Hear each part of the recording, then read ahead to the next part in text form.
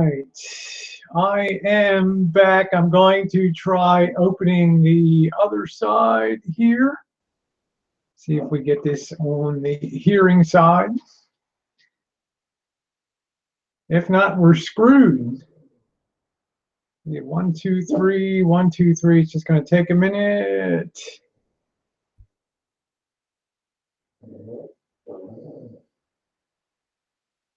Right.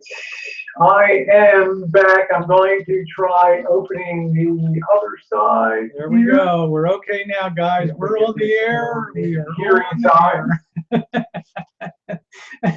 If not, we're screwed. Man, I am such a dick. 1, 2, 3. I pushed that wrong. Take a minute. All right, let me just disconnect the big speaker here. And I think it should be okay now.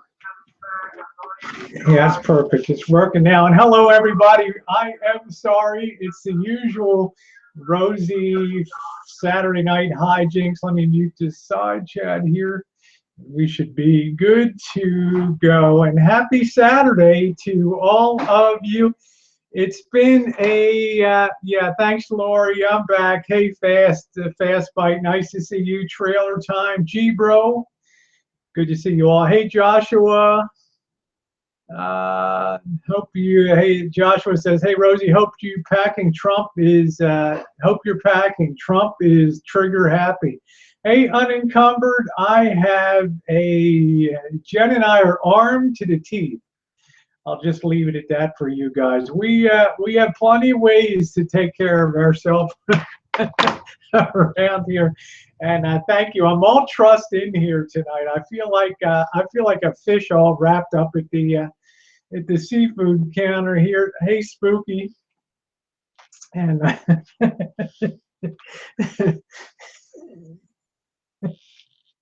I haven't been drinking. Okay, don't think I've been drinking tonight. So anyway, guys, it is Saturday. It is April 8th, 2017. Nice to see you all on the weekly hangout. Nice to see you too, Warren. I hope you're doing well. Hi, Drew. Nice to see you, sweets. A couple things I want to say at the beginning. What did I want to say? I want to oh, Cooper. I wanted to say Jason Cooper, friend of mine, his dad passed away actually within the last 30 hours or so. So I wanted to just give a shout out and my condolences on the hangout to you.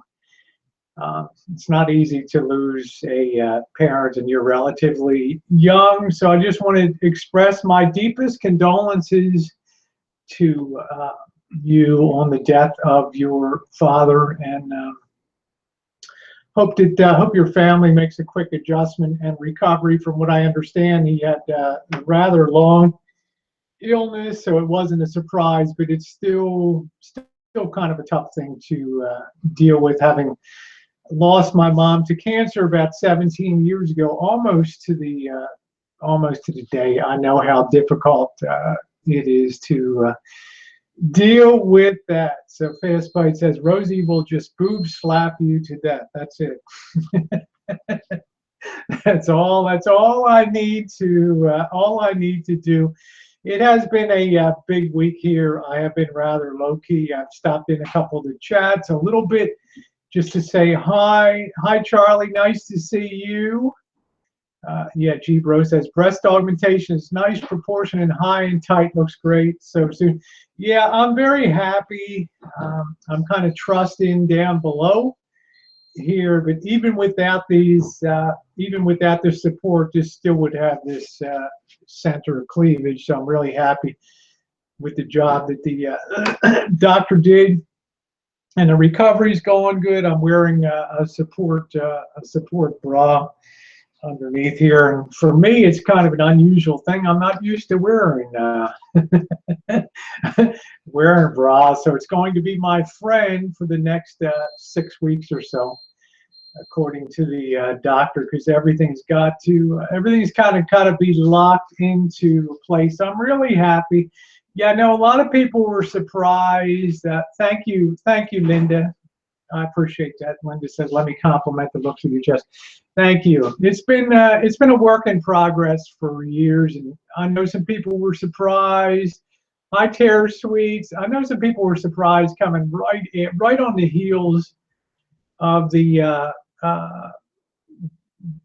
Brazilian butt lift. I know I got some blowback from people like, "What the fuck? You know, are you thinking?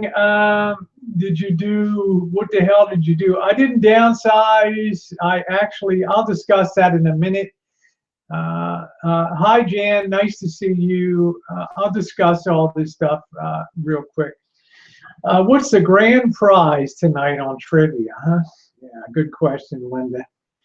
Yeah, it was 2 surgeries. My feeling was like this. The money wasn't an issue for me, but the time was. And ideally, you want to have surgeries done in the winter time before the heat sets in, because when I had my first boob job done in July of 2011, July 5th, it was terrible. I also had some initial liposuction done at that time, and I had to wear that belt around me for 6 weeks. It was absolutely terrible. And I swore if I ever was going to get surgery done again, hi Brooke, if I was ever going to get surgery done again, it was going to be in winter time. So I was really lucky that I was able to schedule both of these, the Brazilian butt lift for March 1st and then the breast augmentation for April 3rd. 2 different physicians, two challenging recoveries. I would say the Brazilian butt lift on a scale to 1 to 10, the pain level on that, having had the liposuction done all over the torso, that was probably a good 8, whereas this breast augmentation is about a 3. So it wasn't wasn't nearly the same, but the recovery is going to be challenging. If you're a side sleeper or a stomach sleeper like I was, and I know you guys have a hard time imagining that because, Rosie's, how do you sleep on beach balls? Well, you prop pillows a certain way and you do it. So for me, sleeping on my back, especially the first night after surgery, I didn't sleep at all. And I went in for the follow-up, and my surgeon wanted to see me. His office wanted to see me every single day. He wanted to see me Tuesday, Wednesday, Thursday, and Friday. So I went in Tuesday, like I was just totally wired when I went into his office. And well, he had me on steroids and some other stuff, so I don't really like taking that stuff. And I told him I'm not going to take the steroids anymore. And he said, "That's okay. Just keep taking your antibiotic and doing icing." And I never iced. And I went in. Jen and I went in yesterday. We saw the physician's assistant, and I said, "I still have a lot of swelling." And she said, "Are you icing?" I said, "No." "Are you staying off of salt?" I said, "No." She said, please tell me you're not drinking." Really? No, I'm not. I can't tell them I'm not drinking. I said, drinking's it. How else can I get these guys to look at me and all this stuff? So, but Jen has been marvelous through the whole experience, and I'm really grateful for that. And I really hope this is the last surgeries that I have to that I want to get done. It's like one dangerous thing. Thank you, Lori. It's kind of dangerous it's dangerous to have a little too much money, then you're tempted to do everything under the sun and stuff, and it can be crazy. I mean, we sit in the surgeon's office, and you can see the parade of ladies coming in, and there's like they're old pros at the wheel. So Potter Pup says, "Does lipo going to fix people that don't exercise?" No, because the fat's just going to be in a different area. Even if you have liposuction, it's going to remove. Remember, you have a certain number of fat cells, and you don't get more of them. But you can remove fat cells, but the fat cells that are left can still get large. They have the capacity for a lot of growth. So, you know, it's harder to gain fat in that particular area. But my butt is a thing that's been exploding. So I believe a lot in doing exercise and stuff like that. I can't wait to get to the gym, and I can't wait to. I've started to resume walking, but our weather got real bad again here, and that kind of sucks. It's now we've just had some really heavy storms. Yeah, Linda said some of the celebrities with a lot of money end up looking pathetic. Exactly. So you want to just try to draw the line and say, and for me, it was really, you know, I had no butt to speak of before, and now I have a nice butt, and I got the boobs the way I want them. So I'm happy about everything else. Let's see, Magic Reset. Are YouTube's new terms of service going to affect your business? Absolutely not. There's been some misrepresentation on YouTube that it was really a backlash against LGBT and gay stuff. There was a guy in Texas that did a video that was carefully edited to pull out only certain little aspects of what another YouTuber uploaded regarding that. But the whole terms of service thing was really a backlash against hate speech and ISIS using AdSense to fund their campaigns. I'll be right back. Bobby's here.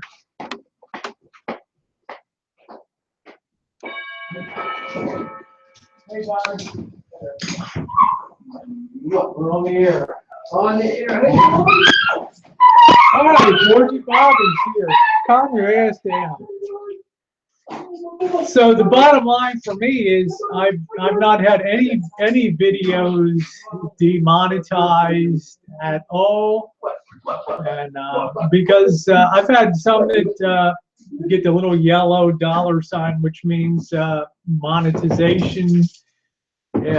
Maybe advertiser unfriendly. You can appeal here, and I appeal, and every one of them always gets monetized, because one of the things that YouTube is about is education. And if I do a video about breast augmentation, I put it under the category of education and things like that, and YouTube is all fine with that stuff. So I've had no issue at all with monetization, no issues with money, no noticeable impact at all on the channel. Because remember, guys, I was terminated 3 times over the first 3 years that I was on YouTube. 3 times I was terminated. I'm the only person in the history of YouTube that I can think of that brought a channel back from termination on 3 different, I mean, total termination, your account's terminated, blah, blah, blah.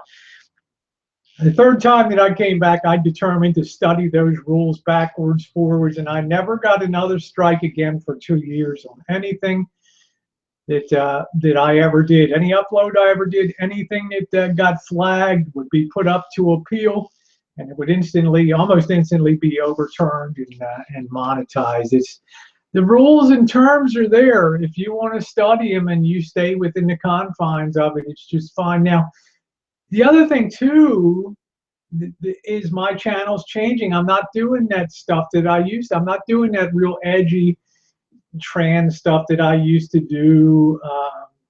You know, the kind of borderline vids and all that kind of stuff. My stuff is moving towards now more comedy, more preparing for travel. You're going to hear tomorrow in the morning shoots, you're going to hear about a really big trip that's in the works coming up for Jen and I. So it's changing a lot, and I don't feel inclined to do the stuff that I used to do. Doesn't mean I'm not going to be out cavorting on the beaches and pools and places, but I don't feel the need to do a lot of uploads. As people have said before in the community, I don't do much within the trans community anymore. Jen and I kind of have the feeling, not that we're not supportive, because Jen and I are super supportive to a lot of trans sisters that write us, and we privately do things to help people, but we feel like that's the way to do it. We feel like if you're transitioning, the definition of transition is you're going from one place to another, and when you go from male to female, eventually you finish that ride and you live life as a female, and you don't keep dwelling in that transitional land. You move on. Let's see. Potter Pup says, Class B question: 2 adults, 2 golden retrievers. Could it work? No, I don't think so. I don't think so. Class B, 2 adults and 1 pug would be about it. You know, now that Mandy has passed away and was put down, we're able to now consider traveling. And Mandy, Georgie, our little pug, will go everywhere, everywhere that we will go. Georgie will go along. Hey, Gerald, the little freaky ginger, nice to see you. Hey, Big Patty. So it's going to make travel a lot easier for us because the pugs are, you know, pugs are cool. So yeah, Tara said 2 adults and 2 spiders would work. Let me give a shout out to Francis too. You know, I managed to talk to Francis, Jen and I, a couple times in the hospital. We're really glad, Francis, that you're home and recovering. Hey, Honey Badger, we're so thrilled that you know, your cellulitis or whatever could be taken care of, and that you got your insurance straightened out. Because I'll tell you, the first couple days we were really, really worried, especially when we saw that video from that morning. I'm in the hospital, guys, and there wasn't a lot of information and stuff like that. So Fast Bite says Elvis equals 2 adults and 2 dogs. I had to unsubscribe to that feed, you know, because I just got tired of pasted with 20 videos a day that weren't any content that I wanted to watch. So yeah, Francis is kicking again, and that's the really good news. So yeah, I unsubbed that. I just can't. I don't do that, clogging my feed with ridiculous videos. I mean, do your thing that you want to do, but you know, I don't want to go in there and see my whole feed taken up with 20 videos that you know, I just don't enjoy watching. I enjoy watching the food videos, cooking videos, food review videos, but I don't need to see filling up at the gas station and you know, that kind of crap like that. So, but that's what freedom of choice is all about on YouTube. Hey, Corey, there's Corey. Somebody was subbed to Marsha. I've been subbed to him for years, you know, but I just you know, I just had to finally remove it. Not that I have anything against the guy, but I just can't have the feed clogged up with 20 videos that just don't really do anything. I don't need to see another Class B. I don't need to see another camper van. I don't need to see it. What I need to do is get out on the freaking road. And like Blacktop Boondocker said, it's hard sometimes to sit there and look at your feed and watch all the people on sailboats and yeah, there we go, Fast Bite. So, you know, to each his or her own. It's fine. I mean, there's a lot of people that like to sub on that, and I just, you know, life's too short. The people I sub to, the people like Corey, the people like Francis and Tara, they're the people that I want to see with the videos that they put up all the time. But I don't want to see a gas station video. I don't want to look at another Walmart parking lot.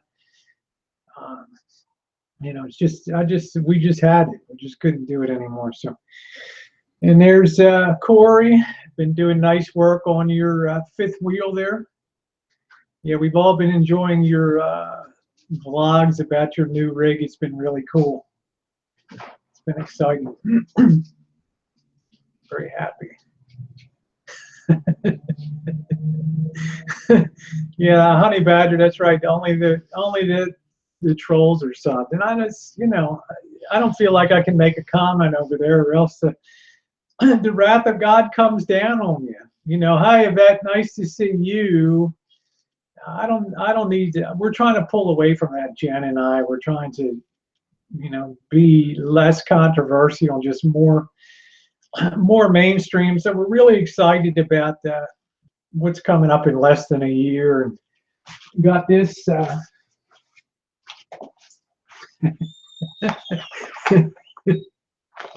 Yeah. So Pug is like, I'm in love with this FEMA flooded out stolen RV. Magic Reese said the pizza place last night looked awesome. You know what? It shocked us. We were expecting some little greasy hippie place, and the food that they cranked out was beyond belief. That calzone and that pizza was probably top 3 out of probably 30 Italian places we've gone to. Who knew? A converted gas station, but it just goes to show you guys that it's all in the sauce and doing stuff the right way. So this has been my homework assignment.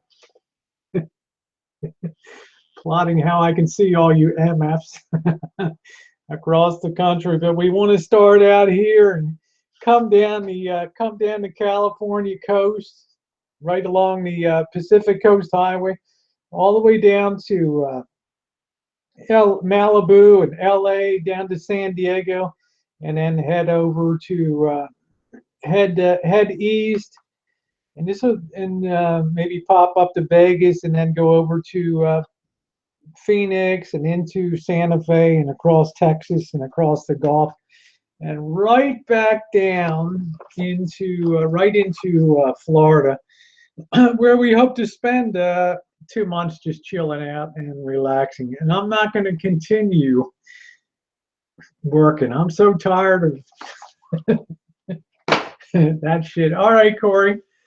Locate your cam. That's it. Get your cam and microphone and come on and tell us what it is.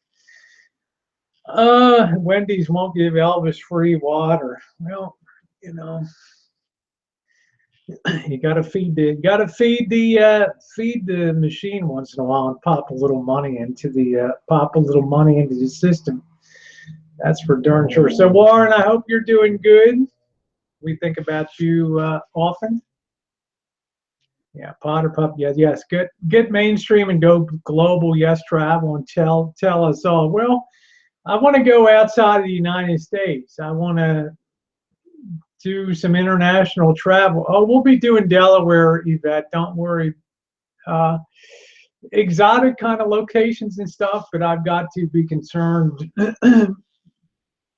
With Jen, it's not so easy. Just a lot of places aren't wheelchair compliant and things like that. It's not something that you want to go just heading off somewhere without really doing your research and understanding what you're getting into, or you could be into a world of trouble. So, yeah. Unencumbered says that pizza was so good, Jen fed the table. Yeah. I tell you, I go to these Friday night foodies. We don't edit anything out of there. So, oh, you better believe. And there's a big hello to Andrew Line Screw 1. Yeah, enjoy retirement, Rosie, and come to Canada too. We are close. I can't wait to get to Canada. I love Canada. I love Canadians. You know that, Andrew. So Canada is a definite yes. Always good times in Canada, especially the Northwest is one area I haven't really, of all the United States, the Northwest, I've probably spent less time there than anywhere else. So it's a place that I'm interested in seeing, and I derive my enjoyment with a lot of your videos, Andrew, up in Canada too. Oh, we'll be coming up, absolutely, and I want to see that whole badass crew up there. That's it. We're going to, I told Jen, we're going to use the hell out of this camper van. And when the thing blows up, we're just going to push it off of a cliff and get another one. Magic Reese says, have you changed your retirement time frame again? No, the only change I did was to move it from June 30th to December 31st of this year. It's kind of hard to explain, but let's just say it's not easy to get people to work in the medical field. It's very difficult.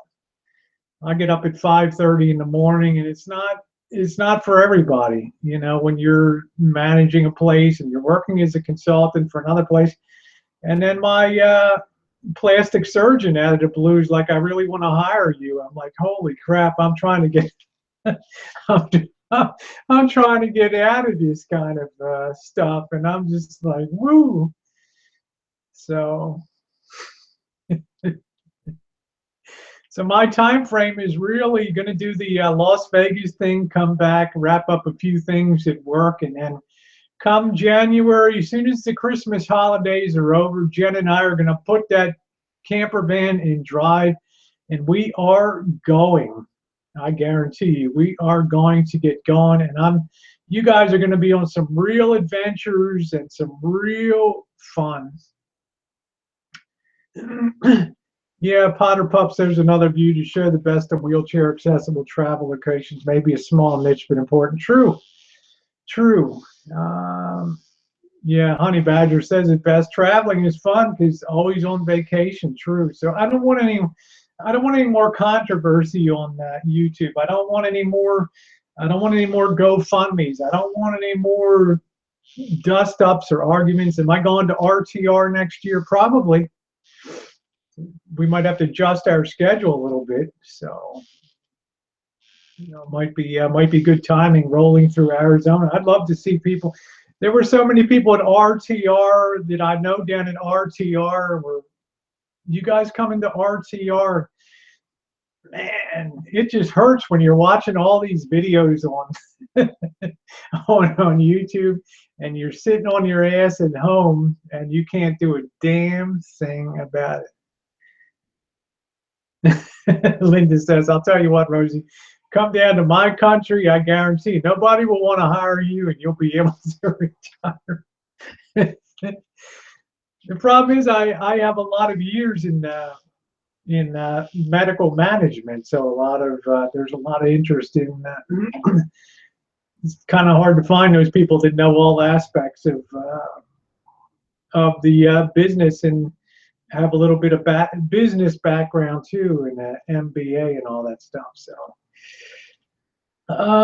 yeah, Linda said, right, Rose, YouTube is too much fun for the controversy. Who needs it? I've gotten enough for my lifetime. Most of it was well-deserved and stupidly self-inflicted as a result of stupid decisions I made when, you know, you're thinking with your heart instead of your brain, and it's always the triumph of, the triumph of hope over experience. Thank you, Gene. I appreciate that. So,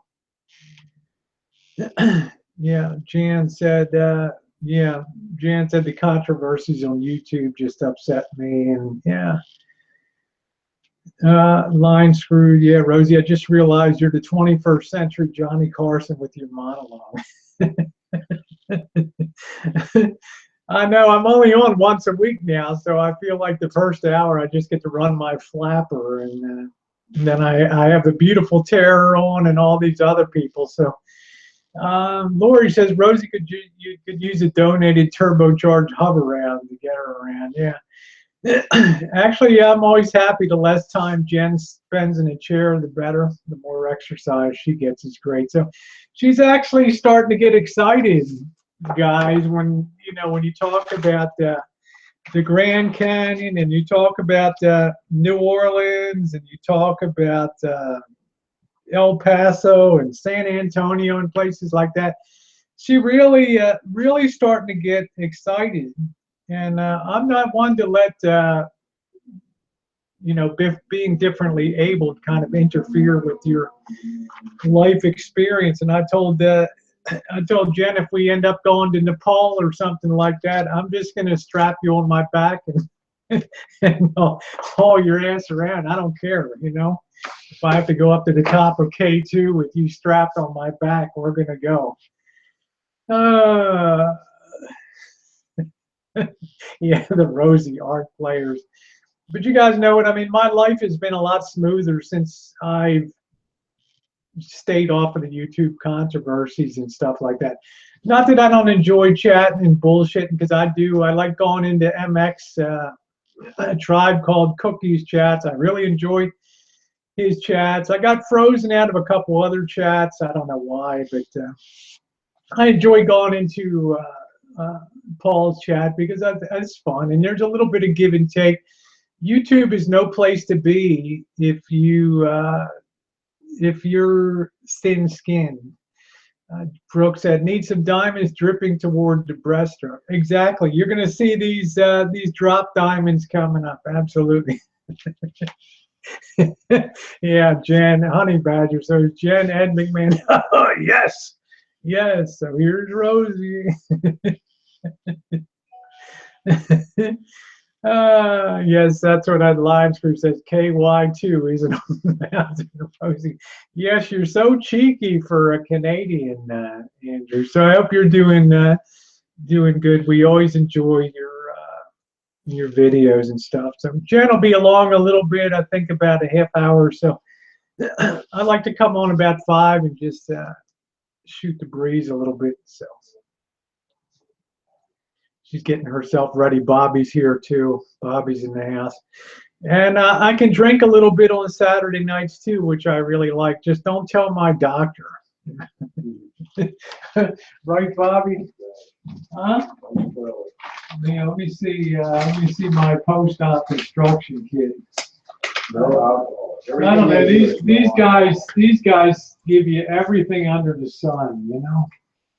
I'm trying to see this thing. Jen, do you have that post-op instructions? I think you still have that. Oh, aftercare. Here we go. The physician assistant yesterday, she's like, "You violated every one of the aftercare rules for breast augmentation." Well, I didn't. You burned your copy, huh? Yeah. Don't take any salt at all. Frustration, I burned my copy. For the first 2 to 3 days, don't use your arms to support your body. Do not consider going to work for the first 2 weeks. I was at work 2 days later. No excessive or strenuous exercise for 3 weeks. I guess that didn't include rebuilding the engine, right? Keep your heart rate below 100 beats per minute. How can I do that with all these good-looking guys on YouTube? Oh, shit. No heavy lifting for 3 weeks. Don't lift more than 10 pounds. No driving after surgery for a week. Driving may be resumed when a sharp turn of the steering wheel will not cause pain. No, do not smoke. Do not drink alcohol. Alcohol dilates the blood vessels and could increase post-operative bleeding. Don't take it in combination with your Vicodins and other meds. So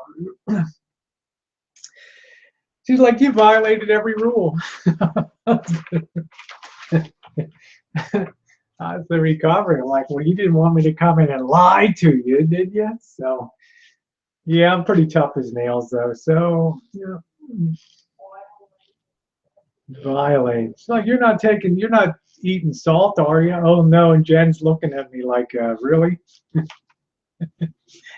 have a fucking salt lick next to you every day. Oh boy. So we got plenty of people in the side chat tonight. So what's going on YouTube? What's the blow with the flow? Fast Bite said, "I have a bad back and the doctor told me not to lift anything over 10 pounds too. I need help peeing now." I can imagine with your tremendous tool there, Fast Bite.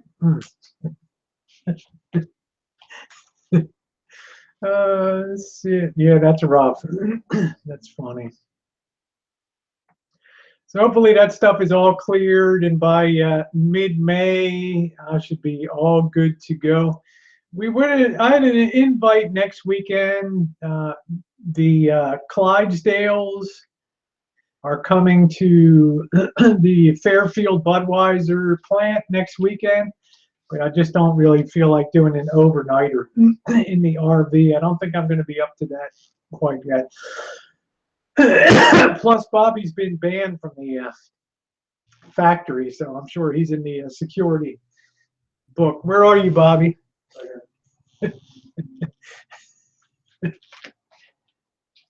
not happy about I know you're not happy. No person in the history of Anheuser-Busch has bought more beer than Bobby, and unceremoniously booted off the property. That's just like, and you're still drinking Bud, Bobby. that. Oh yeah. Go figure, huh? Talk about loyalty. Jan says, are you doing your traveling after you retire? We're going to do a couple little trips in the rig before that this summer. My dad's 88 years old. He'll be coming out to visit for a bit, so it'll be nice to have him out here. And I want to concentrate on that coming up, and then a few small trips in the summer. And then come after the Christmas holiday, we'll be doing the Vegas trip again this December. Normally in April or May we would go to Las Vegas, but with my surgeries and stuff, I didn't really feel like going this spring. So we're going to save it all up for December when we go down, and then as soon as December's over and the holidays are done, I'm going to get in that rig, winterize it, put it in drive, and just go and get a lot of adventures. Yeah, we'll be doing a few small shakedown trips. All the systems are basically working good now. I've thought about pulling the bathtub out and fiberglassing the bathtub. Now I'm not so sure if I want to use that to take a shower, and maybe for shits and giggles I'll do that. But I've got everything running good, the refrigeration, the heating, the plumbing. I still have to drain the plumbing and sanitize and do all that kind of stuff. But it's going to be nice to travel and not have to worry about money. ATR, nice to see you. I mean, we'll be the van people that can afford to stay at a hotel and do all that kind of stuff. So we're not trying to go just all boondocking. I don't see any great glamour, and I used to think it would be all cool to be boondocking and stuff like that. Now, what do I care? You know, I think if you're at a Walmart one night, then you're at a nice hotel or motel the next night, then you're at a you're back and forth, one night on, one night off till we get to Florida. And then, I want to get a really nice condominium on like Clearwater Beach or Key West or something like that, and just hang out down there for a month to 6 weeks and just chill out. Jen knows my goal for mad money for traveling. So, hey, Jeff, nice to see you. Jen knows the bankroll I want to travel with. So now, if you ask Bobby, Bobby will tell you Rosie is not going to retire. She's not going to do any such thing. Yeah, Jan says the less you have to clean, the better. So use state park showers and bathrooms and save yours for you have to use it. Yeah, that's a good idea, Jan, because you certainly showed how well you can do with camping at state parks and things like that. And I learned a lot from your videos, your travel videos. I thought were excellent, your videography, and I've expressed that to you on a lot of different occasions that you've been really helpful to me to show us what to do, and then Elvis shows us what not to do. Right?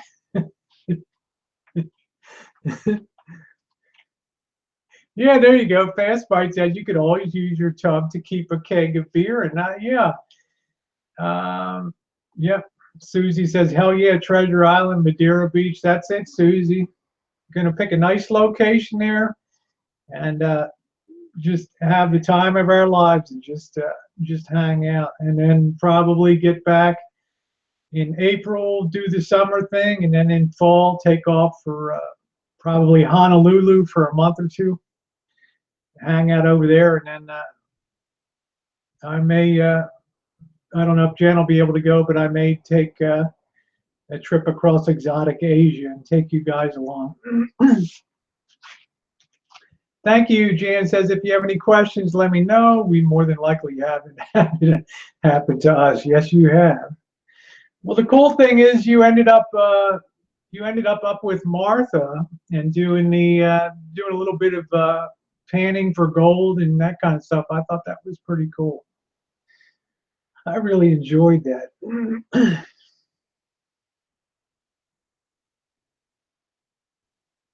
That was a lot of fun.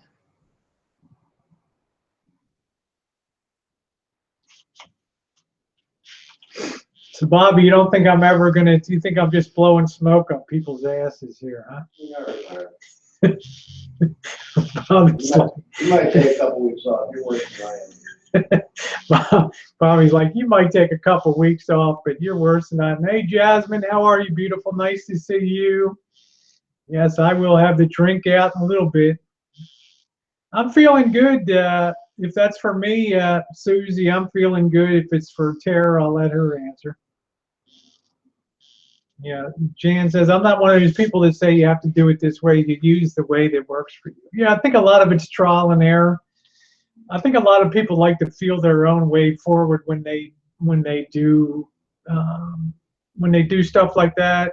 They, you can tell people something, but they're probably going to do things, make their own mistakes, and learn the best that they. It's the best teacher. So I like to be on a road. You don't have to worry about breaking down. You don't have to worry about repairs. You don't have to worry if the weather closes in. If you have to stay someplace, be comfortable for a week, big deal. If you're in Salt Lake City and you get trapped in a blizzard, well, you can just hang out and enjoy hanging out in the city for a few days, not schedule dependent, and certainly not worried about money and that kind of stuff. So, provided we don't have World War III. Right, Bobby? That just be my luck, right? On retirement days, like, look out for the incoming. All the nukes fly, right, on retirement day. Well, we're heading to Vegas. There isn't any more Las Vegas. Well, there is, but there's no buildings. Yeah, Las Vegas. The city limits are there. Jan says a Class B just would not work for us at this time. Class B for Jen and I think is very comfortable. She sleeps down below. I sleep above. We only have the little pug. So that's good. Thank you, Gene. Yep, everybody's looking great. Yeah, Fast Bite says you really don't want to get stuck too long in Salt Lake City. It's a dry city. Actually, I've had beer in Salt Lake. There's just some hotels that particularly cater to tourists have that. So I never really had a problem getting a beer. But I'm respectful. I mean, I'm not going to go out on the street with a brown bag and be drinking at the Mormon temple, the Mormon tabernacle, right? A mighty fortress is our God. I'm not going to be doing that, So, yeah, TR, you can't help being the most handsome guy in the deck, right? So, it's funny. And I'm sorry I missed the hangout, your chat on Tuesday, TR. I was just feeling a little discombobulated after surgery on Monday. So anyway, when we came through with Jen on the way west through Salt Lake, that was a place that we stopped for one night. We stayed at the Sheraton there, and we were in the what are we in, Jen? The Sheraton Club or something?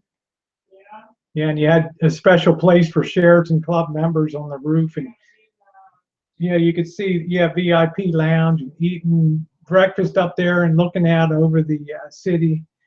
And Jen was really hoping to go back and really see something of that place. It's a very interesting city.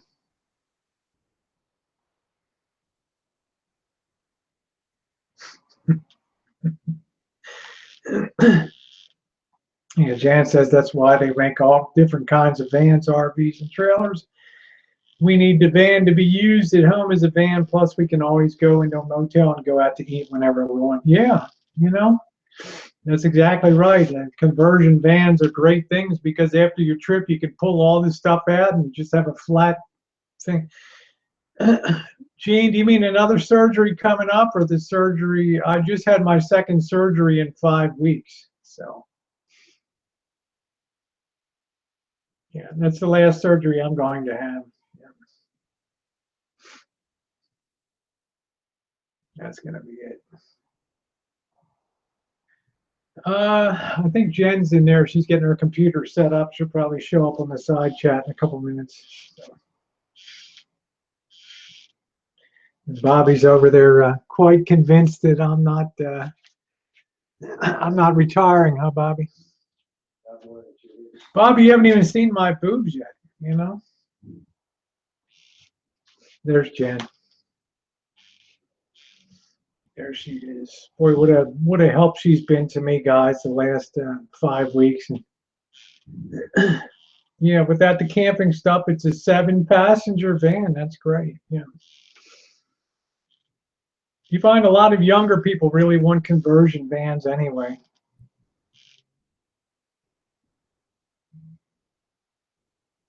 That's cute, Susie. Yeah, this was a surgery that I wanted to have done for a while. This Fastbite says, "Does your insurance pay for your surgeries? Is it too elective and they won't pay?" Well, when I call my insurance company and I say, you know, I want to get my butt pumped up, and they tell me, have a good surgery. We're sure as hell not paying for it. No, cosmetic surgery is always is rarely paid for insurance unless it's something that was an accident or left somebody disfigured or something like that. Neither is it tax deductible, so it doesn't go under your medical expenses on your Schedule A itemized deductions. Full pay after tax dollars. Yep. You know, if you were terribly burned in a fire or something like that, then insurance would pay for whatever cosmetic surgeries up to a certain amount to try to make your life livable again.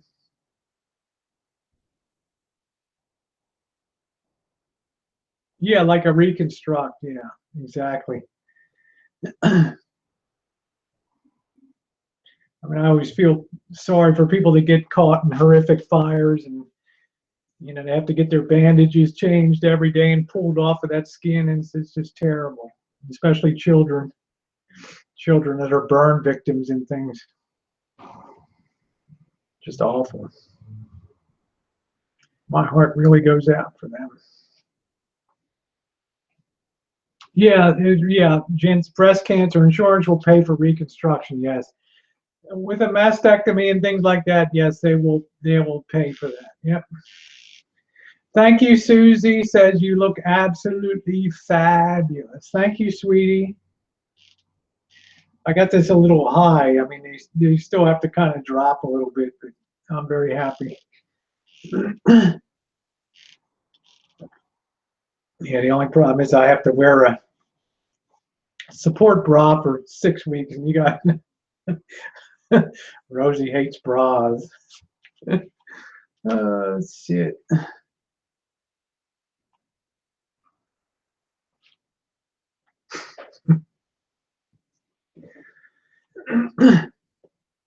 Yeah, even a lumpectomy, yes, that's it. Yeah, insurance has to make you whole. On things that aren't elective surgeries, lumpectomies, mastectomies, things like that, yes, you have that option. Now, they didn't used to pay for that, you know, and they were forced to in I guess the early 2000s, they began to be forced to pay for that. They didn't want to pay for reconstructive surgeries, and you know, God bless women, they raised a big fuss and the laws were changed that they had to cover that stuff, as it should be. Now, not every woman avails herself of that, but it's nice to know that it's there. So, yeah, I managed to get a little bit of sun before surgery, you know, and I like to wear, what would you call the micro tops? And when I went into the day of surgery, my surgeon comes in and he's like, you really like to get a lot of sun, don't you?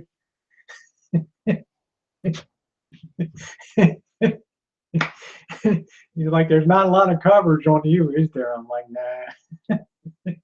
That's great. Unencumbered Nomad says my lumpectomy was completely covered by insurance. That's great.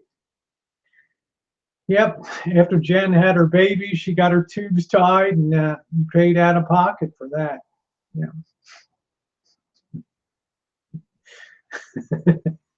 Hey, perfect. Nice to see you. That's funny as hell, Jen. Yeah, you can imagine with my tan lines, I went into the every time they see me in the office, they're like, have we seen, are there any movies we've seen you in, Rosie? any adult movies you might have been in? Oh shit, that's funny.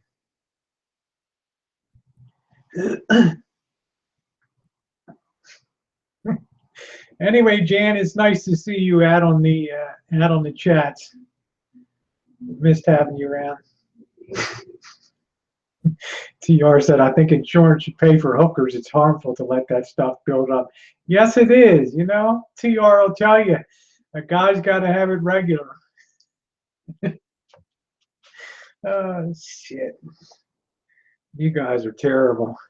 All right, give me a minute. I'll be back. I'm going to put out the links and stuff. So just give me a second.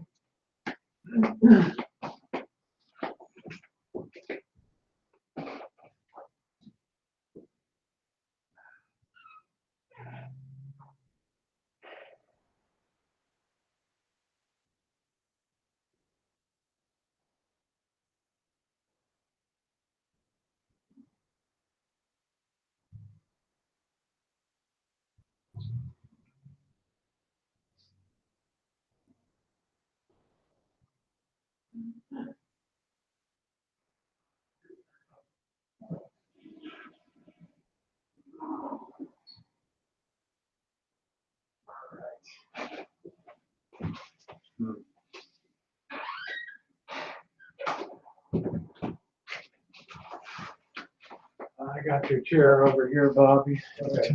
All right, let me go ahead and get this. Yeah, it's nice, Jan. You're a good member of the community. So let's see. Let me copy this.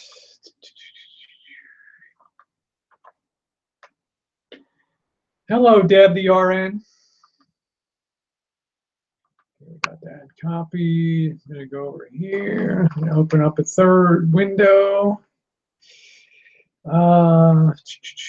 First thing I'm gonna go is go to Facebook and take care of Tara.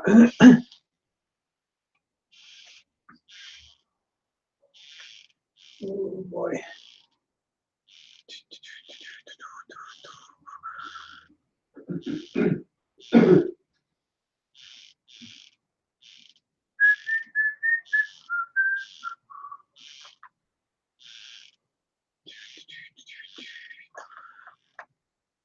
All right, there's Tara's link. Take care. Anybody seen anything from Wayne lately? I don't think Wayne's posted up anything for 2 months. Anybody seen anything from Wayne?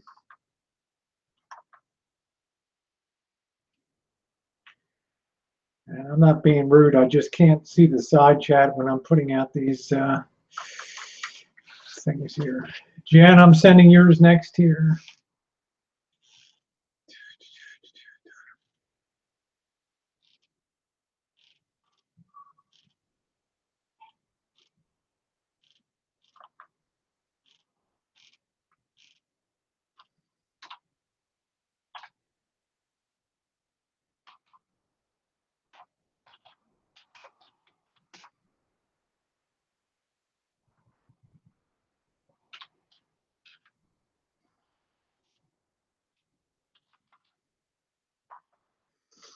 Oh, let's see.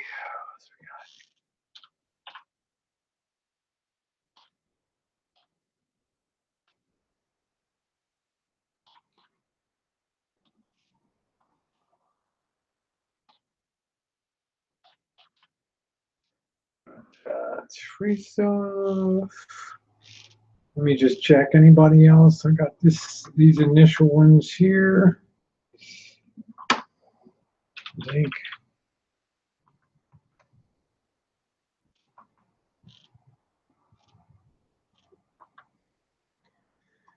All right, that's the first batch of link.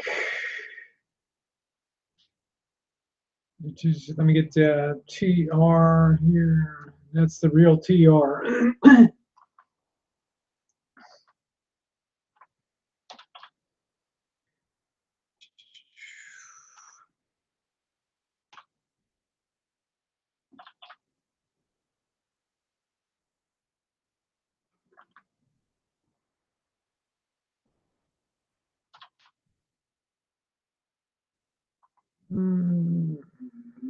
There's a link for TR.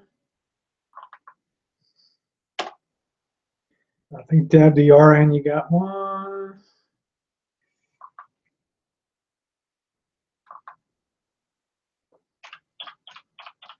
I'm going to put Warren out too.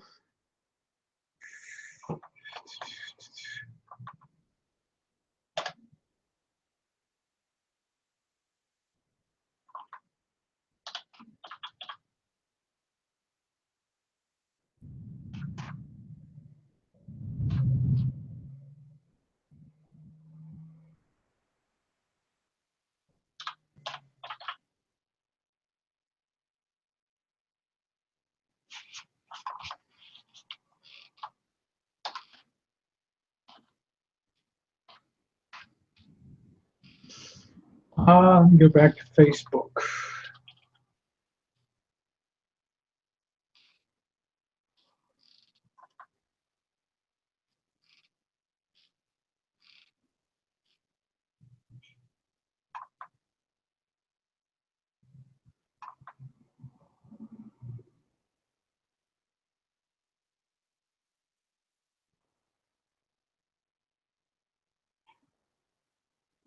All right, Warren, I'll send you a link on Facebook. All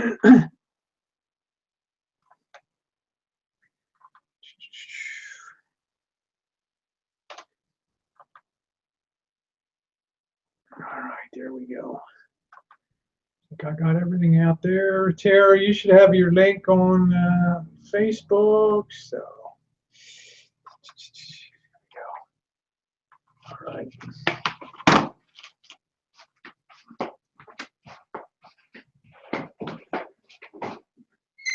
Here's the link.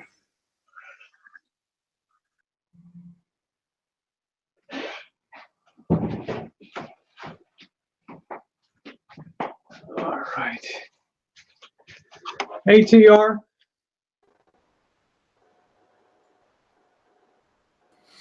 Hello, Rosie. Yeah, Tara. I missed you up already there. Hey, Tara, Blondie in the house. Hi, Tara. Hi, Rosie. Got the Missy Jen in the house too. Hi, Rosie, Missy Jen. Hi, Tara. Nice to see you, Tara. And we got Deb the RN in the house, and I tell you, TR, I really enjoyed. I'm almost overdosing on Farmageddon vids. I enjoyed them so much. I'm a little spooked about the that 50 mil, whatever the hell that round was tossed in the fire. That was a little scary. Well, we actually knew it. The danger was all the embers and stuff that would be thrown out of it. That's why we all stood back, because we knew it'd make a big boom. But as far as like the round going off and killing somebody, that wasn't going to happen. It's just like somebody might get, you know, something thrown in their eye or burnt or something like that. So we all stood back. Yeah, I didn't think Pops looked too happy. He was the one that was leaning over it when it went off. It was like, well, is it going to go off? And it went boom. Perfect timing. Awesome timing. Yeah, and I got hours of video still. I barely posted any video on that. So. I'm looking forward to all of it. I think it's such a blast to see that. How are you, Deb, the RN? Oh, I'm good. I'm having a good time laughing at TR. Did you, I'd like to, I know Mallory, we're out doing pottery on Friday nights. I know Mallory didn't do her chat and you did hers. Did you take down the vid on that? Oh, I always take my Hangouts down, Rosie. Okay.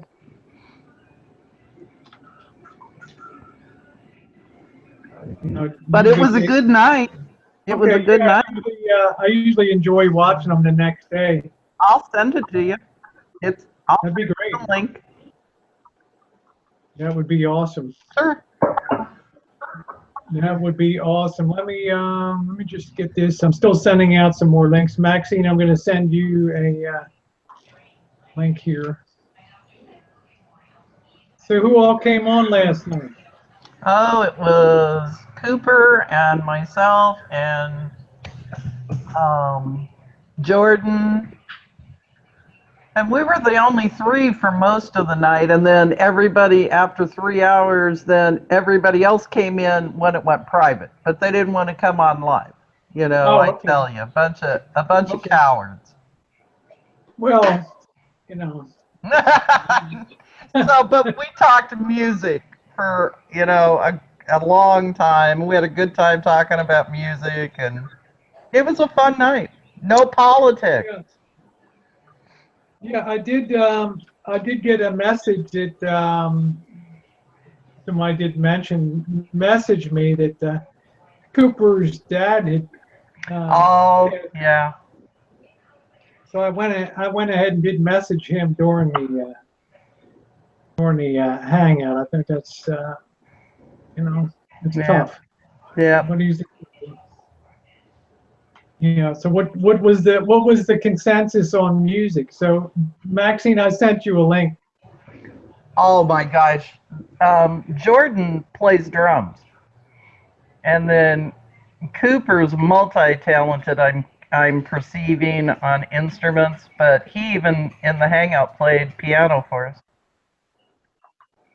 During the hangout? Well, I think it's actually we went private, but yeah, he played. This character has 4 pianos in his house. I guess you all don't want me to sing, so. So anyway, like I said, we had a crazy, silly night and no politics, so it was fun.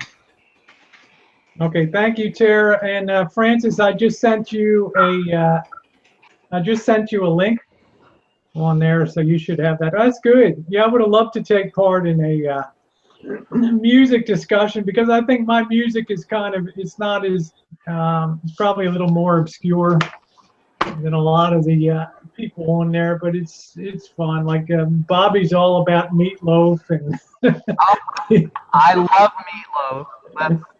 Yeah. That's one of my favorite songs to clean house to. Yeah, there you go. That's what Bobby. Crank those speakers up and get out the vacuum. Yeah, that's what Bobby's all about. Meatloaf. What's the favorite one, Bobby? Huh? I would do anything for love. Yeah, but not that. That's it. But I like groups like the band that was big in the 1970s. They even made the cover of Time magazine. A group called the Band. I remember that. Song. Yeah, they did that song called "The Wait," which is really the only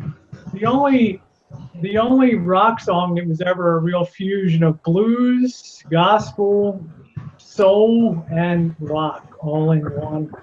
And they were the first ones also to do the night they drove Old Dixie down before Joan Baez even did it. Oh, I don't know. Yeah, they were the ones. That version. I know I've heard the Joan Baez version. Yeah, they did it first. The band. They were the ones that. The one thing that we discovered last night is that many of us have a Christian church background or a Southern Baptist church background. And so then, of course, we got to reminiscing about all the old-time classic religious songs. So, Well, I think TR and I were choir players, weren't we, TR? What was that, Rosie? I said we were probably choir boys, weren't we? When we You know, I think I was in the choir at one time. You can't, no matter what your religious beliefs are as you get older, you can't sometimes shake.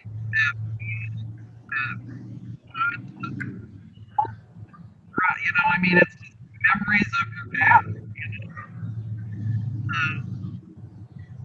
of your childhood, whatever you want to say. But yeah, we were having a good time naming off old hymns.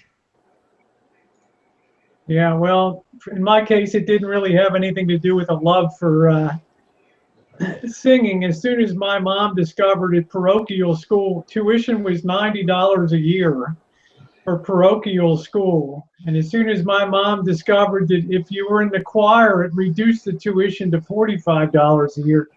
And if you were an altar boy, it reduced the tuition $45 a year. So we all the guys got to be choir boys and altar boys. Of course, it came back to bite my mom in the ass because we had to serve like 6:45 mass in the morning. And that kind of stuff. Yeah, she had to be the delivery service, but it's my free education from about 4th grade all the way through 8th grade there. So, hey, Henry Hobson, where the hell have you been? Long time no see, Henry. Yeah, I haven't seen Henry in a long time. Let's see. Yeah, good to see Francis back too, huh? What do you think, Tara? We finally got Francis back. Yeah, that can be a dangerous cellulitis, right? Francis is such a hellraiser. Oh shit! Well, we should all hope to have somebody as nice as Babushka. When she came back from her trip and she saw Francis, she's like, "Guess what? You're going to the hospital." So that's caring, right there. So good deal. Yeah, Henry, nice. She looks great. She's got rosy cheeks and she's got that fiery little mischievous twinkle back in her eye. Yeah, I can't wait to see her. I hope she comes on tonight. Yeah, probably won't be drinking, but hell, I'm not supposed to be drinking either. But probably won't stop me tonight. So let's see who else we got on the side chat. Yeah, I can't believe Henry. Where you been, Henry?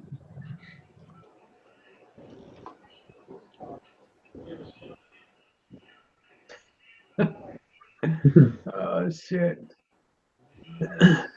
And of course, I have to mention TR too with his gal pal. How's Sonia doing, TR? She's on a girls' retreat up in the mountains somewhere with a bunch of girls drinking wine and eating good food. Probably talking about guys. Yeah. You'll probably be back in Tennessee before long on another visit. I hope so. Yeah, yeah. This time I got to twist your arm to get some more video and stuff when you're traveling around. Video. Yeah, I know she don't want to be on camera, but to video maybe what you're eating and places that you're visiting and that kind of stuff. Hell, I wanted to make a video about her house. Her house, she's got a awesome house. It was built in the 1936, and it's a actual rock house. Where like masons actually fitted the rocks into the house. To make archways and stuff like that. I mean, it's a gorgeous house. And my camera, I forgot my damn charger, and my camera died as I was trying to make a video. And I was like, son of a bitch. Okay, I'll get it next time. Yeah, I can't wait to see that stuff. Yeah, Francis says, day 17 of my beer fast. Still on antibiotics. I'm on antibiotics too, but I'm still drinking tonight. So thank you, Henry. Love the new TNA. Yeah, it's been a long time since I saw you, Henry. I know TR probably thought to himself, my goodness, Rosie's off on the second surgery in 5 weeks. What the hell, you know? Off the reservation there. What's that? That's great construction, extremely valuable. Yeah, rock houses that are fitted like that. Yeah. But you can tell you're not in earthquake country, though. Yeah, they do internal fireplaces like that here in the Midwest, or at least the wall where the chimney goes up behind it. And so they're beautiful. I've never seen the entire house made that way.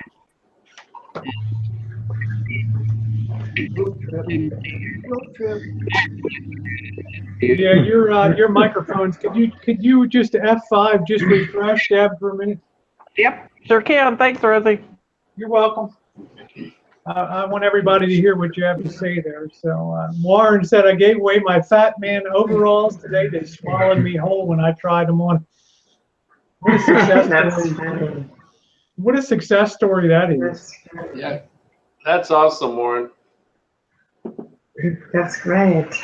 Yeah. Yeah, I mean, they were talking close to 70 pounds. Maybe over 70 pounds. Lost. Good on him. Yep. Congratulations, Warren. That's awesome. Yeah, it's no small accomplishment.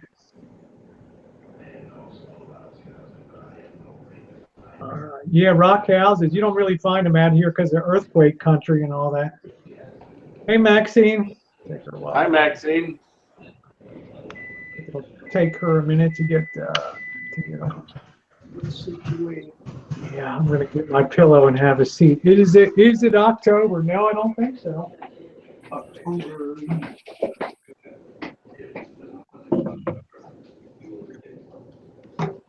66 pounds. That's awesome, Warren. That's a really good accomplishment. You can be very proud. Yes, that's really an amazing.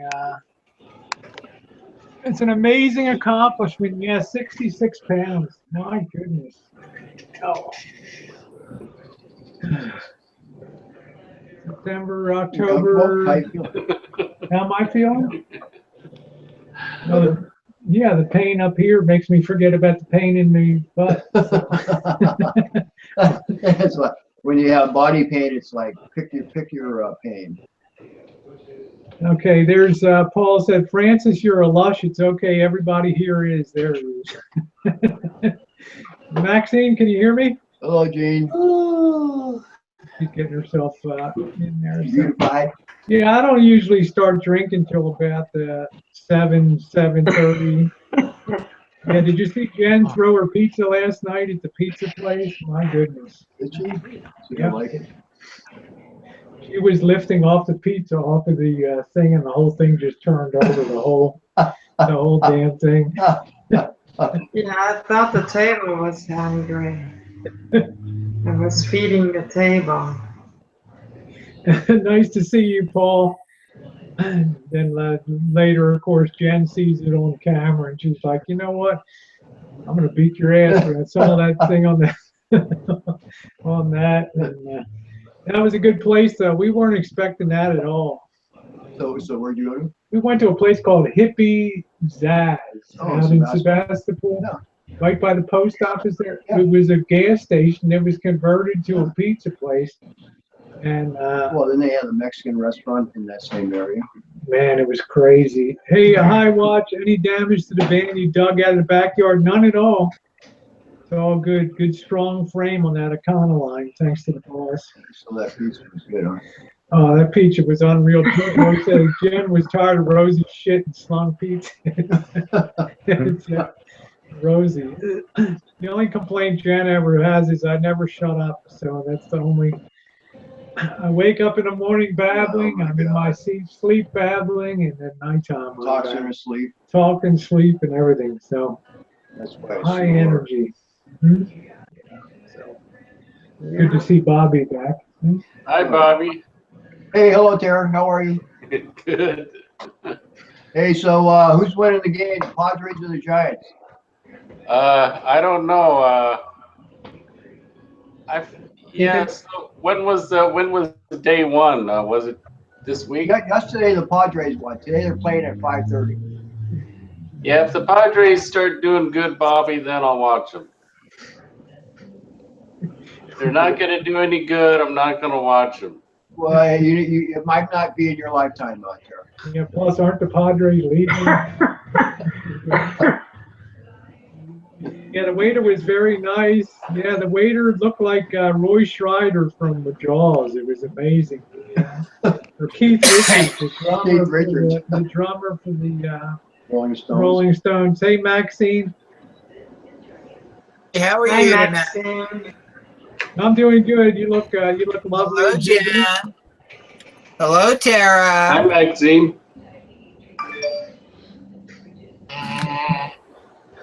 Francis says, This has been a big week for us. We have upgraded on phones from being in the old rotary dial dark ages to a Pixel XL 128 gig.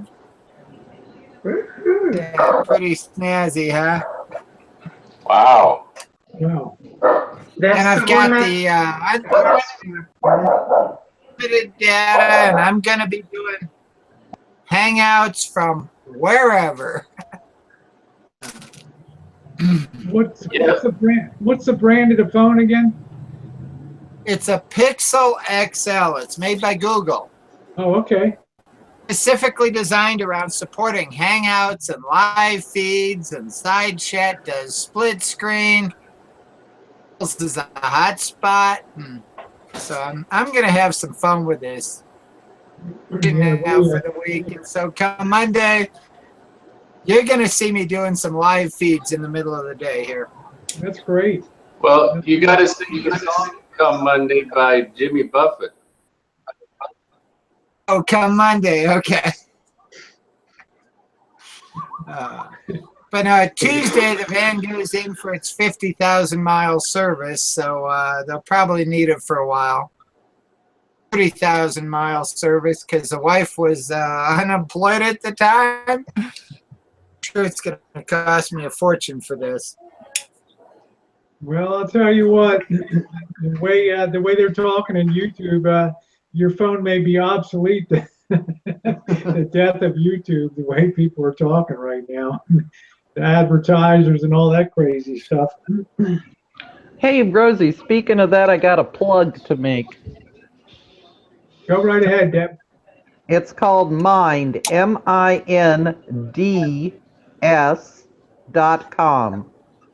MINDS.com.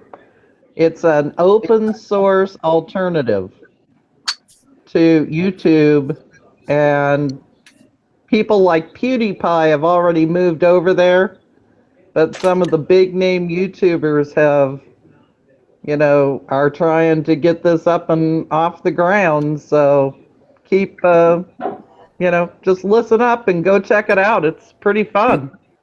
Okay, so it's called minds.com, and it's a video sharing site like YouTube? Yes. Content produced. And right now, what we're seeing is a lot of people that post on YouTube just automatically post it on over to the other site, minds.com.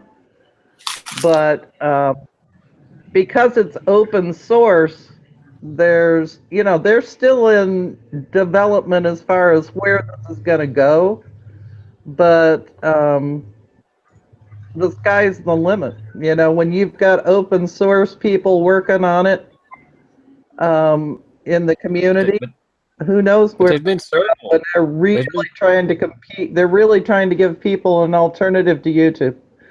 Yeah, but there's been several already. Vimeo. Yeah, Vimeo. That was one that tried to take off, and people went over there and ended up going back to YouTube. Right. Oh yeah.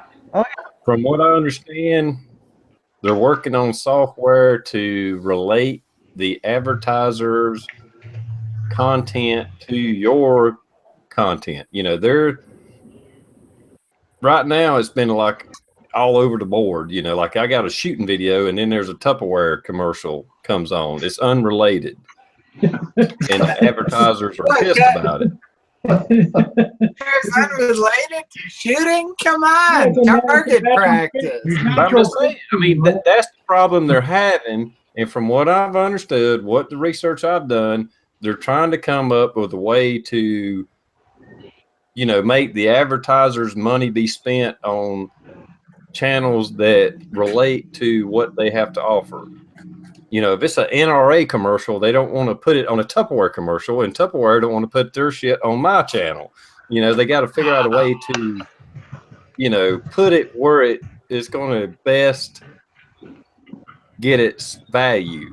And so I think it's just going to be a delay to where that comes back, and it's all going to get straightened out. I do agree, it would be great if another company come out with another channel like YouTube and everybody went there and all that. But YouTube is so huge, that's a damn big market to corner. And like I said, there's been other companies in the past that's tried to do it, and they're still out there, but nobody is there. Well, nobody's there. My reason, If then it'll be MeTube. yeah. Well, my read on it is that advertisers started to get upset because they saw their ads on ISIS videos and a lot of hate video stuff that was bullying and hate stuff, and they've just withdrawn. But the problem is more people are watching YouTube than are watching cable TV. There's more eyes on YouTube and stuff, so it's only inevitable that that vacuum will be filled back in again, and the advertising rates might go down, and there's probably people that will look forward to advertising there that couldn't afford it before, and will take advantage of that vacuum to come in and advertise. But the platform is so huge that, like TR said, it's not going to go anywhere. It's enormous, and the number of eyeballs on YouTube now. What did you say, Jen? YouTube TV just went live the other day? Yeah, 2 days ago, YouTube TV went live. Yeah, I don't Okay, watch now I TV. was watching a Nick Nimmons live feed earlier. And the YouTube changes. You're not going to be able to monetize unless you have subscribers. What have you heard on that? You have to have a minimum of 10,000 views on your channel before you can even monetize. Yeah, Paul says, Rosie, YouTube isn't an indefinite business model. It will fail like MySpace. Well, what's different about YouTube, Paul, is that YouTube is a video sharing site. MySpace was just social networking. That, I think, makes it a little different. And, you know, if you're the 800-pound gorilla in the room, it's very hard to get traction, as Vimeo, Daily Motion, and those sites have proven. They're just tiny compared to YouTube. Well, not that they don't grow, but I'm just saying for the number of eyeballs on YouTube, it's phenomenally huge. Okay, just as an example, there's many other video streaming outlets out there right now. How many of you are subscribed and use those right now? Everybody in the comment section, everybody on the channel. How many of you are using an alternate video sharing? Managed to shut Faithful down to YouTube. I mean, it's a fair question because they're out there already. If we're not using it now, what's going to make us use it tomorrow? I'm not saying we won't eventually shift to something else, but right now there's already alternative crap out there to use. But you can go over there, but if there's only 3% of the damn population using it compared to what's using YouTube, why waste my damn time on it? When it gets, and I know that's silly, so we're here. I'm just saying. I mean, Vimeo. Who's using Vimeo? Well, I see some people on YouTube, like some of the sailing channels that are kind of T&A channels.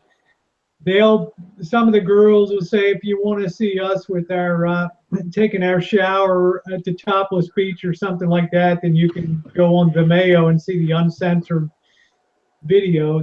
You charge to be like so much to be a member or something like that. So this is the way they kind of leverage their content onto a site like Vimeo. But as far as watching on Vimeo, you know, it's as an original source, it's really not that much. It's more for my understanding, it's more for filmmakers and videographers that are trying to make feature content and things like that. So Some to entice you. yeah, something to entice. Seems like the open sourceness of minds.com is a key factor. The company concept is different because it's open source. Well, I guess by open source, you mean anybody can make improvements to the product, like Linux or something like that. Yep. That you can develop extensions and applications and have that embodied into the Linux program. So, but you know, do advertisers like an unmoderated forum and things? That's the big issue, and a lot of advertisers really got scared when they saw or worried when their stuff was going up on you know, videos by iT'S and some of the stuff in the Middle East. You know, well, as always, here's excuse me, one of the alternatives.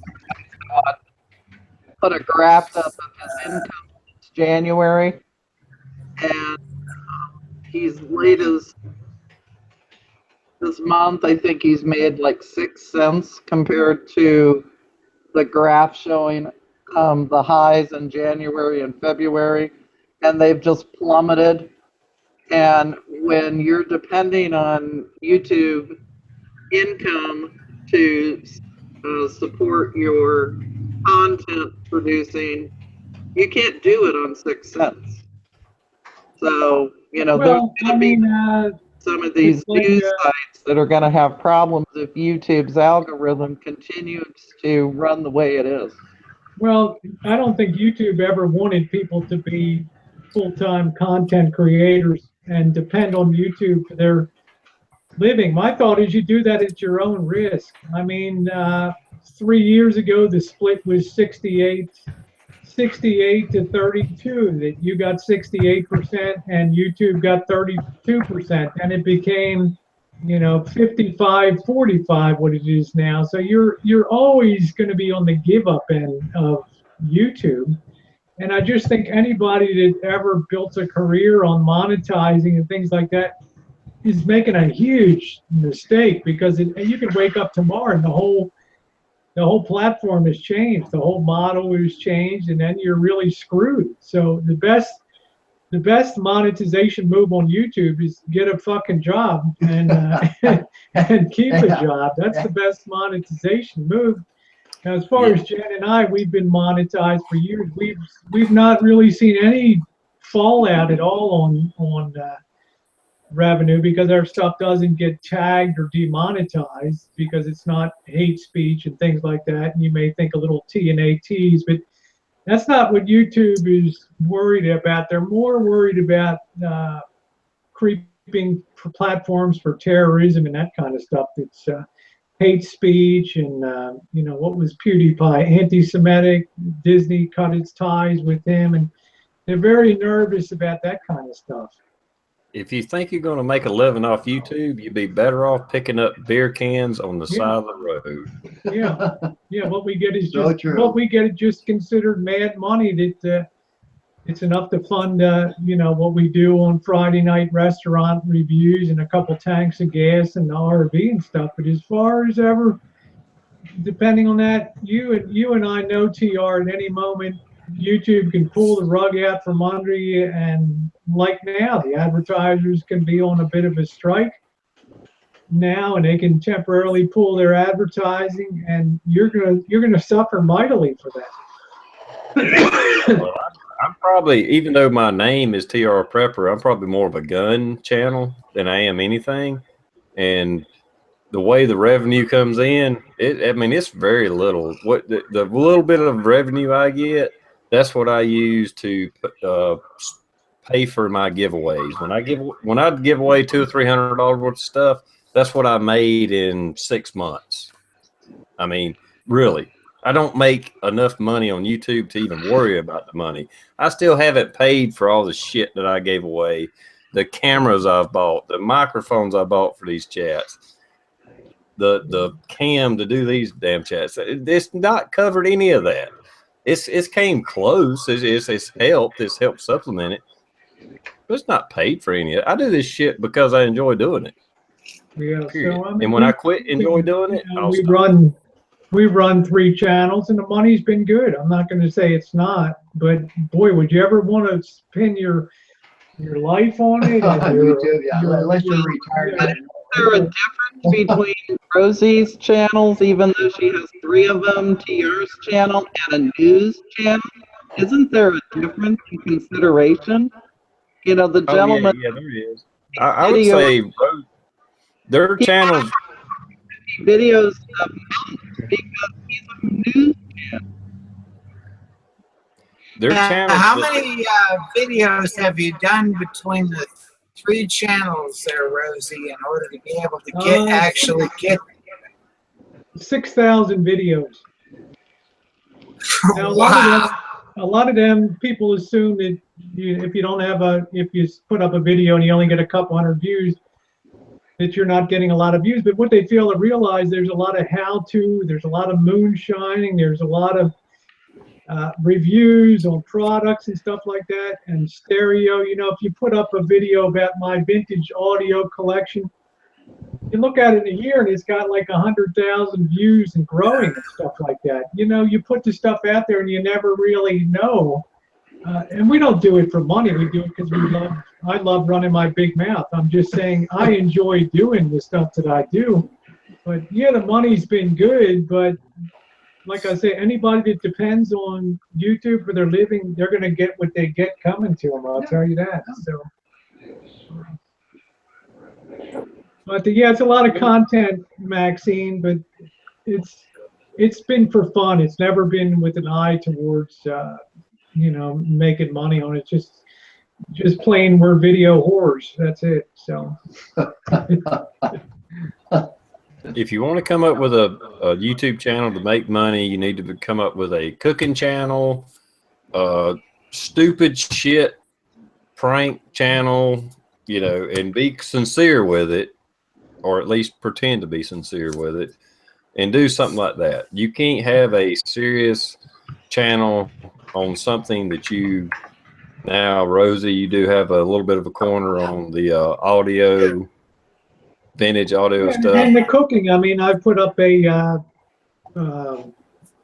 baking lemon meringue pie, you know, the channel was clicking along 40,000 views a day on the day. I mean, it was like, before we knew it, it was 400,000 views on making a stupid lemon meringue pie. You just never know what is going to be the triggers. I mean, Jen had a walk in the garden. It was a 1 million view. You know, it was all big titties, and it was a 1 million view. You just never know what it's going to be. On a well, see, my problem is I got tiny boobs. I mean, I have tiny boobs, and that's why I don't have views on my channel. These things are just, I mean, they're silly. They're so small. Yeah, let me say hi. We got Matt here. I haven't seen Matt in a coon's age on the and it's nice to see you, Matt. You do YouTube because you like it and you have fun doing it, I think, or else you don't survive.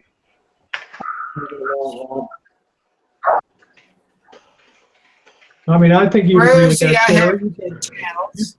Yeah, I mean, Maxine, you put up stuff for fun. Tara puts up, you know, her. Well, I have 2 channels, and what I found is on the one, I have 170 subscribers, but I've got 366,000 views. On this channel, I'm getting close to 600 subscribers. I've got like 135,000 views. It doesn't add up.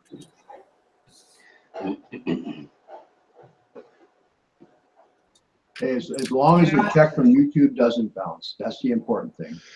Yeah, well, With all nice the thing videos, is, I've only got 19 videos.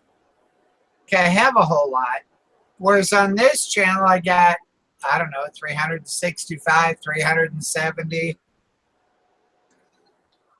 well, one of your videos has a hell of a lot of views, Maxine. It's like, what do I want to 60, 70,000 views or something on one of the videos. It's like one of your early ones dressed. Hi, Matt. Nice to see you. Evening, Matt. I've got like 175,000 on one. Yeah, yeah. Paul says I made 5 cents on YouTube. Then before I could withdraw it, they took it back. Now Matt makes the big money on YouTube, guns, gears, and politics. How are you, Matt? Say hi to everybody. It's been a hell of a long time since Yeah, I'm we. just rolling in it off of YouTube. I'm good. How are you guys? I'm doing great. We miss seeing you on the chats and stuff. You know, the last time I thought about you, Matt, when I wasn't in a dream, you know, I had heard that you had gotten injured. Deb, the RN, told me that you had suffered a workplace injury or something like that. And I think I messaged you on that. But are you doing okay? Oh yeah, it lasted a couple weeks. I had wore some fancy back brace for a little while, and it was over. You know, it seemed like it was over as fast as it happened. But if you'd asked me while I was laying on the couch, I'd have told you it was taking forever to heal. What, did you lift something or have something fall on you? Well, you know, I work with steel, and it was just repetitive work with steel all day, and these pieces were anywhere between 2 and 250 pounds a piece, and I did over 50 of them that day, and going from the ground to chest height, and then working it across some rollers, just up and down like that all day long, and it just ended up at the end of the day I couldn't stand up straight anymore. All right. Well, luckily it didn't impact your good looks there, Matt. So that's the good news there. And Diane, I want to say thank you. Diane sent us such a beautiful card when we lost Mandy, the dog. She's so thoughtful and an awesome person. And Jen, what can you say about Diane, huh? Yes, I just typed in the side chat, but I'm gonna also say it here in the chat. Thank you so much, Diane, for the beautiful card. It's very much appreciated from the bottom of our hearts. It's a very beautiful card. It's very difficult to put a dog down, and Jen and I have had to do it twice in 3 years, but just to get that card really touched our heart. That was really beautiful. But that's the kind of person Diane is. That's nice. Thoughtful to the nth degree. Just unbelievably thoughtful and caring. You saw the stuff she made for Christmas time for us, the runners and mats, and the package she sent me for just unbelievable. So unbelievably good. Yeah, I don't know what the deal is with Elvis Finding Water. I don't know. I'm not really subscribed to his channel anymore, so I don't know what's really going on.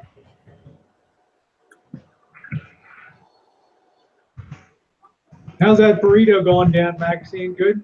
The wife is a great cook.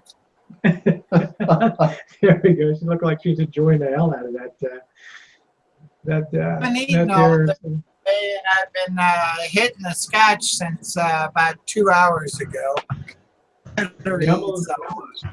Yeah, I'm a little bit. I've about 15 more minutes. I'm going to crack a beer and have a drink tonight. So there we go. Make it feel better. Do away with the pain. Do we still have Debbie RN on? I wanted to ask her about that Minds channel, how long that's been up and running. That Can't tell you. I just heard about it this past week from one of my okay. cruising. So we we had a good time looking at it. On the surface, it looks like Google Plus, but it's got a lot of optional tools on the left-hand side. So, yeah, you know, we'll just have to see where it goes. You know, the open source end of it may make a difference, and it may not. I agree that what TR saying, there's been other games in town. Well, like I don't Jenny, know what's going to happen with YouTube changes, and you know, some of these channels losing their income that are producing news content. So we'll just have to wait and see, I guess. well, we had, hi, I'm on it. Nice to see you. Hi, I'm on it. We were on Daily Motion for about a week, and that was just a disaster over there for us. And we never really looked at Vimeo too much. It just, you know, there's something about, you know, YouTube is so well ingrained and the audience is so big on it that. I'm actually in the process of moving my content over to Daily Motion, mainly because they're not that they have the most viewers. I think they have the second highest viewership to YouTube, either second or third, but they have the most accessible revenue program. Like Vimeo has what they call a tip jar, and it's, you know, viewers give you money directly instead of through ad revenue. You know, Daily Motion has something similar to Google's, you know, the AdSense with ad revenue, and I just started that a couple days ago. And if nothing else, I'm just being, I guess, preemptive about the whole YouTube thing. I mean, all my videos are still monetized. I think they demonetized a few of the live chats, and to be honest, the ones that they demonetized and the things that we said in it and some of the jokes that we said in it, I don't blame an advertiser for not wanting to have their stuff on that. Oh my God, an honest YouTuber is not bitching about that. You wouldn't want to advertise on that, those hangouts and stuff. That's funny. I look at those and go, I can't blame them. But 99%, in a quick scroll through, just through my videos, you know, in my video manager, all my pre-recorded videos, they're all still monetized. We've not, Jen and I have not had anything demonetized in this whole shakeout. So, you know, it's been good. I'm not sure. YouTube, G-Bro asked about YouTube Super Chat. I got something saying, do you want to allow Super Chat on your Hangout? Evidently, if somebody pays for Super Chat and they chat on the side, their words stand out in real bold black. They're really visible on the side chat. So that's all I think about seeing on the Super Chat. You get a share of that revenue. I don't know why somebody would want to do that, but I guess it gives people that option to really stand out if they have something to say. So I think a lot of the smaller channels, and this is something Pop's Quest has been trying to beat in my head for the last year or two, is use YouTube.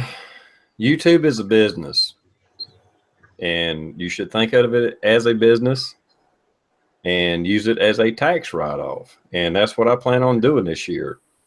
So the ammo I buy, if I upgrade a camera,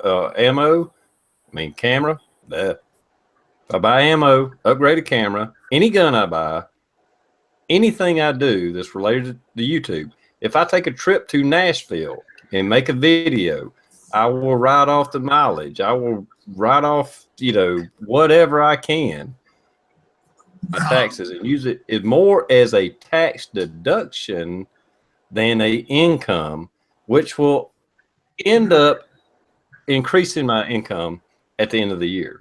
And that's what I plan on doing this year. are you gonna deduct to the extent of your income, or are you gonna go and take it into the red if it happens to go into the red? Being what little money I make on YouTube, it's going to be a loss. So, When you So, but when everything you I run a do, business as a loss, I think the IRS gives you 3 years out of 5. You're allowed to run a loss cumulatively for 3 years before you have to they'll declare it a hobby. And this is okay, well, that's that's 3 years very we can fertile hold off. ground for it's very fertile ground to Today, audit that kind of thing. So just be aware. today, I made a video today. I probably spent $50 in ammo. At best, I'll make $5 off that video. At best. So, I mean, I spent $50 out of my pocket to make a damn video for YouTube, which is a business. I should be able to write that off, and I'm going to. Well, No. let me know how that turns out. yeah. I might write it off to the extent of the income, but I'm not gaming enough to to go into a. Well, is YouTube not a business? If you're monetized, it's a business, is it not? Well, don't you have to LLC your channel name first? Only if you're worried about liability. Are you worried about liability of hurting somebody, or being?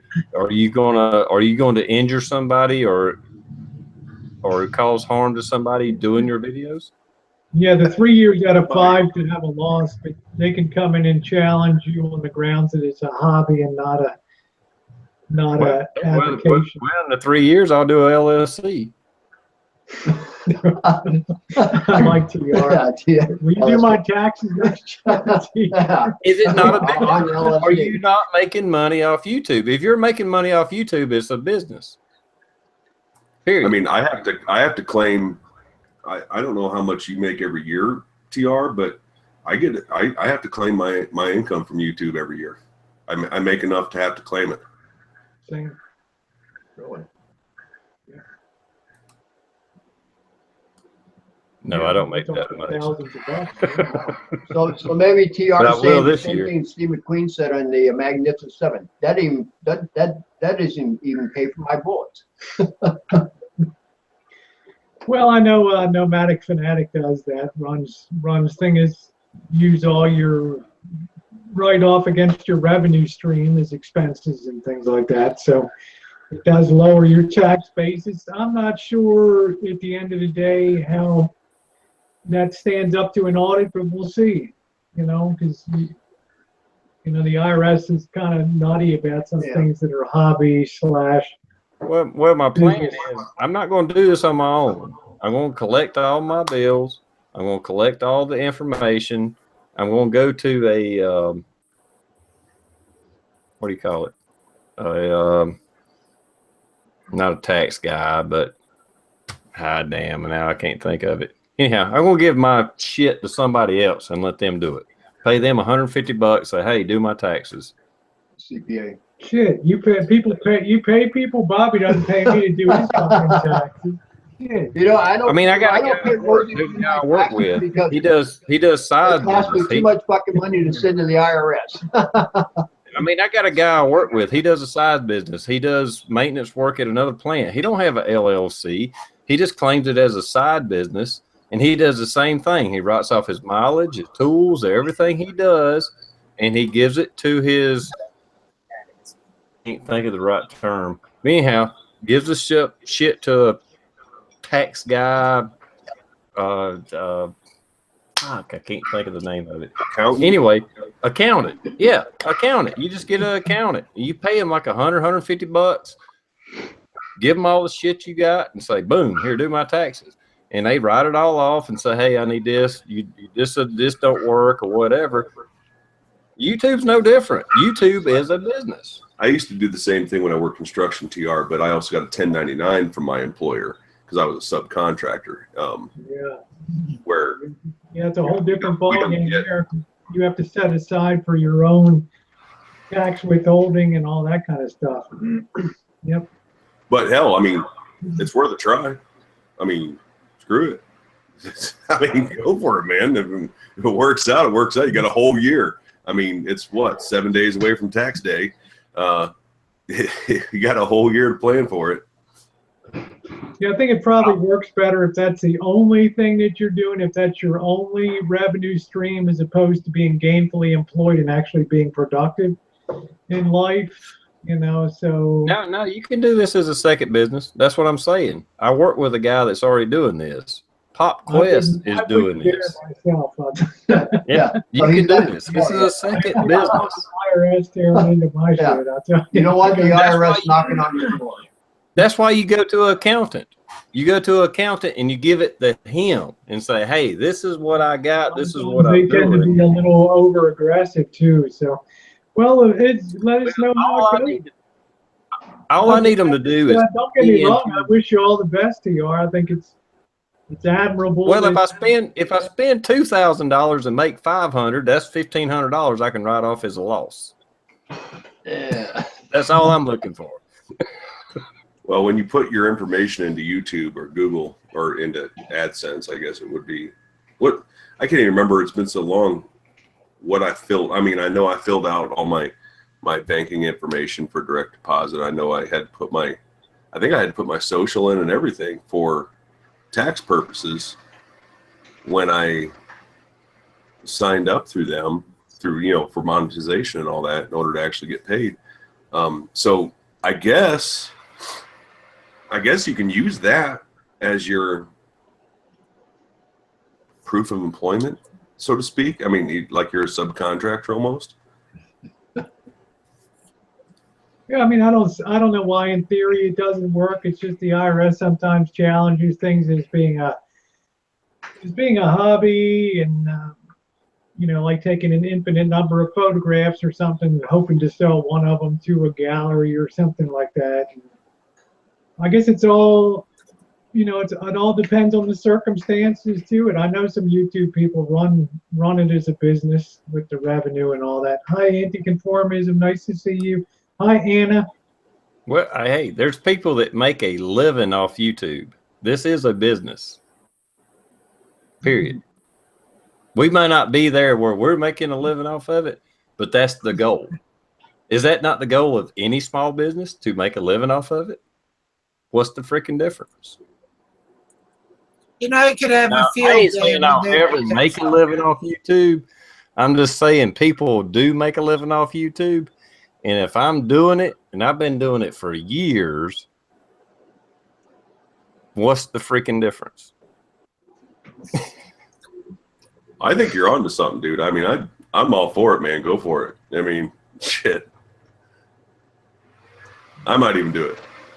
You could have a field day off because, Max is a very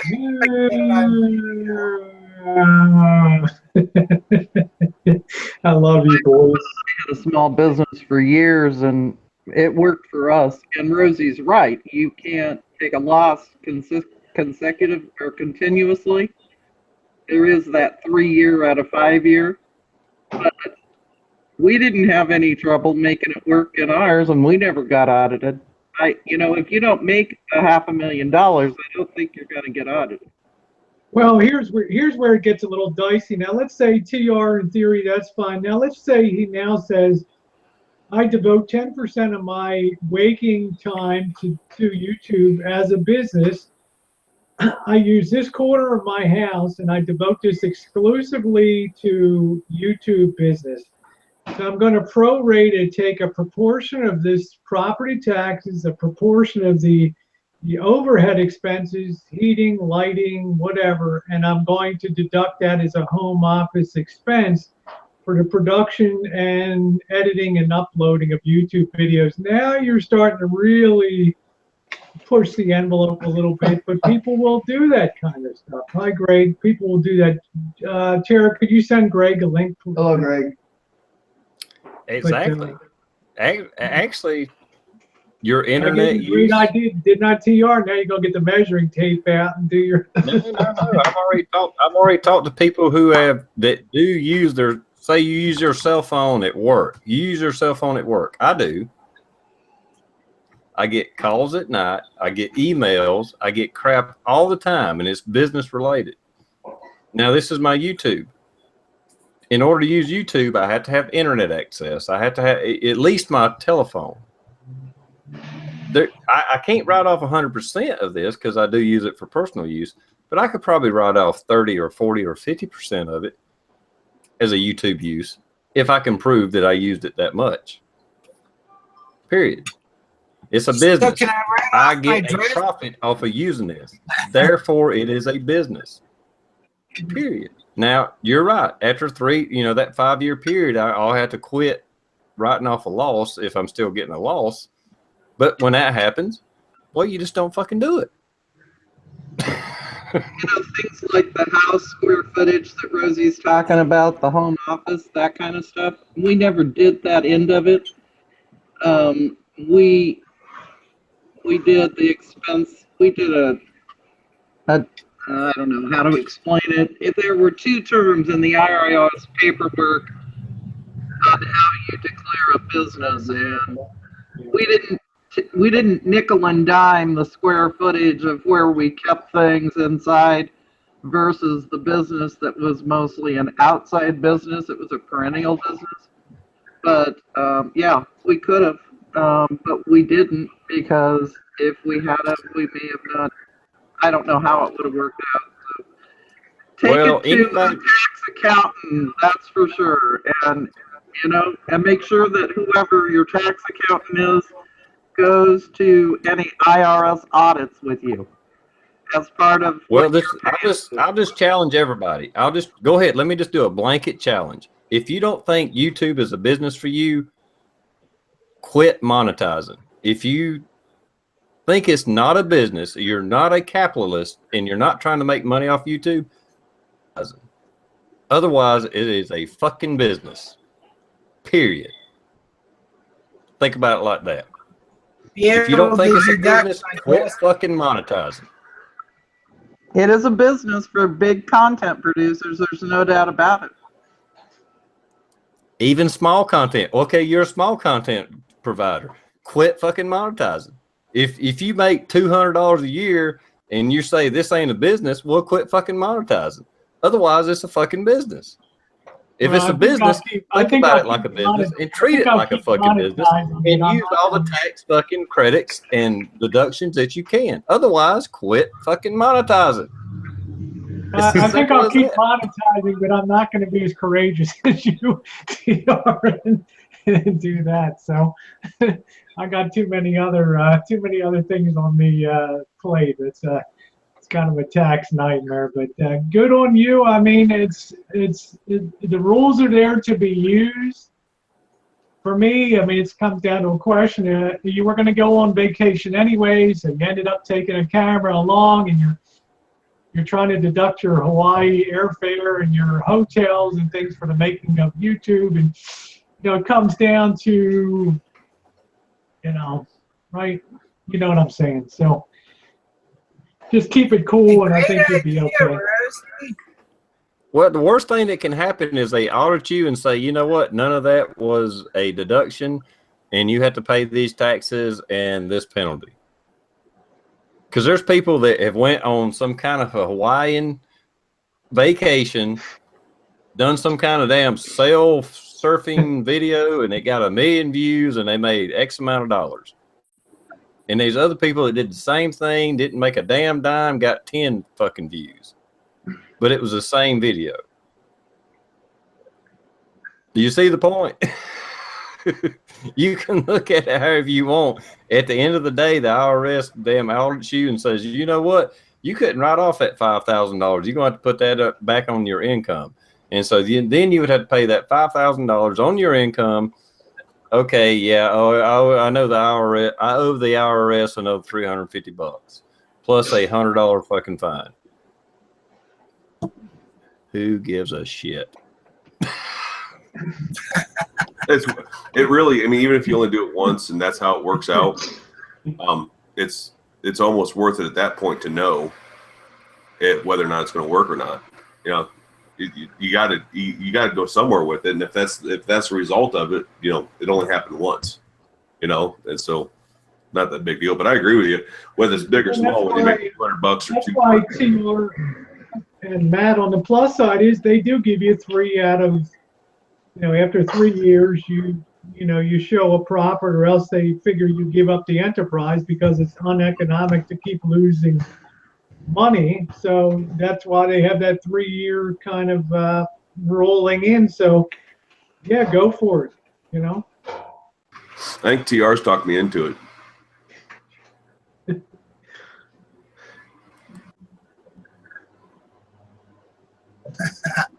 I'll just see how the boys fare.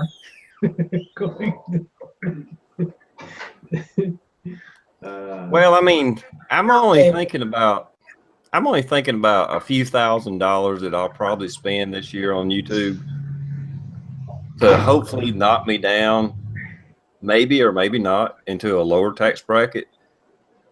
And hey, I may make $100,000 on YouTube this year. Probably not, but I could. There's potential. You never know. So it's a business. Thank you, Don. It's a business, so I'm taking a risk. Either I knock my tax bracket down or I make a bunch of money. If the IRS says it's unlegit, okay, so there's $2,000 extra on my income that I made that may have put me in a different tax bracket, and I owe a couple of $1,000. So fucking what?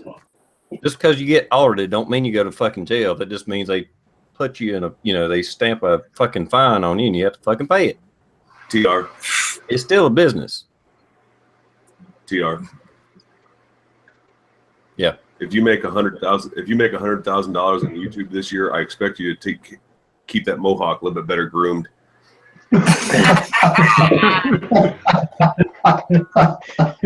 Yeah, I want to see that styled a little more. You know? I'd like to see that beveled in at the bottom a little bit. You know. Well, I see. You know, go for it. You know, it's what they allow, the 3 or 5 year rule. That's what it's designed for.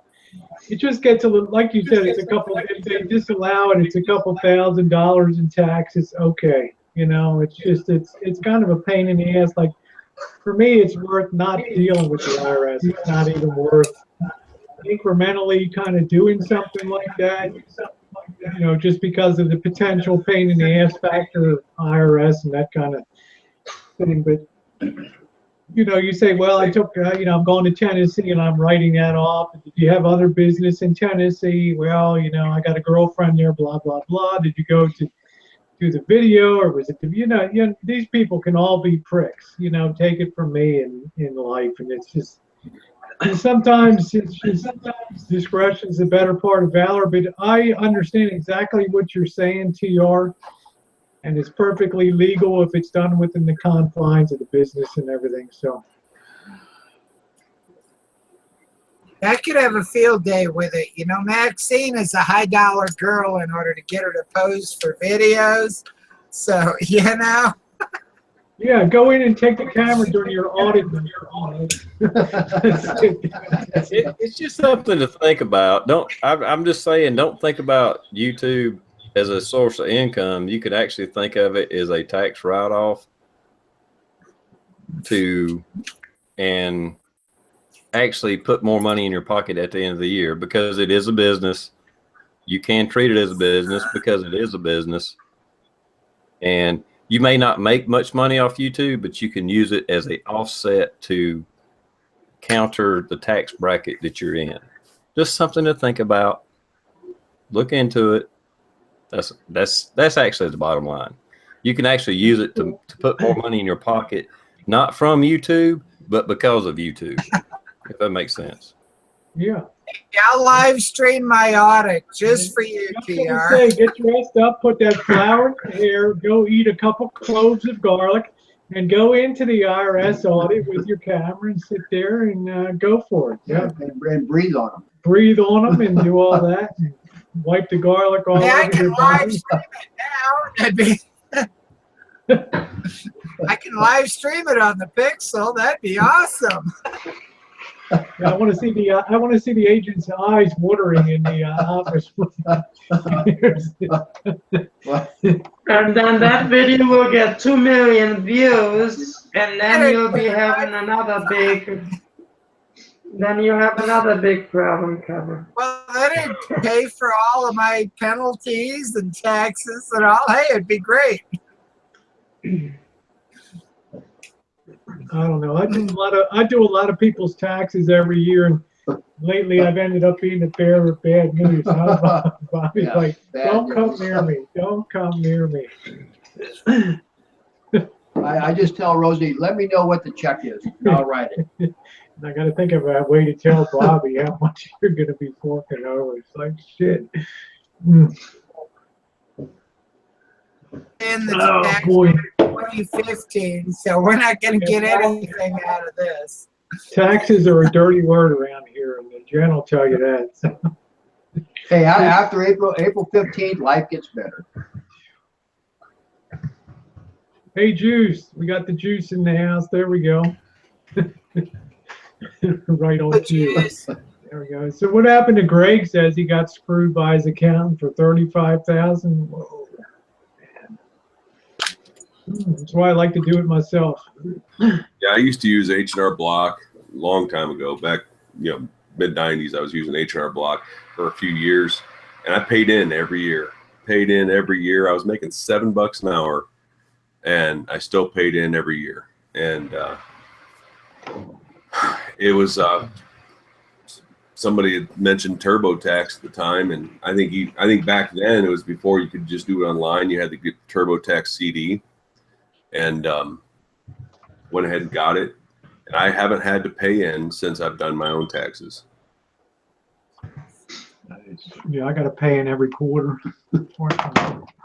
Hi, Stellar, in the side chat. So does Bobby now. Write the check. Bobby Matter of fact, I just wrote the Bobby check found today. out. Thank you, Lynn. Bobby found out you're never done, even though Paying you taxes. paid Social Security taxes for 800 years or whatever. Your Social Security income's still going to be taxed on a federal level. Woo! And to add Man. insult to injury, they just gave me a raise in my Social Security taxes. Now I got to pay more. Yeah, hi Alpha Wolf. You're not blocked. You've never been blocked over here. So, but what a pain though. Let's see. Anna says she worked for H&R Block for years. All right.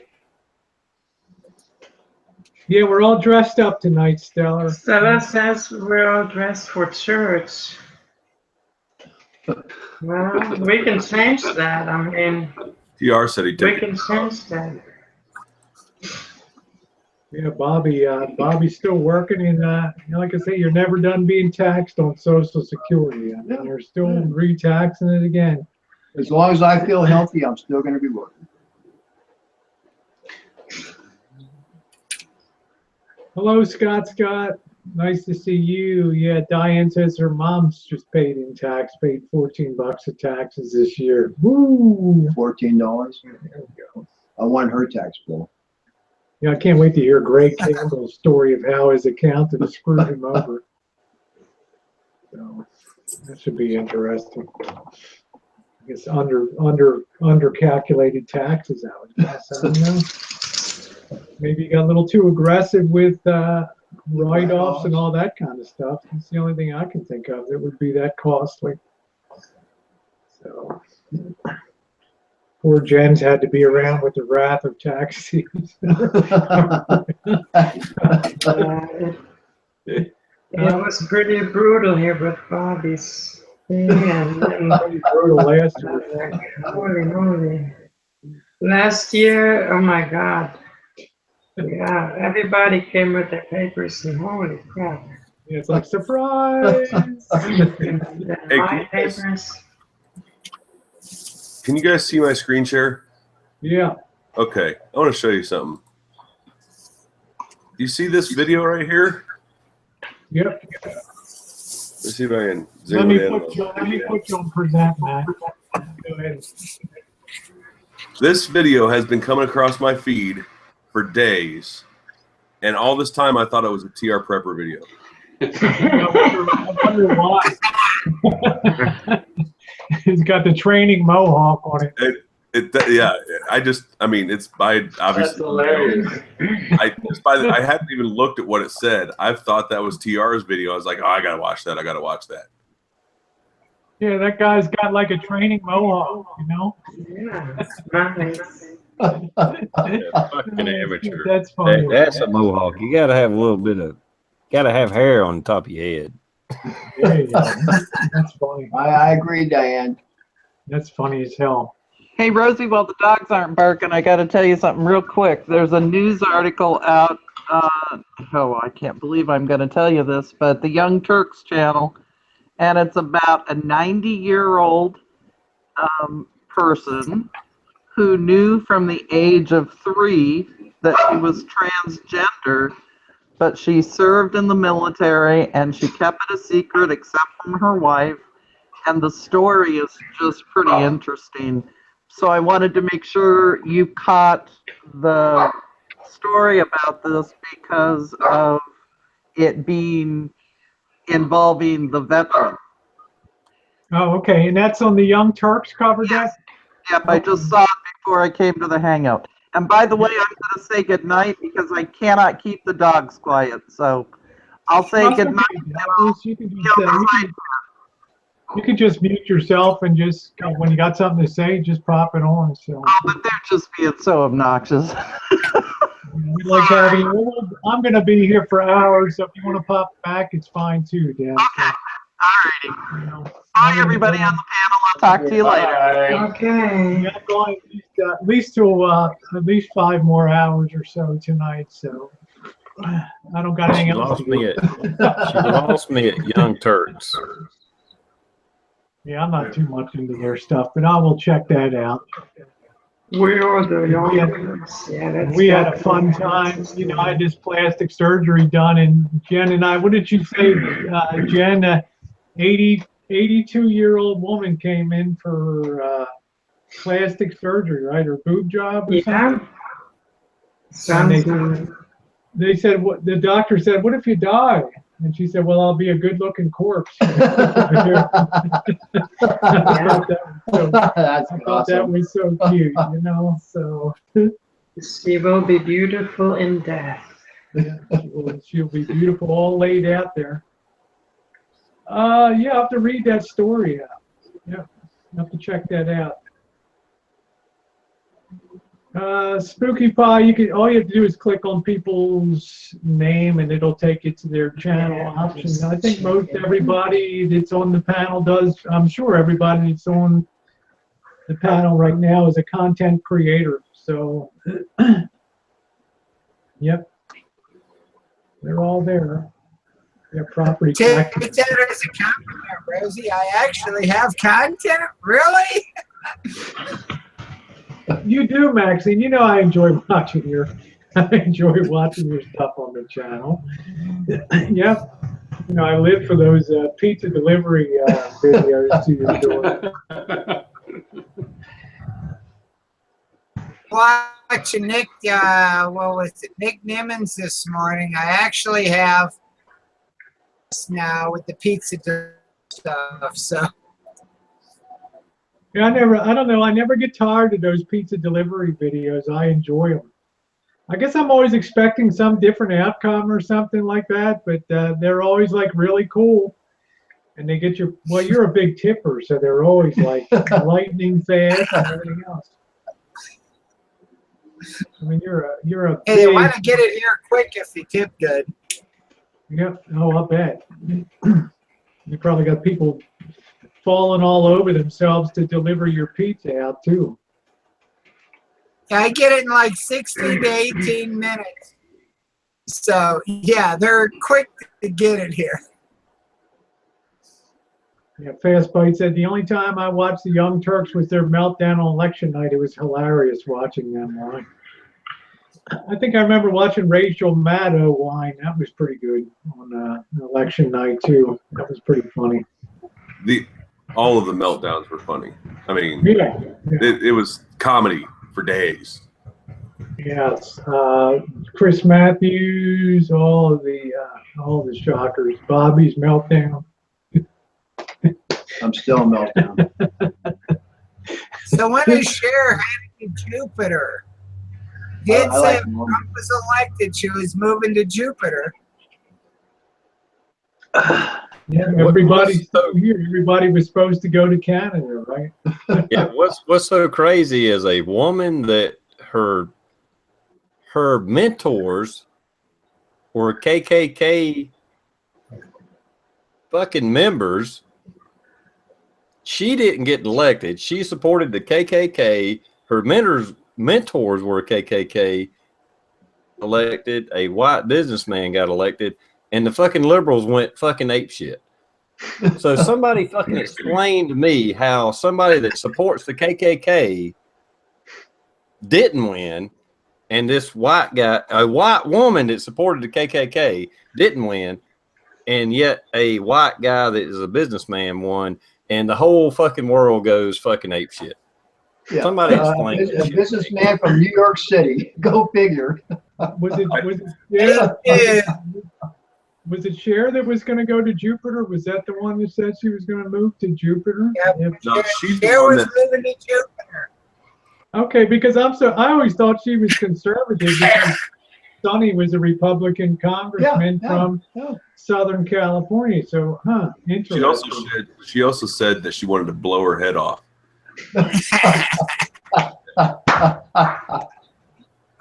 Waiting on that one too. Sounds like must see YouTube. Yeah, I was like, can we get that on pay-per-view? I mean, I'll pay for that shit there. That'd be That's great. If I could turn back. Oh, man.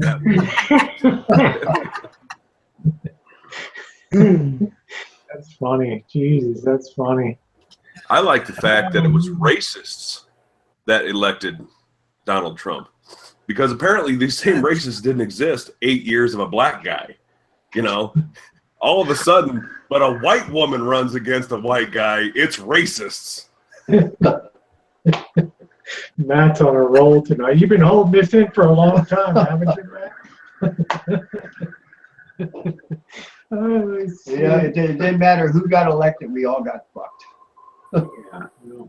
Sleep better with Trump in the White House, that's for sure. Wow. Okay, Anna, nice to see you. Thanks for stopping by. Hey, Trump likes to play golf. I love watching the Masters today. You like seeing The Maxine? Masters is on now. This is around his game, so he's sure to have a good game, I'm sure. Yeah, well, you got to figure about this too, Maxine. Nobody was flying the flag more proudly for Trump than you were for the pre-election and all that stuff. So good on you, girl. Got to meet him. It was great. You know, I'm in the dress and the wig, and I'm, hey, a 6'5" blonde. But I got the answers I needed from Trump. Heck with the media. I went to the horse's mouth to get my answers. Yeah, you went to the rallies and everything, Maxine. Yep. He knew I was coming. He'd been corresponding with me here on emails and different comments. Yeah, I remember how surprised you told me you were when you wrote in there, and so quickly you got a response from President. Send him a tweet. I guarantee you within 24 hours you will either get a response, it'll show up in his news conference or something. But you'll get your answers. Well, I'll be looking for you on the news feed, Maxine. On Fox News. Fox and Friends, that's it. All right, everybody, I'm gonna have to bail out. It's been a long day All right, for me. TR, thanks for coming in. Great to see you. Good night. Have a good night, T.I. Yeah, Thanks, Greg. Rose, Come for on. having me as a guest, and I Greg, appreciate it. yeah, thank you, TR. All right, later, everybody. Good night. Yeah. Oh, I well. need to get Greg Campbell in here. I need to hear this accountant story of how he got screwed by this. And $35,000. $35,000. Oh my Yeah. God. Half of America doesn't even make $35,000 a year. Yeah, I'm looking. I've got to hear this story about what the hell happened with that. Does he have a link, Tara? Yeah. Does Greg? Yeah, I sent it to a private message. All right.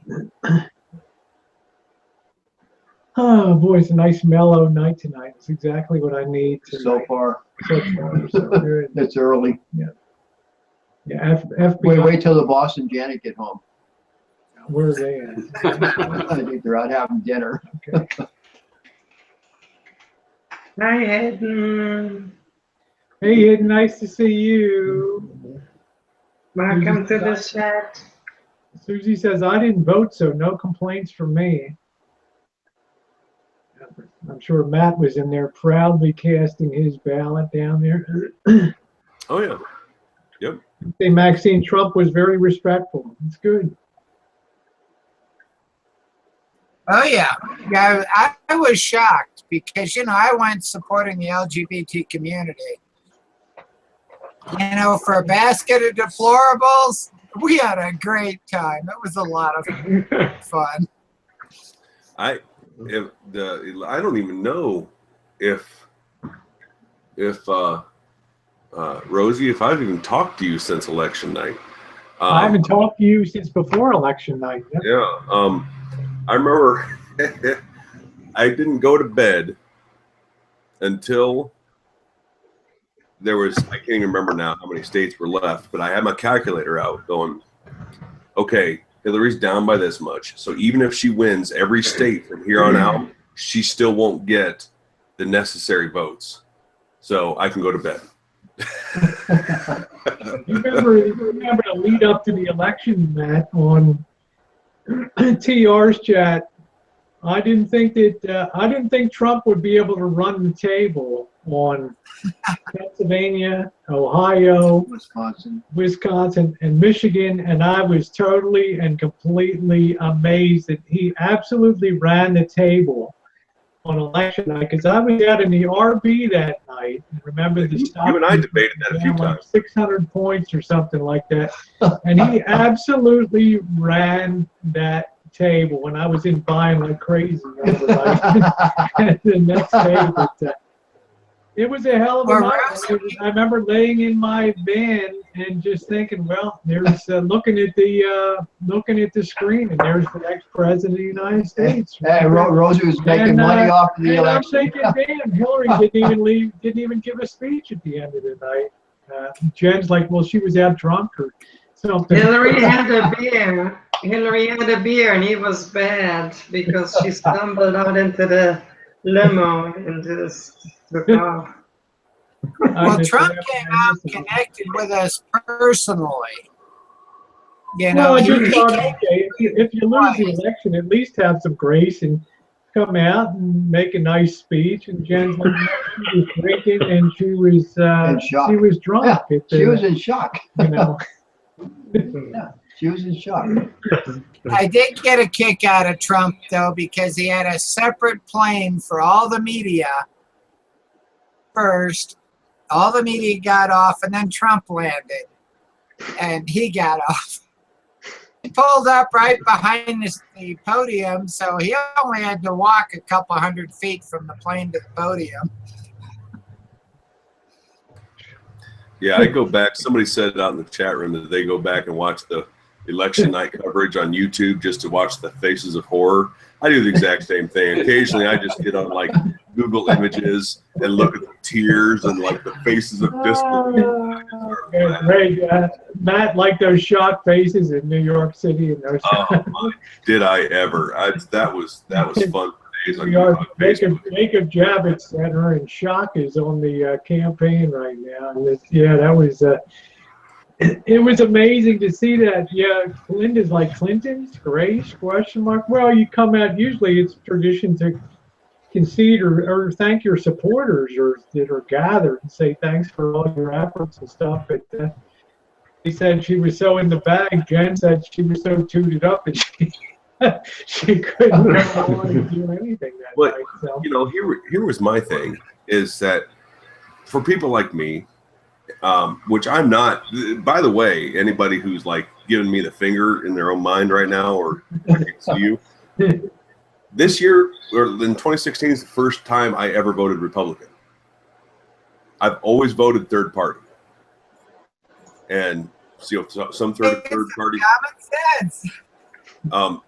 Some third parties are a little bit more liberal leaning, some third parties are a little bit more conservative leaning, but I've always voted third party. This is the first time I've ever voted Republican, except from primaries, I should say, where maybe my third party candidate wasn't on the primary ballot or whatever. With that being said, for people like me who are more conservative minded, obviously, it's 8 years of being told, deal with it. You may not like Barack Obama, but he's president. 8 years of it. 8 years of it all the time. These people can't handle 2 months of it without losing their shit. And it's only going to get worse, Matt. Hello, Black. Only going to get worse. That's funny. Man, that's crazy. But I don't like any of it. Discuss Trump at the end of his term. Laundry list of accomplishments. What's your opinion is? I never imagined that he would be able to win. I just never imagined that he would connect that. I never figured he'd carry Pennsylvania. And when he carried Pennsylvania, I thought, well, this is going to be a night. This is going to be amazing tonight. And then to carry Michigan, which they thought Michigan was going to go to Clinton. Yeah, and Wisconsin, she didn't even campaign up in those. I mean, I'm going to win. I'm going to win Michigan. I don't have to go there. Really? What a dickhead. What got me was, all the work I put into it in Colorado. He did win our particular and our precincts, but because of Littleton, Boulder, and Denver, people there that went Democrat that call in the state for Democrat, for Hillary. So, okay, it paid off in my local area, but it didn't pay off for the state. So I was a little chapped over that. Yeah, I actually gave up. Hello, One point in time through election night, I actually gave up when it looked like he might win Ohio or when she might win Ohio, might have won Ohio and might have won Michigan. I was sitting on the couch. I was pissed. I was almost throwing my phone. I'm all like Facebook going, fuck it, it's over. Rah, rah, rah. Hey, when it was looking sad for Trump, I went to bed up in the middle of the night, and the wife was still sitting here watching the returns. And she's like, Trump just got Pennsylvania and Michigan, and he's going to win it. And I'm like, really? All right. I went back to bed and actually slept good at that point. Yeah, Fast Bite says, Rosie, you being in California, you probably never really saw how Trump connected with crowds in the Midwest and other states.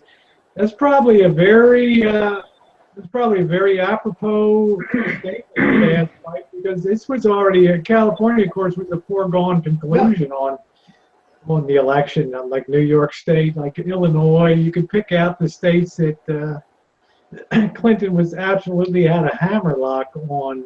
That's why I thought it's going to be so hard for, the huge population states and stuff. Hillary's pretty much got them locked in, so Trump has to run a perfect campaign in all of those other states. And you're exactly right. I didn't have a big window on that. All that money poured in. We never saw a dime poured into an election out of here. We never saw any political ads, nothing out here. Well, don't you know, Rosie, that we should just let California and New York decide every election through popular vote? Yeah. Well, I mean, out of 50 states, only 8 or 10 are in play. That's that's where all the money goes to. 8 or 10 she states. won the popular vote, but that doesn't carry elections. It's the electoral vote. I mean, they only come to California to use us as an California ATM. is raising money from Silicon Valley and that kind of shit coming out. Well, Trump never went to California. No, he never went to California. Hillary never came to California either. What would be the point? It's way. Keep in mind, Hollywood is there, so naturally they're going to support Hillary.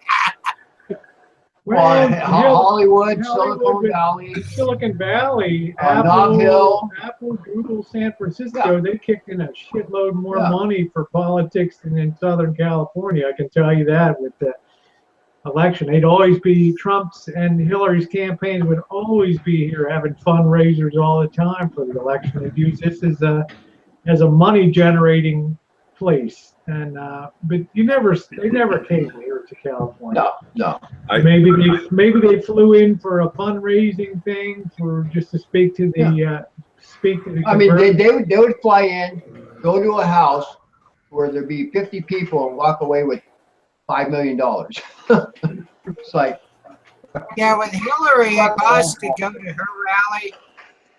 Rally was free. It didn't cost you a thing. And we had, I think it was somebody like that playing in town. Had like 16,000 people show up on a Saturday night. yes, it is, Tara.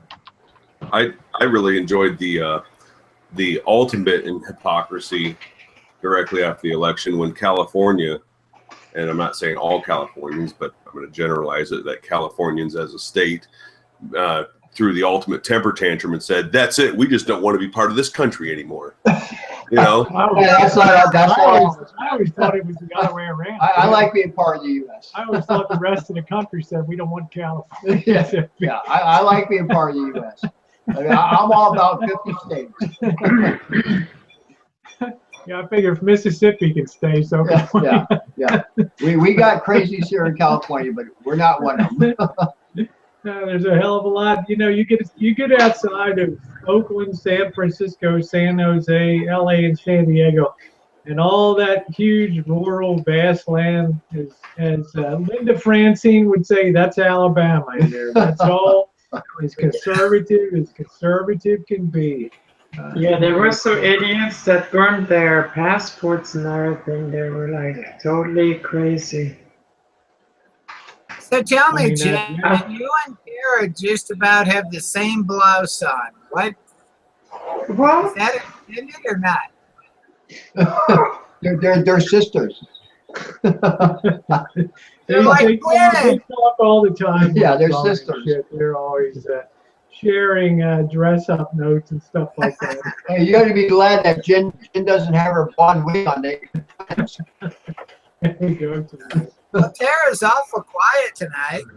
Well, she worked at 5 o'clock. She was up at 5 for work today, like me on weekdays. So they worked the hell out of her. I'm hoping she can get up here for some vacation in July. Tara's a capitalist. She likes to make money. She's like me. Yeah, G-Bro said, Rosie or Jen, have most of the neighbors moved out? They have. About 50% of the neighbors have now moved out from the... We're going to have a very quiet, beautifully quiet summer. Hey, have you seen the street? There is so much parking out there. I mean, before you couldn't even find a fucking parking spot. Now there's like no cars out there. Everybody's gone. They all go to Slab you go to a City. fast food restaurant in California, and there's all white people working in there. I was in there the other day for the first time in like months, and it's like, oh my God, everybody's Caucasian. But what happened is that the night of the election, a lot of people, as Jen said, a lot of people packed up and left because they didn't want to get tagged as not being here properly. So a lot of them went back down to Mexico so they could properly apply through the process for immigration and things like that. The worst thing is to get called out up here and then you get in the State Department system as, you know, you go to the very end of the line, you know, behind, you know, the last behind all Zaire and all the countries, you're at the end of the line at that point. So Jen noticed that tons of people left here. So we were literally overnight. Yeah, virtually overnight. So Good neighborhood, Rosie, huh? Ebro says, if you considered investing in any I'm already own 2 houses now. That's enough for me. So I'm good. I'm looking for a vacation property when the shit hits the fan, which it will in the next year or so. Swoop in and pick up something in San Diego or over in Hawaii. Something there would be kind of nice. Neighbor's house for a vacation property. Yeah, there'll be some good deals around here, believe me. There's not much vacancy here. You know, some of the apartments, but a lot of houses don't stay long on the market here. So interest rates. And they're way overpriced. Way overpriced. Yeah, the hood will be a ghost town. I mean, I paid 180, 186 for this place in 2011. It's worth a $500,000 now. Yeah. Oh, definitely. Probably overpriced. So, but who knows? Let's see. Tara says, what was a 10th century Chinese alchemist trying to discover when he accidentally produced gunpowder? I guess trying to way to make gold, huh?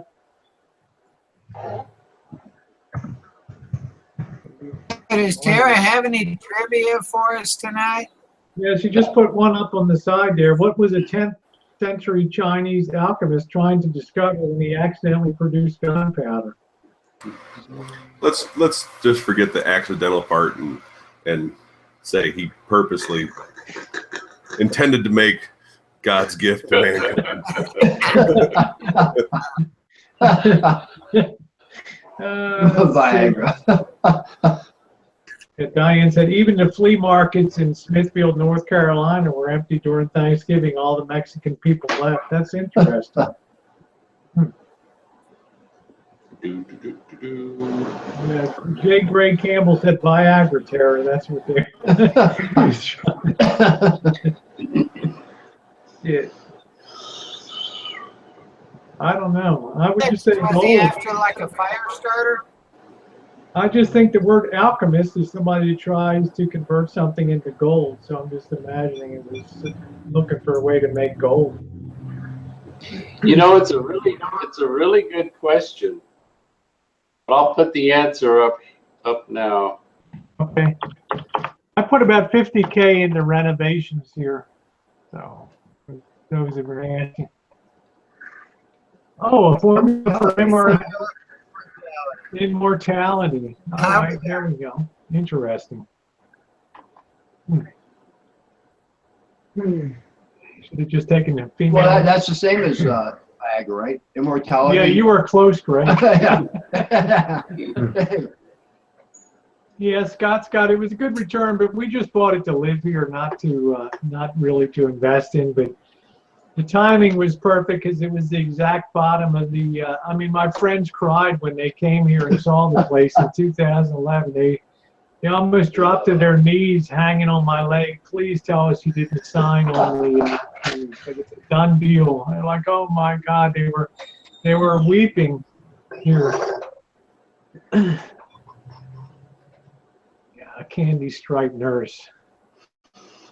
What if developers move in and put apartments or stores in? Will it bother you or affect real estate? We're already so high density in here right now that I can't imagine much more density in this area. We're probably 50,000 people in this square mile, so it's super dense now. You guys must really love one another to put that many people in a square mile. It's just when the price of the land is such that they start to build upward. So you have 2- and 3-story apartment complexes, and they'll pack 4 or 5 Mexican families into one apartment, and it just gets crazy crowded. This is why we have this little patch of green in the middle here. So we quite like that. Yeah, Matt says 50,000 in California is like 2,500 in South Carolina. Probably something like that. There's too much funny money out here. Hey, Rosie, we're headed over tomorrow to get pedicures and manicures. Oh, that's awesome. I enjoyed your ladies' day out at Dress Bar, Maxine. Thanks. But yeah, if they allow me, I may run a live feed here on the Pixel. Man, that What happens? That would really be great. Tara says $500 in Arkansas. Tara, you miss home, don't you? Huh? Yeah, I kind of do. I used to have my own horse, you know. Yeah, Fort Smith, Arkansas. Well, close to that, in the northwest area. Man. Yeah, Tara's. Isn't that the Ozarks up there? Yeah, I lived in the Ozarks. Tara's a Razorback. Yep. I like that area. I spent a week in the Ozarks a few years ago, and I like that area. Yeah. I recommend Rosie and Jen going there on their vacation. The Ozarks are nice. I've been in the lake of the Ozarks. Jen is on the Jen lived on the northern edge of the Ozarks up there. So I got my boobies done just a little bit over from the lake of the Ozarks. yeah, we would definitely go through there, check it out.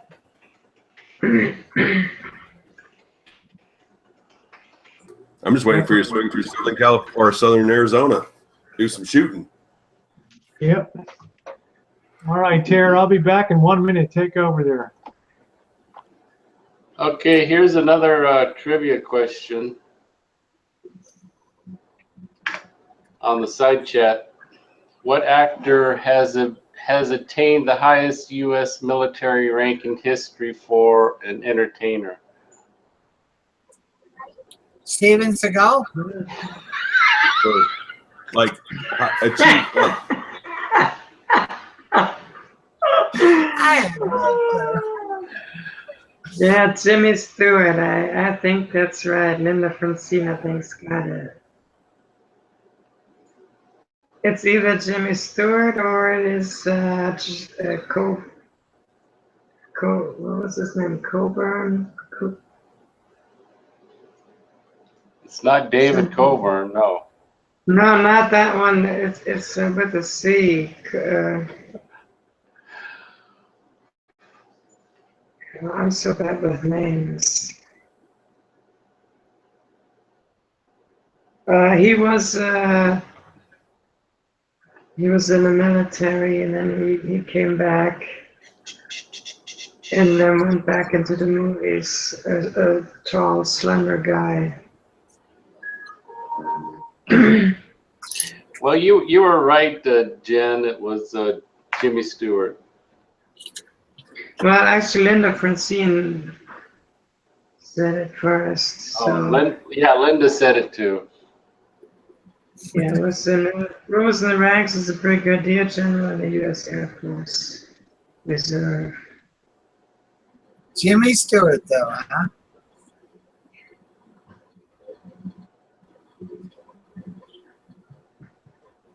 I used to know all these names and everything, actors and all that stuff. I actually watched today Yuma 310. And wow, that was an amazing movie. I never watch TV or movies, so I'm a little out of touch. But I'm not much, I haven't been watching television really except for the Western Channel. And so I'm just really lost total touch with all the movie actors' names, singers, music, all that stuff. Totally lost. Here's another trivia question. The federal government first printed paper money the same year as what war broke out?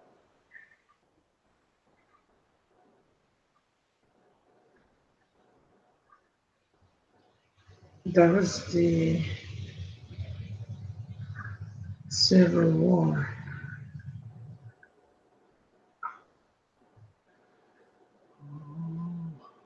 Yeah, that Van Heffling and Henry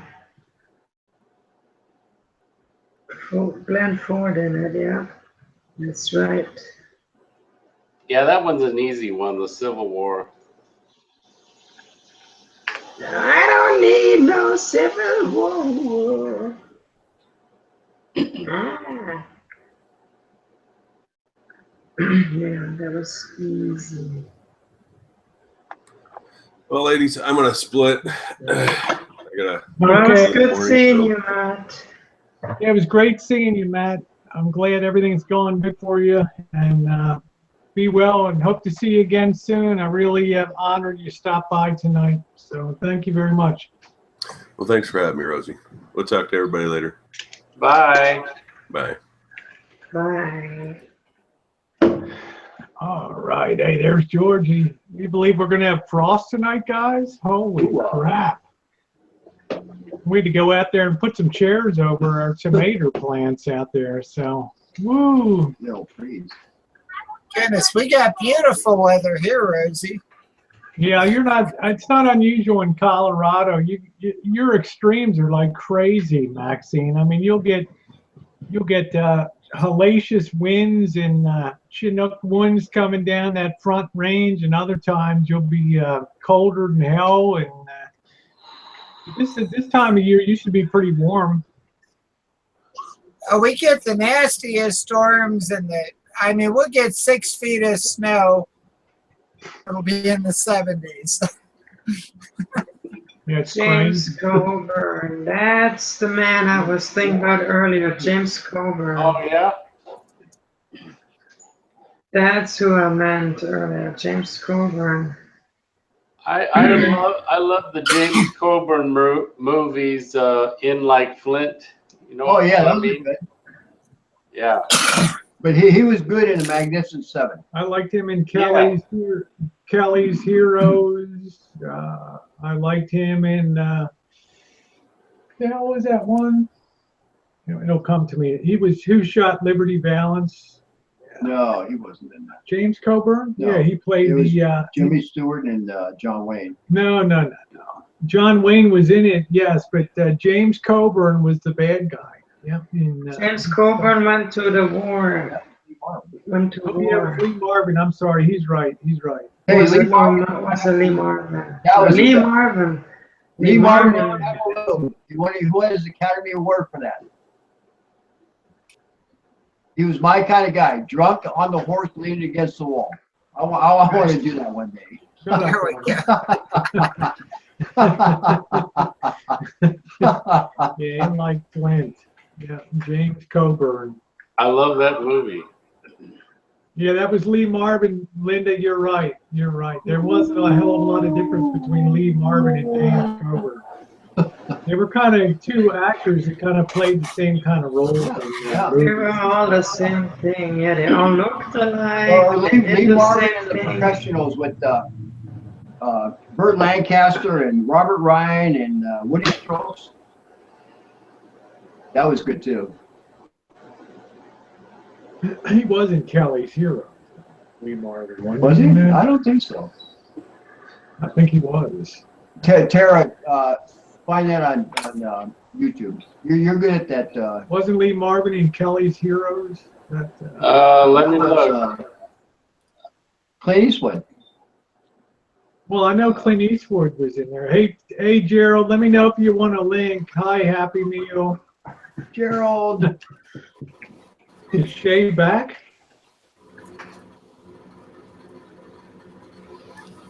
Scott says, I used to spend a lot of time in Vista, California by Carlsbad.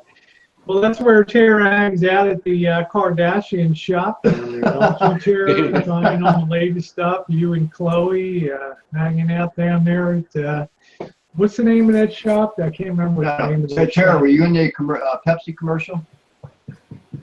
Oh my gosh. What the hell's the name of their No, shop? it wasn't. Who do you want to know was in Kelly's Heroes? Lee Marvin. Lee Marvin? No, he's not on the list. Okay, was James Coburn in that? I think Don Rickles was. Kelly Savalas was in that. Don Don Rickles was. Clint Eastwood for sure. Hey, can you believe that Don Rickles passed away 90 years old? Oh my God. The end of an era. You hockey puck. No Lee Marvin. Man, that's weird. But Telly Savalas is in it. Donald Sutherland is in it. Don Sutherland, yeah. That's it. Yeah. Yeah. MASH, the original MASH. Donald Sutherland, yeah.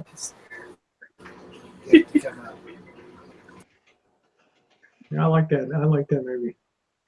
Oh, Gerald, I'd love to go. I can't wait to go. I'd love to go to the gym with you, Gerald. I'd love to work out with you. I have to wait about 5 more weeks till I can resume. So I always join the gym in the summertime. So I'm looking forward to rejoining probably in middle May. I'd love to do a workout. You know, the nice thing about Gerald when he goes to the gym, he burns like 4,000 or 5,000 calories. I mean, he gets on that goddamn Stairmaster and stuff, and it'll burn 500, 700 calories and stuff. Hey, there's John Snow. Nice to see you. I think I sent you a link, John. Oh, that's Corey. Yeah. Hi, John. Yeah. So, John, let me know if you need another link. Yeah, it'd be nice to see him on there because I missed him last week. He was down in Arizona. Yeah, Carlsbad's a lot of money around that area. That's everybody's got a smile on their face there, Rosie. My ass is doing good, Cape Crusader. Thank you. If you saw this morning, I was almost embarrassed in my ass on the morning Chooch thumbnail this morning. The damn thing is huge on that thing. Greg says it's all the sugar, Rosie. He's like a hamster on meth at the gym. It's all that Rockstar he drinks. Yeah, all that high energy shit. Hey, Tara, 2-0 Padres. Yeah, I worry about your heart with all that Rockstar, Gerald. 4 cans of Rockstar in a night. I mean, the caffeine's got to be phenomenal in that. Yeah, Gerald should drink Starbucks coffee if he wants the caffeine. Yep. Yeah, sugar content of that is bad.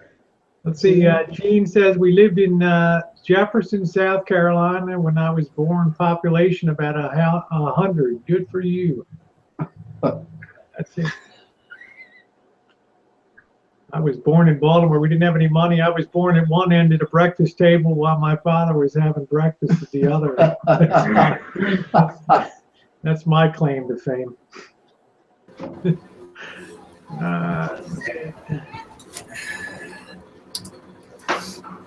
Yeah, it's always nice to see Jasmine around.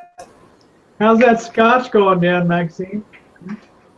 Doing just fine. My glass is empty, but I was just checking out to see what we got in the purse, so I know what I need to throw in tomorrow if I'm going to go get the manicures and pedicures.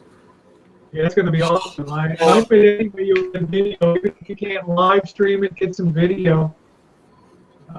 Sorry. No, well, they always get a kick out of it when I come in. So. Yeah. Hi, Tomato. I thought I sent Jon Snow a link. Well, I'm sending John a link now. Okay. Thank you, Tara. Hey, you look nice tonight, Tara. Oh, you look nice too, Maxine. J. Greg Campbell says well, I think he's looking to move back to South Carolina.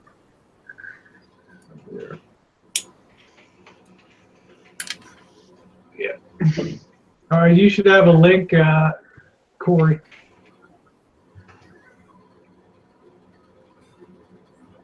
What about Yeah, FedEx is really fast, Rosie. I mean, the company I work for, when we order something, it gets here immediately with FedEx. Yeah, well, thank you, Rudy. Well, not to dox you out, but the size of your, who you work for. I mean, if I'm going to be a delivery company, hell yeah, I want to have it there like right away. But you're not working at a hot dog stand here. You know? The stupid post office couldn't deliver your leggings to you and Jen. Now that's kind of weird, because that's rare. Somebody stole them. Yeah, I think it could well be terror, or it was misdelivered, sat on the wrong doorstep. Yeah. It's my guess. Hi, Corey. Howdy. Hi, Corey. Corey. Hello, Corey. Corey's here. How y'all doing? I know Paul's like, Rosie, my avatar is Kelly. Okay, that blackface peel from inside is Class A. I know. I was waiting for you to update on the Corey and Doug in the RV. Damn RV. Let's see. Gerald says, Rosie, you're not going to believe what happened to me today. Local law enforcement told me I need to leave. Now I was at the gym. I guess they thought I was living in the parking lot. Gerald, let me know if you want a link, okay? I'll be glad to link you in. Yeah, let's hear that story. God. Yeah, I'm still waiting for Greg to come in. His story of the accountant just screwed him over for $35,000. Ooh. Most people don't even make that much money. Only people like Gute Nacht, Rudi. Gute Nacht, Rudi. Everybody say Gute Nacht for Rudi. Yeah, Mike Johnson's like, what the fuck, coach? You were living in the parking lot.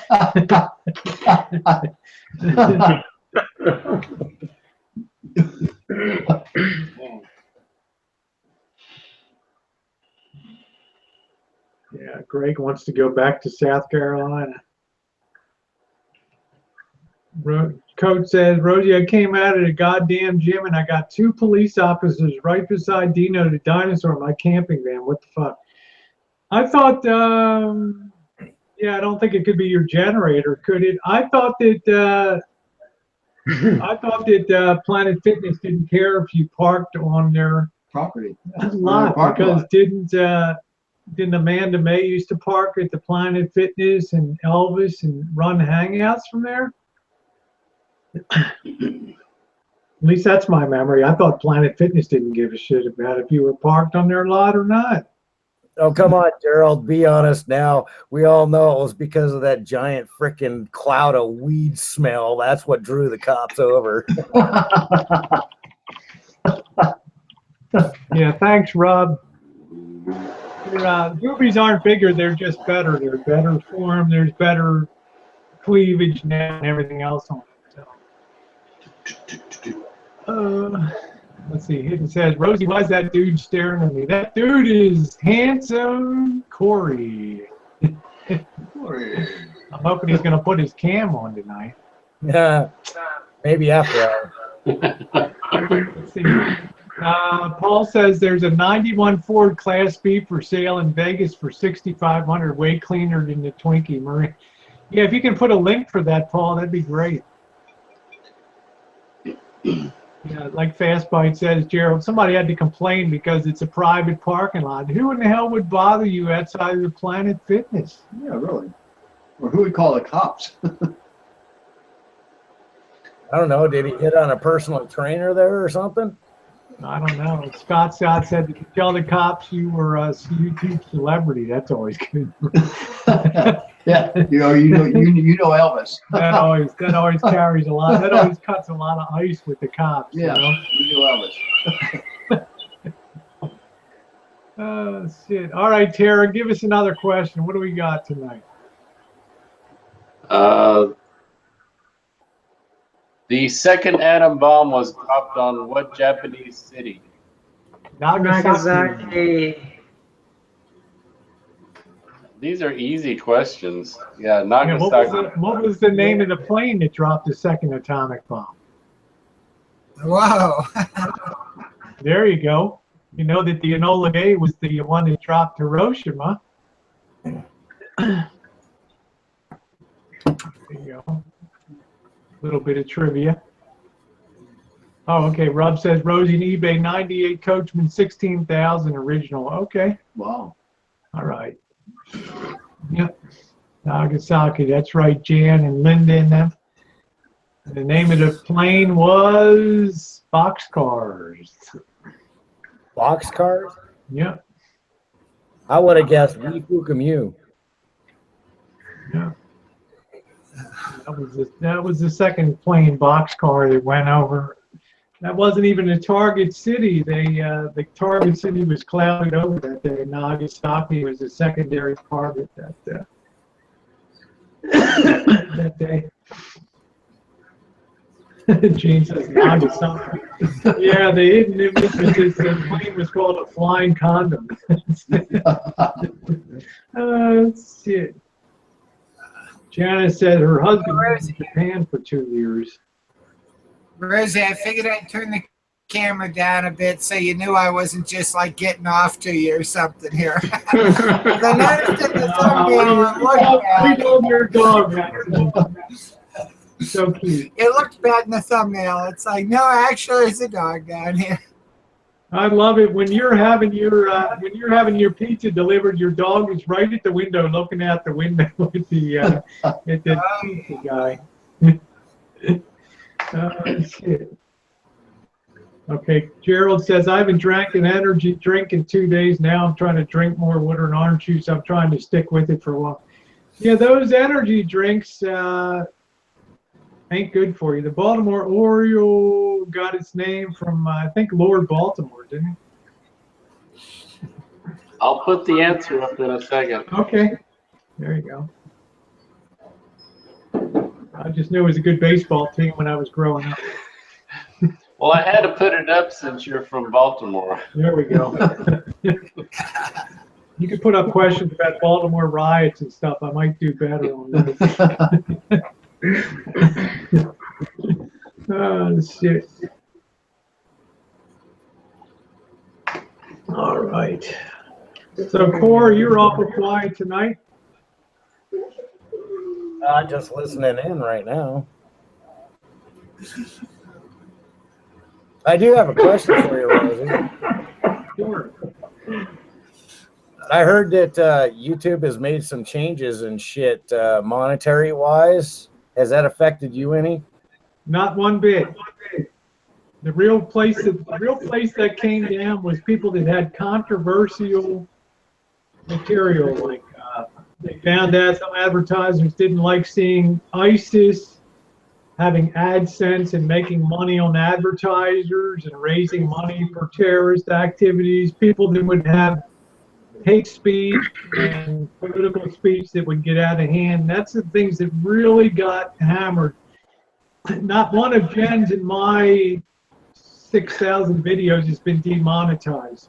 Well, that's good to hear. I can tell you though that they have branched out. I mean, any of these guys now that have like UFO channels have been nailed. I wonder why. I don't know, but they have. One of the biggest channels I watch is called Secure Team 10, and he got nailed. Really? Well, it was like anti-Semitic speech and some other stuff, but the really thing that tipped the line was some UK advertisers saw that ISIS promotional videos had advertising, had AdSense on them and stuff, and that just really made them ballistic. And then they branched out into controversial hate speech and channels that F-bomb a lot and curse and stuff like that. Our stuff is pretty innocuous content. Plus, over the last year or so, Jen and I took down a lot of stuff that was more edgy, and now we're much more sort of mainstream content. We're going to be more so with travel and that kind of stuff because we don't need all the hassles and stuff of things. So we're having more fun than we ever had. But yeah, the fallout's been great. There's been a lot of people complaining. Jen and I watched some videos today of some people really going ballistic that had gaming channels that had very violent content and stuff were demonetized. A lot of things that used to fly. A lot of people that would rant and rave on YouTube, and they've been demonetized. So that's a big change, I'll tell you. What was the name of the only horse to beat Man of War in his incredible 21 race career?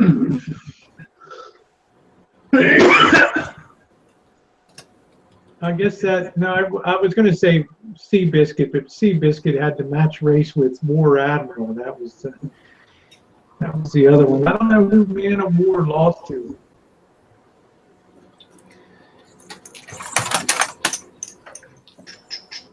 Well, I'm kind of surprised that that channel that you mentioned, Corey. I used to watch that channel, and they're pretty non-controversial.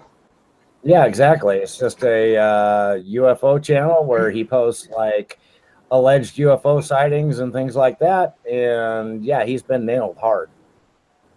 I'm really surprised. That really surprises me. You know, that just seems like, you know, like UFO channel on here. You know, our friend UFO that comes in. I don't understand that. No, I don't either. I think it's you know, they're obviously branching out to anything that they don't like. You know, take away freedom of speech, I guess. Maybe get a video on the Gata shark coming down in this UFO. Greg says, Maxine, what did you just spill there, Maxine?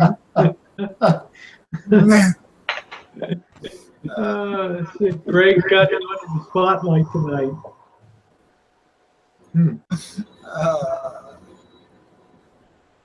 No, I was putting. I just got me some more nail polish here. I think they're discontinuing my color over at Walmart. Wow. Because they had them on a separate roller cart, so I grabbed a couple bottles. OPI red that I always use. And I was putting them up here, and I happened to knock down my bottle of nail glue, which then fell down and knocked down a flashlight. Too much crap up here. But hey, I'm on vacation for the week. My goal is to try to, you know, kind of work through it. The Hindenburg crashed in New Jersey at Lakehurst, the station there. Lyndhurst, New Jersey. Pretty sure about that. Yeah, it's a Hindenburg was a real blast.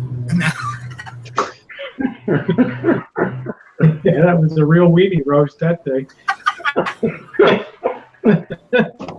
They were jumping out of their seats at that one. It was a big fire. Yeah. Hey, Terry, the Padres won tonight again. Yeah, we'll see if they're the real deal. Well, the Giants don't really get to play until about June 1st is when their season generally kicks off. So years that they go out too far ahead, they don't generally do as well. But if they're struggling and doing a playoff game for a wild card, then watch out. They're going to be right there in the World Series. They don't do anything the easy way. They just got to kind of back into it. Oh, boy. Let's see. I'm not sure what Backpage does anymore. I thought they did away with a lot of that adult ads on that. Well, that's from what I heard. Gerald said, who said anything about Backpage? Go down industrialized city, high-rise and buildings. You find all the girls you want walking the streets at night. Yeah, I'm not really sure if I want those kind of bras, though. Yeah, the ones who walk the streets, look out. I think I'll take my chances picking up a broad in the bar as opposed to on the street. The ones on the street. Oh, boy. Who invented a metal locating device to find that bullet lodged after he was shot by assassin Charles Gutierrez? Was that Edison?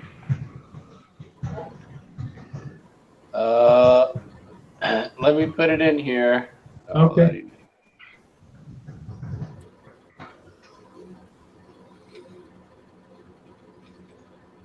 Yeah, actually, they figured if they if they hadn't have screwed around with Garfield, he might have lived. But they kept probing and sticking shit in, and he finally got an infection. If they let the bullet stay where it is. Oh, Alexander Graham Bell. Okay. There we go. All right, cool. If they just left him alone, he would have lived. So. Hi, Teresa. Hey, Coach. Yeah, Coach, if you're looking at picking up women, just hang out in Walmart. They always try to pick up on us. Him in a Walmart, pants down on the crack and all that stuff. Hi, lovies. Hi, baby. And now don't laugh because Jen used to work at a Walmart now. Hi, Teresa. Hi, honey. How are you? Smiling. You look great. You look like a cheerleader tonight. Ooh. Me or Rosie? Or Yeah, no, Tara, you look like a cheerleader. It's like you're, you know. She's got her pigtails going tonight. Yeah. Like a cheerleader. Thanks, Teresa. What's that, baby? Hey, Tara's always cute. Well, Maxine, you're always cute too. Hey, it's Teresa 5950 coming at you. Hey. How you doing, Teresa? What was that? Teresa? I said, how are you, sweets? Oh, but you said Teresa coming at you at 59. No, I'm just reading Paul on the side. Oh, yeah, I don't have that link. Yeah, you got your, you always got your fanboys show up when you come on the chat and stuff. Yeah, I know. Oh, I hope hopefully they'll be nice to me tonight. Well, I'm already 2 beers ahead on you tonight, Teresa. Are you? Oh my gosh, Rosie, are you getting schnockered? Well, I'm thinking about it. You know, it's I'm not supposed to be drinking post-surgery. Cheers.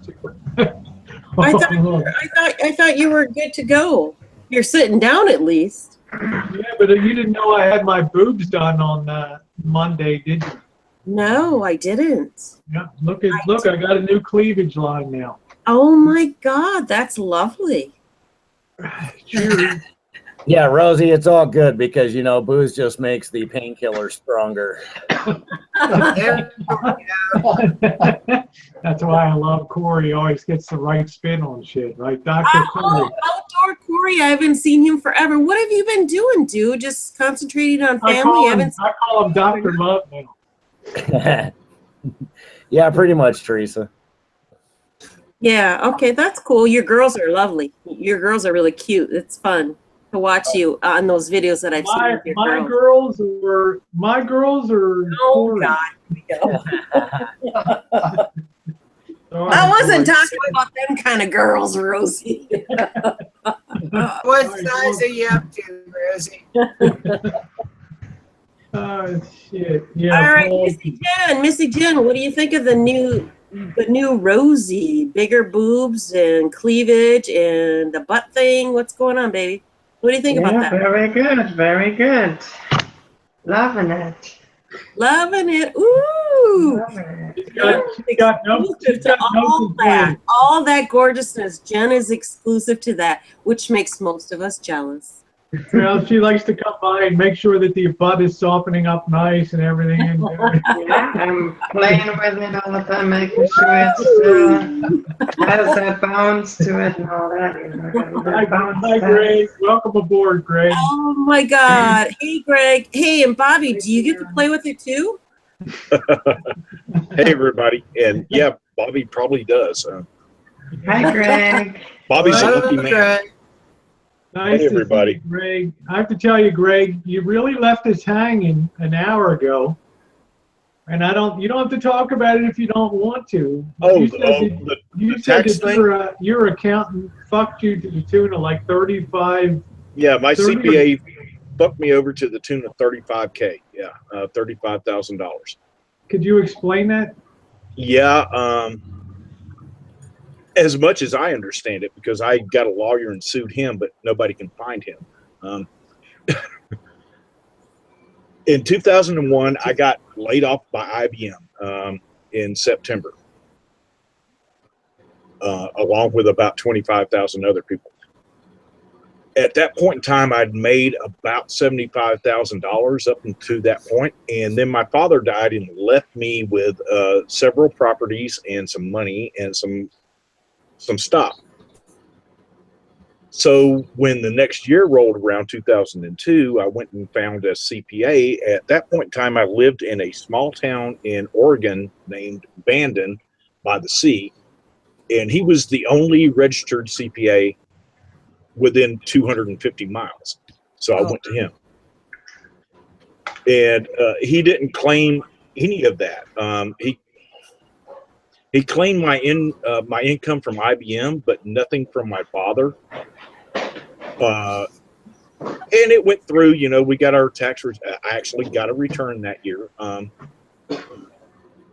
2.5 years later, the IRS garnishes my wages for, you know, the property that my father left me in the money in the. And you know what? To tell you the truth, that I mean, sorry to interrupt, but that makes total sense because once you inherit property, it's always a capital gain. Yeah. Yeah. And so it's he didn't file any capital gain stuff, right? No, he didn't. He didn't file the capital gain stuff, and it's a stepped up basis. Yeah. But yeah, they garnished my wages for 8 years. Holy crap! Until all of that was paid back, and I cannot find this guy to this day to say that, hey, I gave all my information to him. He's the one that filed the taxes. He's the one that made the mistake. Nobody can find him. He's disappeared. Damn. So yeah, 35 grand. Wow, that sucks. That really sucks. But you still have the properties, right? Oh yeah, I still have the properties and the stocks. I just had to pay back the tax. Right. Right. For the income, which I don't understand. It's like, I didn't make this income. My father did. He paid taxes on it already. Why do you get to tax it again? Yeah, exactly. See, that's where capital gain comes in. When you inherit property, or if you sell property, you always have to look at your capital gain because that's what it is. And then there's always the inheritance tax too, which he probably didn't file either. Which yeah. And then the government, when they do file a claim against you, always charges phenomenally a lot of interest and all that. My advice, if you're going to trust your income taxes to anybody, a CPA or anybody else, even H&R Block, do a little research on them. How long have they been in business? Right. Go look at their Better Business Bureau rating.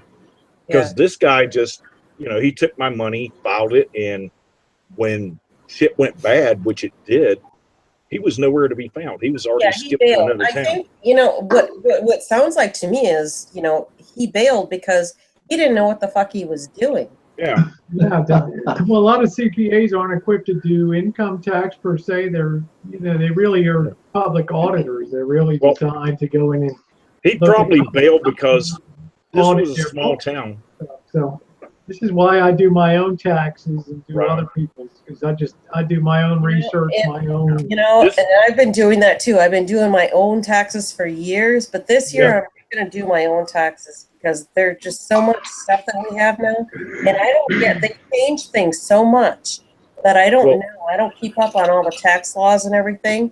Well, so I'm going to go in and have my taxes done, but I'm really apprehensive about doing that because I've always done them myself. I'm most comfortable doing my own. I do Jen's, Bobby's. Yeah, but Rosie, do you keep up on all the tax different, like we have a lot of yeah, I keep up with all that stuff. SA stuff, and I'm not sure about all that. You're reading that 800-page memo that says that this is how the tax laws changed this year.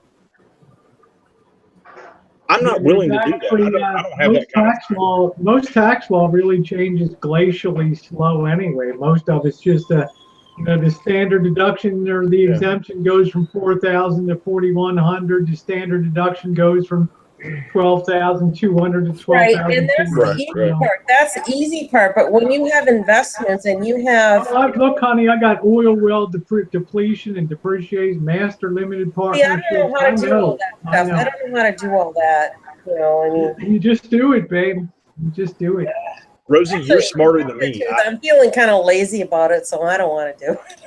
Rosie, you're smarter than me, and you're not as lazy as I am. I would rather pay somebody else to do it, but you have to find the right person. I found that out the hard way. This guy didn't skip town because of what happened to me.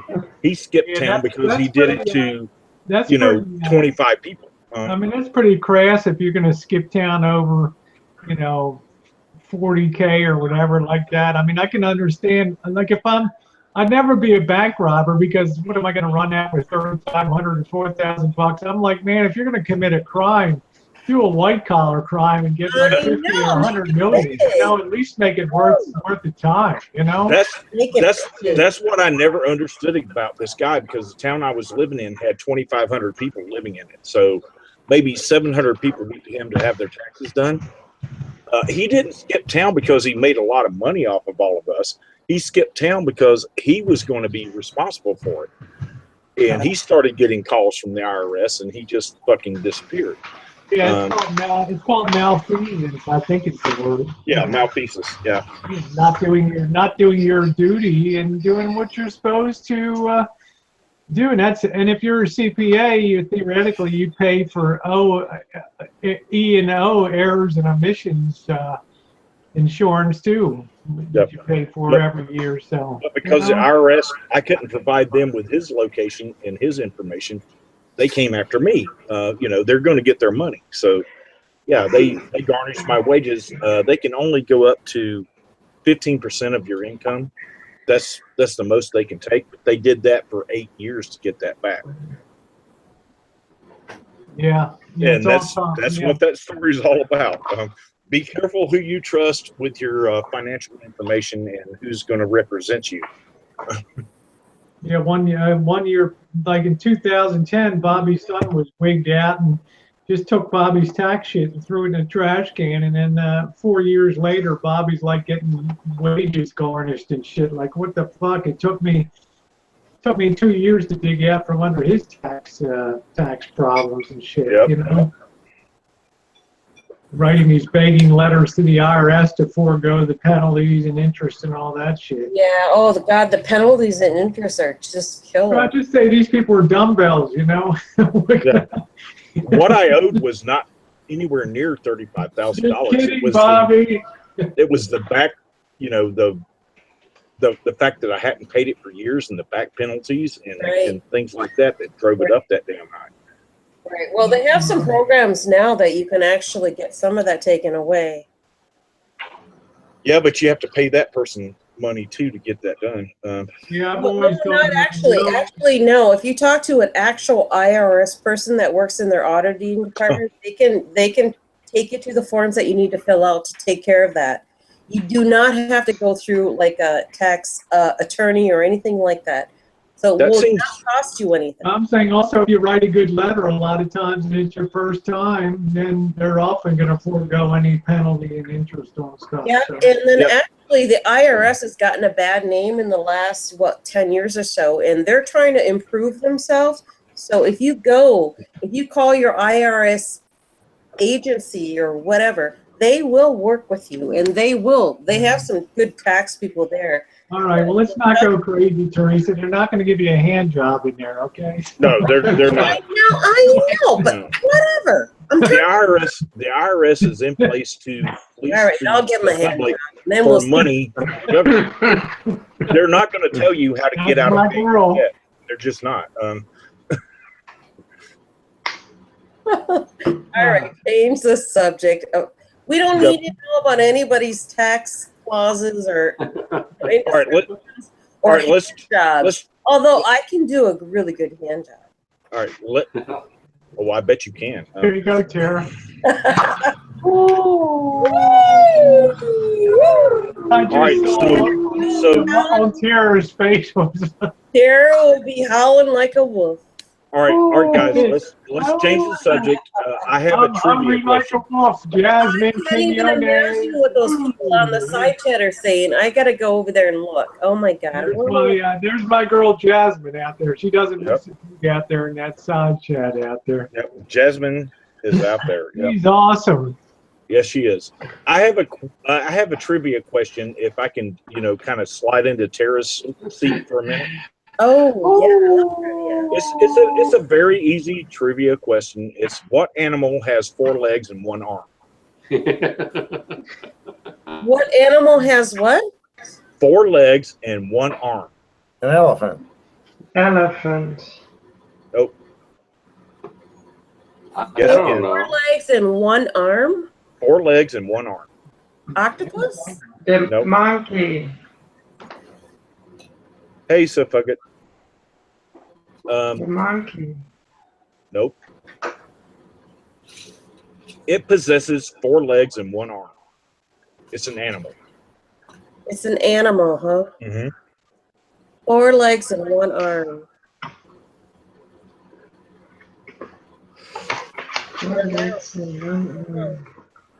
Is it an amphibian kind of? Nope. It's a land-based animal. Land-based animal. Okay, 4 legs, 1 arm. Mm-hmm. Anteater. I'm gonna go with anteater. Nope. Nope, that's not it. Nope. Okay, have no clue. Everybody give up? Yeah. It is a very well-trained attack dog.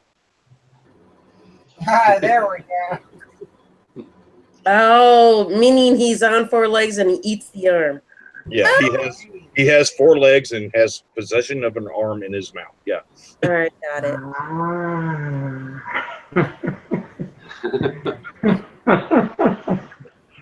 That's funny. See, this is why I let Tara do the questions. Mine are kind of gross. Yeah, there you go. Let Tara do the, the quiz. I gotta stand up. I'll put a trivia question up right now. Yeah, I just got to get off my butt a little bit. What was Fonzie's dog's name? In Happy Days, what was Fonzie's dog name? I didn't even know he had a dog. Did he have a dog? I think he was called Spike, wasn't he? I thought they had a motorcycle. I didn't even know Fonzie had a dog. Okay, I'm gonna go with because Fonzie is sort of like a blasé kind of person. I'm gonna go with. I'm gonna go with Spike. I'll go with Butch. I'm gonna go with Fido. Butch. Okay, there's the answer. Spunky. Oh man, Nice. That's you, Spunky. That kind of makes sense if you were Fonzie, because there's going to be a lot of spunk laying around.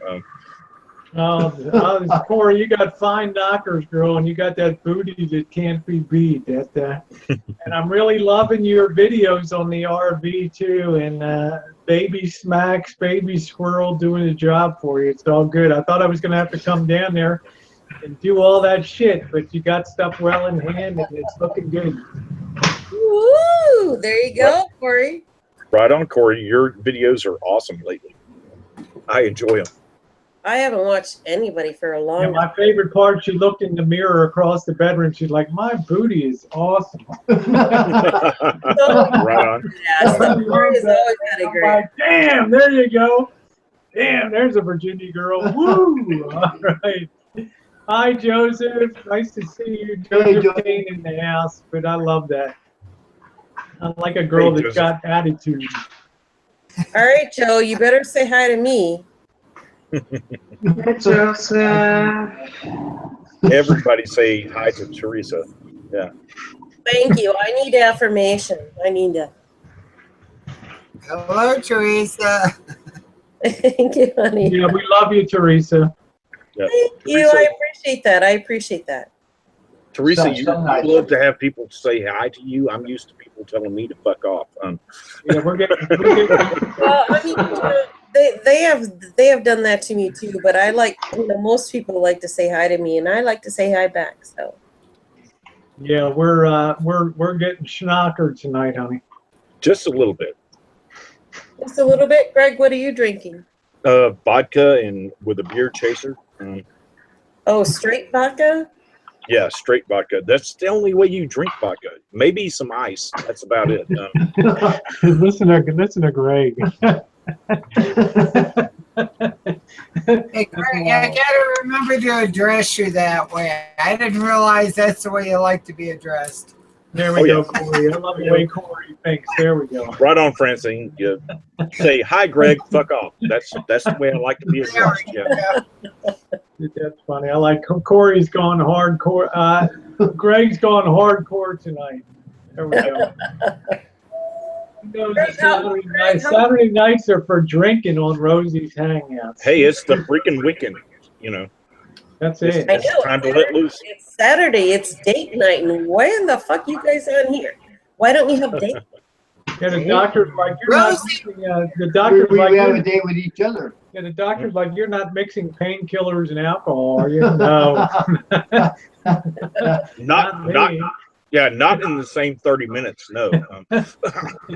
You're not using any salt, are you? No. That would be like, hey, these things that you gave me are so damn weak, of course I'm mixing alcohol with them. Woo-hoo! Woo! Diane Diane Two Two Campers Campers said is in hi, the Corey. house. They had a Diane Two Campers. I love Diane. She's Oh, I do too. She sent us the most beautiful card for. We had to put the dog down last Wednesday. Yeah, that was so sad. She sent an amazing card. Joseph Kane sent us the beautiful flower arrangement. I mean, that was beautiful too. Yeah. I remember that. Sorry, I didn't send anything. You know, a dog's a dog. I mean, these are incredible people that are friends with us. You're We just so feel loved. See how you were guilty. You know, we feel guilty. How do you reciprocate? You just say thank you. You know, that you are wonderful. I sent my thoughts. That's all I did. But I've been there, Rosie, and it's not a fun thing to do. Yeah, it was our second trip. Somebody would send me something.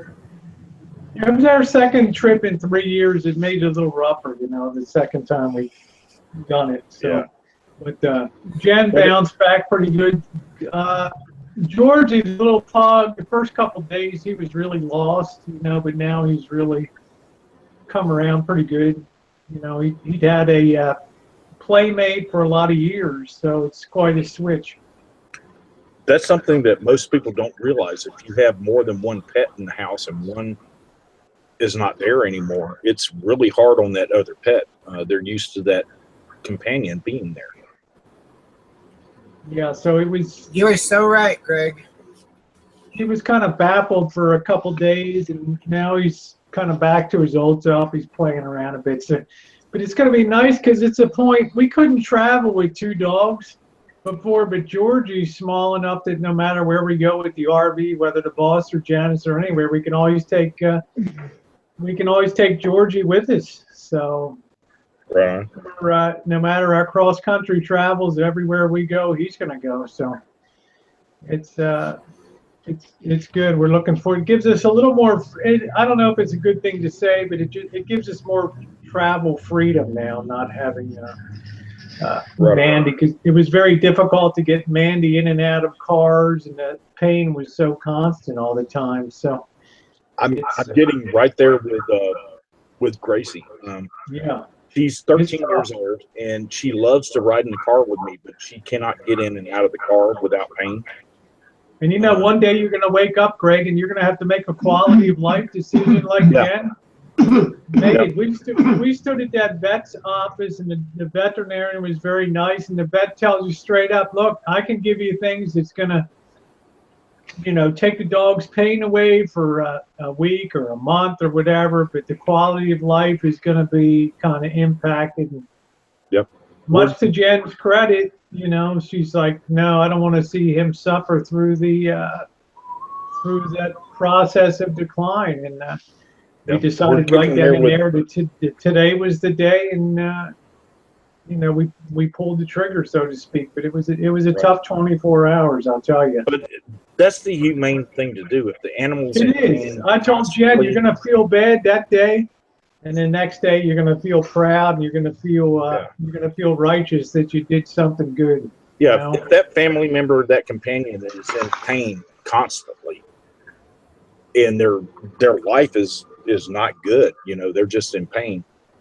Well, we'd be in bed at night, and all of a sudden she just started yelping, you know, like crazy, and there's almost like a leg was caught under or something, and it's just like you're trying to think, what the hell is wrong, you know, and it's like just the pain of just a sudden onset pain, and we knew that, man, that's it, you know.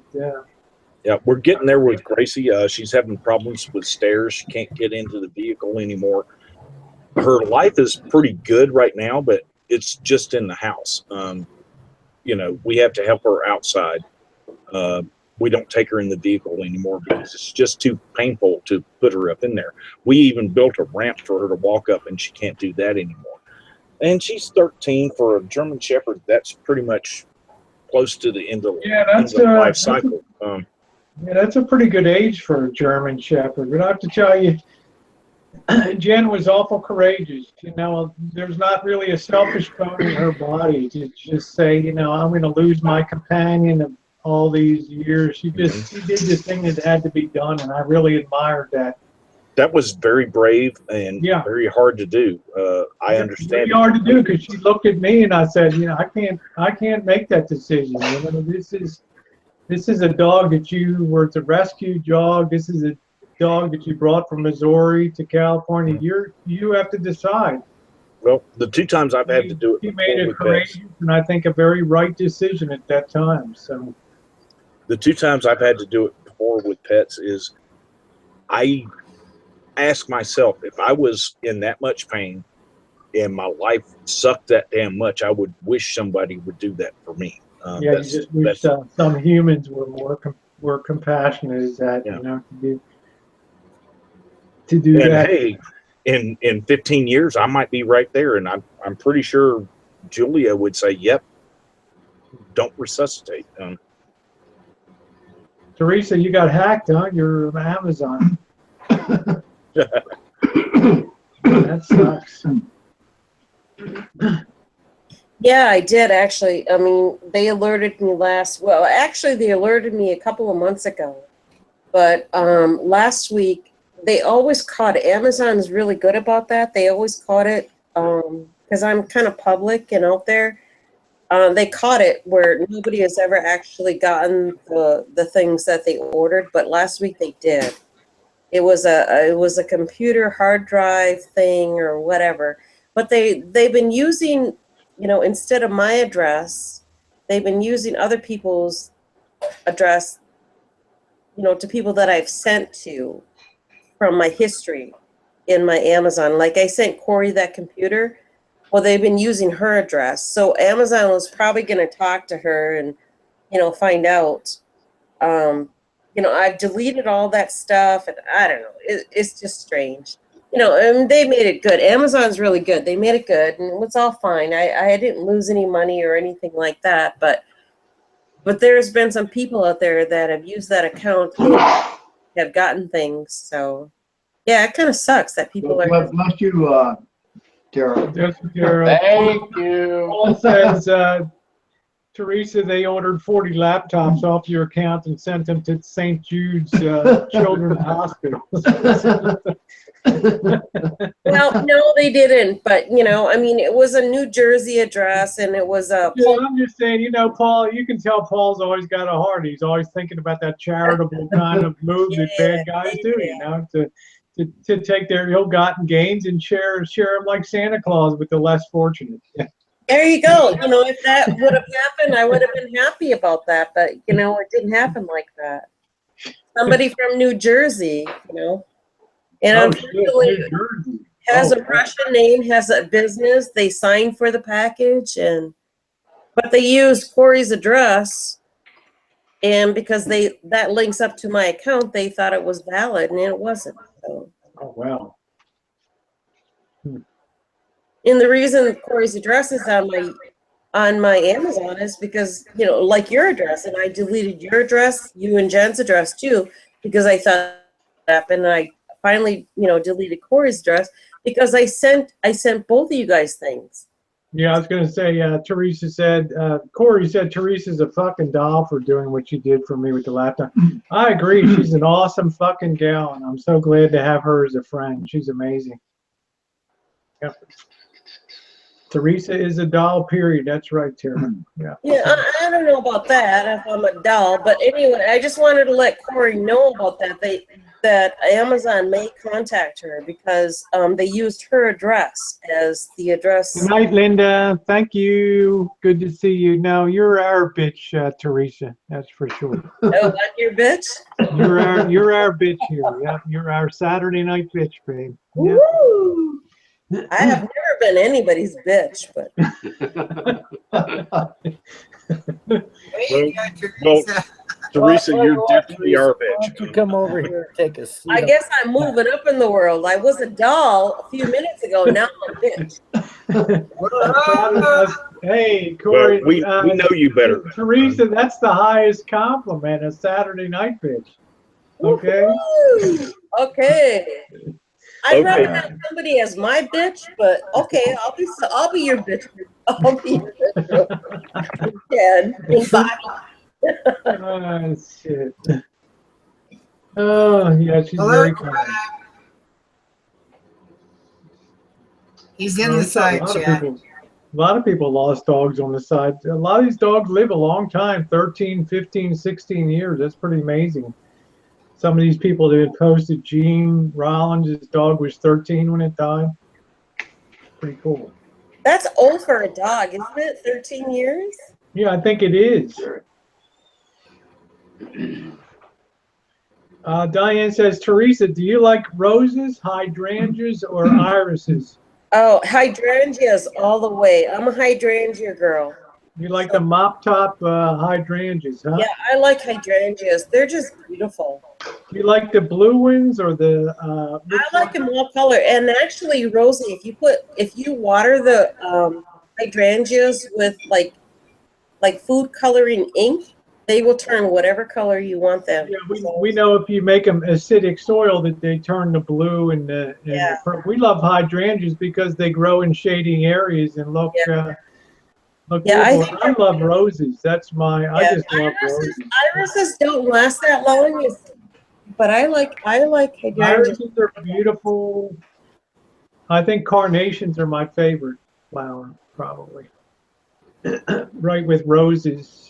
Yeah, magnolias, sweet magnolias, nice too. That just reminds me of the South where I grew up. Magnolias. Yeah, in Kentucky, they had a lot of magnolia there. A lot of Maryland, a lot of magnolias and things, and tulip magnolia trees and all that. Why did I think that you were from Kentucky? Well, my family's from Kentucky and North Carolina originally. Oh, got it. But you grew up in Maryland. Yeah, still a southern state, but certainly not Kentucky or down there. So that's nice, Jon Snow. Shit. Oh, man. Joseph, I'm sorry to hear you had an accident this week at the cemetery. Jeez. Yeah, sorry to hear that. But Sylvia says, you said pussy. I love that. Sorry, it's just. I'm not going to comment on that. Well, you know, people say those kinds of words and they make you giggle. Let's see. No, Corey's on a roll this week. Both Corey's. Oh, I love Corey. Yeah, so we got both of them in here for probably the first time in a year and a half. Both Corey's on here at the same time. Yep. But I'm not seeing my handsome Corey on cam, so that's a bit of a problem tonight. Uh-oh. Maybe later. Maybe later. Oh, man. Oh, my God. Did you gain a lot of weight, Corey, or what's the deal? Oh. No, he still looks good. He was on a couple weeks ago. Show us, baby. Come on. Show us the sugar. He likes to tease. You know that. Look who's talking there, Teresa. I know. I come on sometimes a little bit. All right, Corey, if I show myself, will you show yourself? Maybe later. Oh, okay. I can wait till later. I'll be sexier later. Tara's putting out the welcome wagon. Either way, we all win. So yeah, get on the cam, guys. Tara's nice to everyone. Yeah, I heard Jimmy was back kind of just around the edges of YouTube. I'm sure Secret Stuff is always here. Hello, Secret Stuff. Nice to see you. Getting his bomb-proof shelter ready down there. Hey, Whiskey Rock and Roller, better known as Jimmy Rants. Good to see you here. All right, Jimmy. Oh my God, Jimmy, you should come on, baby. Jimmy, come on in, buddy. Is that Jimmy? Greg? Jump in, Jimmy. Come on. I don't know. I thought Tara was putting out the welcome wagon. Hey, Scotty, you fucker. How are you, Scotty? Weissmuller in the house. Nice Hi, Scotty. Hey, Scotty. Long time no see. We're coming up to, we'll be up to Reno in the third weekend of May, I believe. So I don't even know how to pronounce this person's name. You're gonna be around, and if we can jump in your hot tub, we're all set. Just for meddling. Yeah, I will always take the red pill. Always. Take the red pill instead of the blue pill? Yep. How about not take any pills at all? I tried that. It doesn't work. I don't want to. I train him. I don't want to be the best friend. Yeah, Corey said outdoor Corey's doing a facial right now, and his curlers are setting. Oh my God! Oh my God! Those girls. He's usually not shy. Girls in his house. He's the only man in his house. He's probably, had his nails polished, his toenails done. He's probably had it all, right, Corey? Yeah, I've had it all. Yeah, right now I'm trying to curl these pubes. It takes a while. Well, I don't think your daughter is doing that, but right on, Corey. It takes a lot of time. Your daughter's probably like paint your nails and stuff and have tea parties. You have a lot of tea parties, right? Well, yeah. Well, pardon me, but I don't want a guy that curls his pubic area. I know, that's just weird, isn't it? That's a little too out there for. I know, it's just weird. No, it's awesome. Just make a big old mustache down there. Yeah. There is a fetish out there on curled pubes. Just go to Pornhub and look it up. It's out there. Oh, just shave the shit off. Who cares?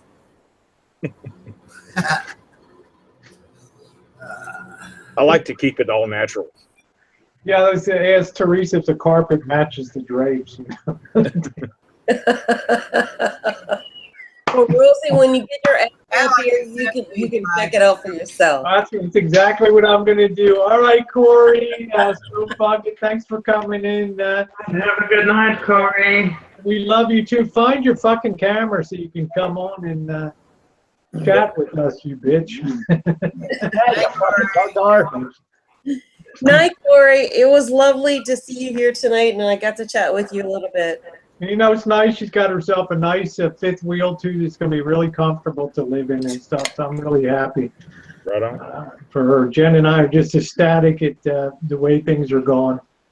That's a really nice. Someone knows tonight. What the fuck is up with that? You just love that cleavage.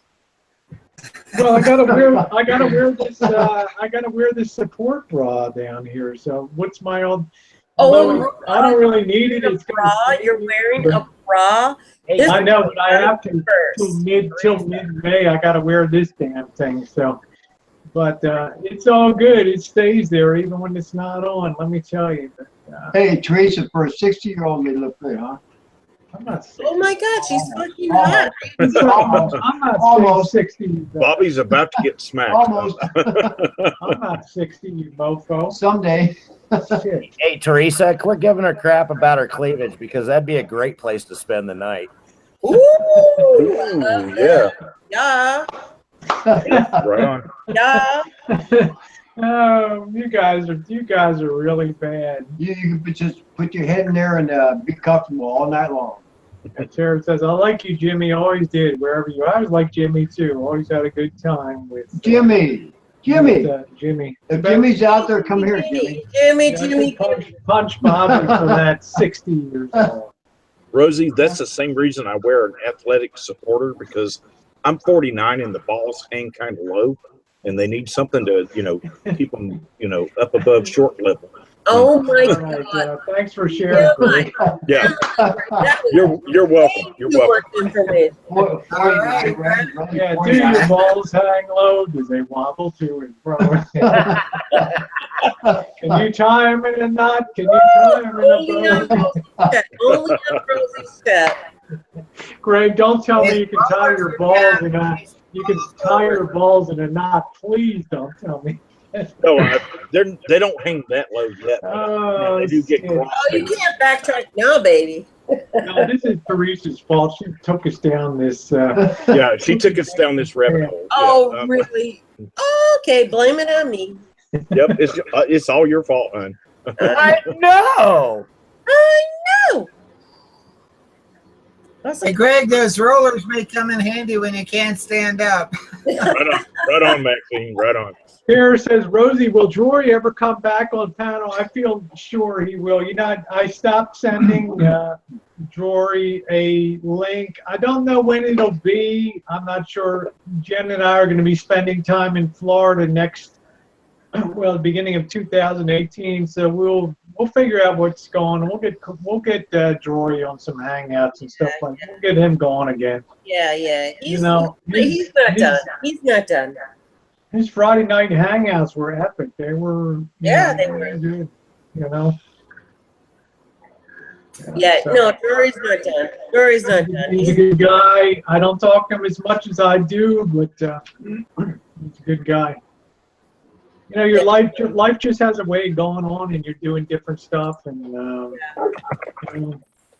yeah. So, yeah, I hope he comes on.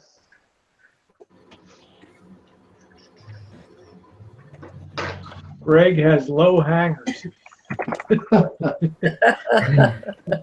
Well, he said it himself. Yeah. Are you lowballing it? Yeah, I'm pretty much lowballing it. If I wear a pair of shorts that are not Bermuda shorts, yeah, you might get a shot of the twins, maybe. Great, because I'm free balling. Yep. Because I roll commando. I roll commando.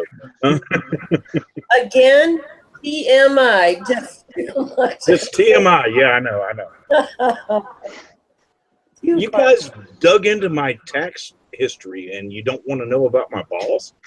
Yeah. I'm kind of curious about them. That's right. We want to know everything. Greg, unencumbered nomad says I could have gone my whole life not knowing that, Greg. Oh, I'm sure. I'm sure everybody out there could have gone their whole life without knowing that. But you know, that's the kind of guy I am. I'm just gonna throw shit out there that Just gonna put it out there, huh? Well, at least I know Greg, now I that gotta ask, Greg, do you shave them? Get closer to your microphone, Corey. No, I do Just not hang shave it them. out there, Greg. Hey, the boss is here. Hey, boss. Hey, hello, All right, boss. Tara, give us another question there. Hey, Tara, lucky you, the boss is here. Yeah, Tara, save us from all this. Well, here's a question for Rosie and Jen. See if you can figure this one out. Okay, go ahead. Does what are or were Tester, Royal, Mark, and Noble? What are or were Tester, Royal, Mark, Noble? Noble. Oh, I know this. This is a Missy, Jen, and Rosie question. I can't answer, so go ahead. No, Teresa, you can answer, Teresa. Go ahead. No, I can't because it's for Rosie and Jen. No, because Tara, you can't be prejudiced. Probably has something to do with alcohol. Yeah, definitely. Yeah. It's something you and Jen are interested in. Yeah, it's when you're making alcohol, that's the different levels of how the alcohol comes out. Wait, I don't know if we should give them. They're probably different proof levels then. Well, we can't give them hints. So go ahead. Chester would probably be 100 proof. That's the way that the Royal Navy, the British used to buy them. No, you're on the wrong subject. Oh, okay. All right. It's not alcohol? Nothing to do with alcohol or making alcohol. Okay. Oh, then I don't know. Tester, Royal, Mark, and Nova. Is it a proof? Is it a proof meter? Would they be hallmarks for something? It has to do with measurements. Proof meter. No. First transgender? I have no clue. Either. I thought it was alcohol related, but it's not. At this point, I have no clue. Even the side chat doesn't have a clue. What it is, sir? Hi, Jan, and help us out, Joshy. It's Old English That's a good coins. question, Tara. I'm at a loss on that. Janet has boobs. Hallmark of something? They're old English coins. Old English coins. All right, ask the question again. What? I'll send RV Debs. Tester. RV Debs can have a link if she shows up on the side chat here. She can have. All right, ask the question again. What are or were? So I think that's the definitive there. Were Tester, Royal, Mark, and Noble. Okay, names of dogs. No? No. No, it's old English coins. Coins. Oh. Which I'd never even heard of. Chester and Noble, and I've heard of shilling and halfpence, but I never heard of Noble and Chester or any of those. So. Same thing here, Rosie. Where's it? Never heard any of them say that. Oh, I heard the Clicker, but I didn't. I heard the Mark before. The Mark. Kara's killing us tonight. I have St. Mark in here, 10 Mark. Okay, so Not so the far. Noble. I know the ruble, but not the Noble. Well, her new question is: in what country was the Mariner's Compass invented? Oh, that was Spain. Portugal. The Netherlands. I've embarrassed myself enough. The Netherlands. Karen's questions have absolutely killed me tonight. Coop, hey, how you doing, Coop? Send Coop a link. And Coop, I gave you a shout out at the beginning. Make sure that's Cooper though. Make sure that's it. I gave you a shout out at the beginning of the hangout tonight. Josh, he says Portugal. Yeah. A lot of I'm these going to have to go with coins, Josh. Yeah. I said Portugal too. I was right. Are you right, Jen? Yeah. Is it Portugal? Is it Portugal. No, it's China. Oh, that was my second answer. Oh, for fuck's sake. Book it. Book it. I want to know who invented that. You know, they went so far out to sea that they couldn't find their way back. Stinking. Like, I have a leaf and a bowl and some water.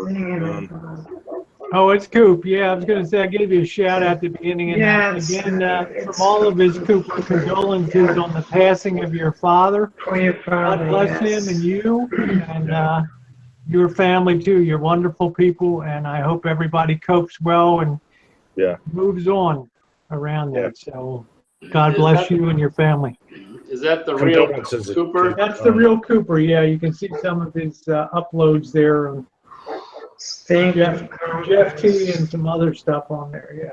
Yeah. Well, Cooper could come on the panel if he wants to. If it's not him and we lose the hangout, oh well. I was going to say the first guy that's like, I can tell the direction by rubbing this needle on this iron and floating it in water. You heretic, you'll burn it to the stake. Black magic. Yeah, boss, I wish I could sit down in the boat or cast a line right now. I don't think I'm going to be able to handle a fishing rod till May. Oh, Vegas Vixen is in the house. Hey, Vegas. I sent her a link. So, hi, Rory. Nice to see you, sweetie. Rory girl. Hi, Rory. Oh my God, Rory's up early. Hey, Rosie, I'm gonna get off. Bobby's used to your 4 a.m. hangout. Yeah. Oh, Rory. Most of the time it's like 4 o'clock in the morning where it's still partying. Thank you, Rory. I'm wearing her eyeshadow too today. I wear it every day. Yeah. Ooh. But she says she loves your new cleavage, and I think we all agree with her that you have very nice cleavage. Thank you. She does a good eyeshadow, I'll tell you that. So. Hey, see Rory in person. Okay, what we'll a be sweet trolling. girl. We'll be trolling. Rosie, I have to ask you a question. Would you ever do Rory? Of course. Yeah. Twice on The Sunday. answer to that, so it wasn't really that much of a question. I do her in a New York minute, of course. Yeah, she's a beautiful woman. Yeah. But you know what? The only thing is, Randy would Question be would I really do pissed. you? Randy would be really pissed. When I do the Teresa girl, huh? No, no, it's gonna take you a lot to get to the Teresa. Rosie, I'm gonna head to bed. Good night, Have a good evening. Maxine. Don't Night, forget Maxine. even if you can't live stream Love it, your make dog, sure girl. you video it. There we go. Hey, night. Thank you for having me, and good night to I Tara. love having you on here. Oh my God, who's naked under the dress? Rosie, you're not wearing. Jen, are you naked under the dress? Always. And are you gonna show us? Jen never wears any underwear at all. I know, me either. I hate underwear. That's gonna have to wait till the after chat. Are you guys gonna? Who's gonna do the after chat? Oh shit. I don't know. I'm all bound up like a turkey at Thanksgiving. There ain't a lot I can do tonight. Ew, that doesn't sound good. I was about to ask Rosie, how bad does that garment really feel? It doesn't. Well, you don't really need it. You don't really need it. What the doctor wants you to do is have everything kind of frozen into position for like 6 weeks, and that way everything's locked in, and right on. you know, you don't really need to wear a bra. Yeah, is it really hard? Are your boobs really hard, Rosie? No, they're not at all. I mean, Jen can tell you there's still some swelling. You can tell the tightness of the skin a little bit, but yeah. As far you know, as the wearing that as far as the bodysuit does not. cleavage line goes and stuff, he did a magnificent job on that, you know, on all that stuff. So Rosie, you know, you've been doing all of these body like enhances. You know, you got the butt done. You got. Sorry about the dog. You got the boobs done. So is there like an ultimate? I mean, are you gonna do something that we should be looking forward to? What? no, that's it. I wanted to just take this winter and early spring and get it done before the heat of summer, and that's it for me. That's all I want. That's all. Okay. Yep. Thank you, Vicki. This is it. This is something I planned for the last year and budgeted for and fit in time-wise and everything else. I was able to take. Well, let's talk budget, Rosie. How much? No, I don't want to tell you on. I don't want to go into that. No, but, we don't want to talk about that on. You get what you pay. You get what you pay for in life. You know. You can go to a cut rate doctor and you can get a cut rate job. You can pay up a little more and get something very, right. You know, something technically. This was a very difficult surgery. This is called a capsulorrhaphy. This is not a simple breast augmentation. You can look at the video I put up this afternoon. It explains the internal stitching that had to be done, the mesh screens and things. It was very different. My pain is about a 4 out of 10, Vicki. It's not bad. Okay, yeah, that's not bad at all. You get what you pay for. Very few surgeons can do this technical surgery. So it wasn't cheap, but it was definitely worth it. Tara is going to get going. It was definitely worth it for us. I'm really happy. Tara's been up since 5 a.m. We love you, Tara. Thanks for coming on, honey.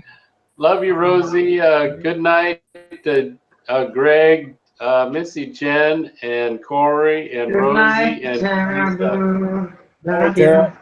Good night. Why am I always last? Love you, Teresa. What is Jen? Chopped liver? I know. Good night, Gene. Hey, we're still going strong. You know, we're gonna have fun tonight. Tara, you're not always last. Sometimes I come in last, but yeah, I'm probably the last one on. Yeah, rub one out. Rosie says Rosie already did Rory in Vegas. You did the side chat. That's why you're always last. Oh, Rob, you're too much over there. I stopped doing side chats years ago. Shit. Hello. I hang on side chats, but I did. Bobby, your psychiatrist is on the line. Uh-oh. Hello, Carlton, your doorman. Well, Rosie, I think everything that you had done. It ain't me calling her. My phone's No, it ain't. Coop, I'm going to send you a link. Let me get this. Let me get this out to you. It'll be there if you want to have it. And Rosie, the butt job was awesome. Yeah, thank you. Turned out great. Yeah, let's not understate that. I think that's the thing that I'm most happy about is that turned out that, and no complications or anything. You know, that's the important thing. Right Yeah, on, you right feeling on. good, Rosie? Hmm? You feeling good? I'm feeling excellent. I'm feeling great. Yep. Okay. And the doctor gave you an okay to drink tonight? I'm sorry, I missed that. Bobby's phone's gone ballistic over here. The doctor gave you an okay to drink tonight? No, doctor said don't drink any alcohol or anything like that. So. But you're That sucks. okay. Oh, okay. Well, I'm not the best patient in the world, Teresa. I'll admit that. So. Right on, Rosie. Yeah, I'm honest. I told you you're not supposed to use salt. She's like, you're not using salt, the physician assistant. I'm like, yeah. You're not drinking, are you? Yeah. Yeah. I said, I'm not going to lie to you. We appreciate that. Thank you. Yep. Try to moderate it. Coop, I sent you a link if you want to come on. Love to see you on the Hangout here. Let's see. Janet's got to get her goddamn thing straightened out so she can come on. Okay, no problem, Coop. I'll be gone for another couple hours at least here tonight. So, all right. I still got my Samsung flip phone. I use it for my alarm in the morning to wake up. I'm pissed I'm not seeing Corey on here tonight. He's hiding out on me.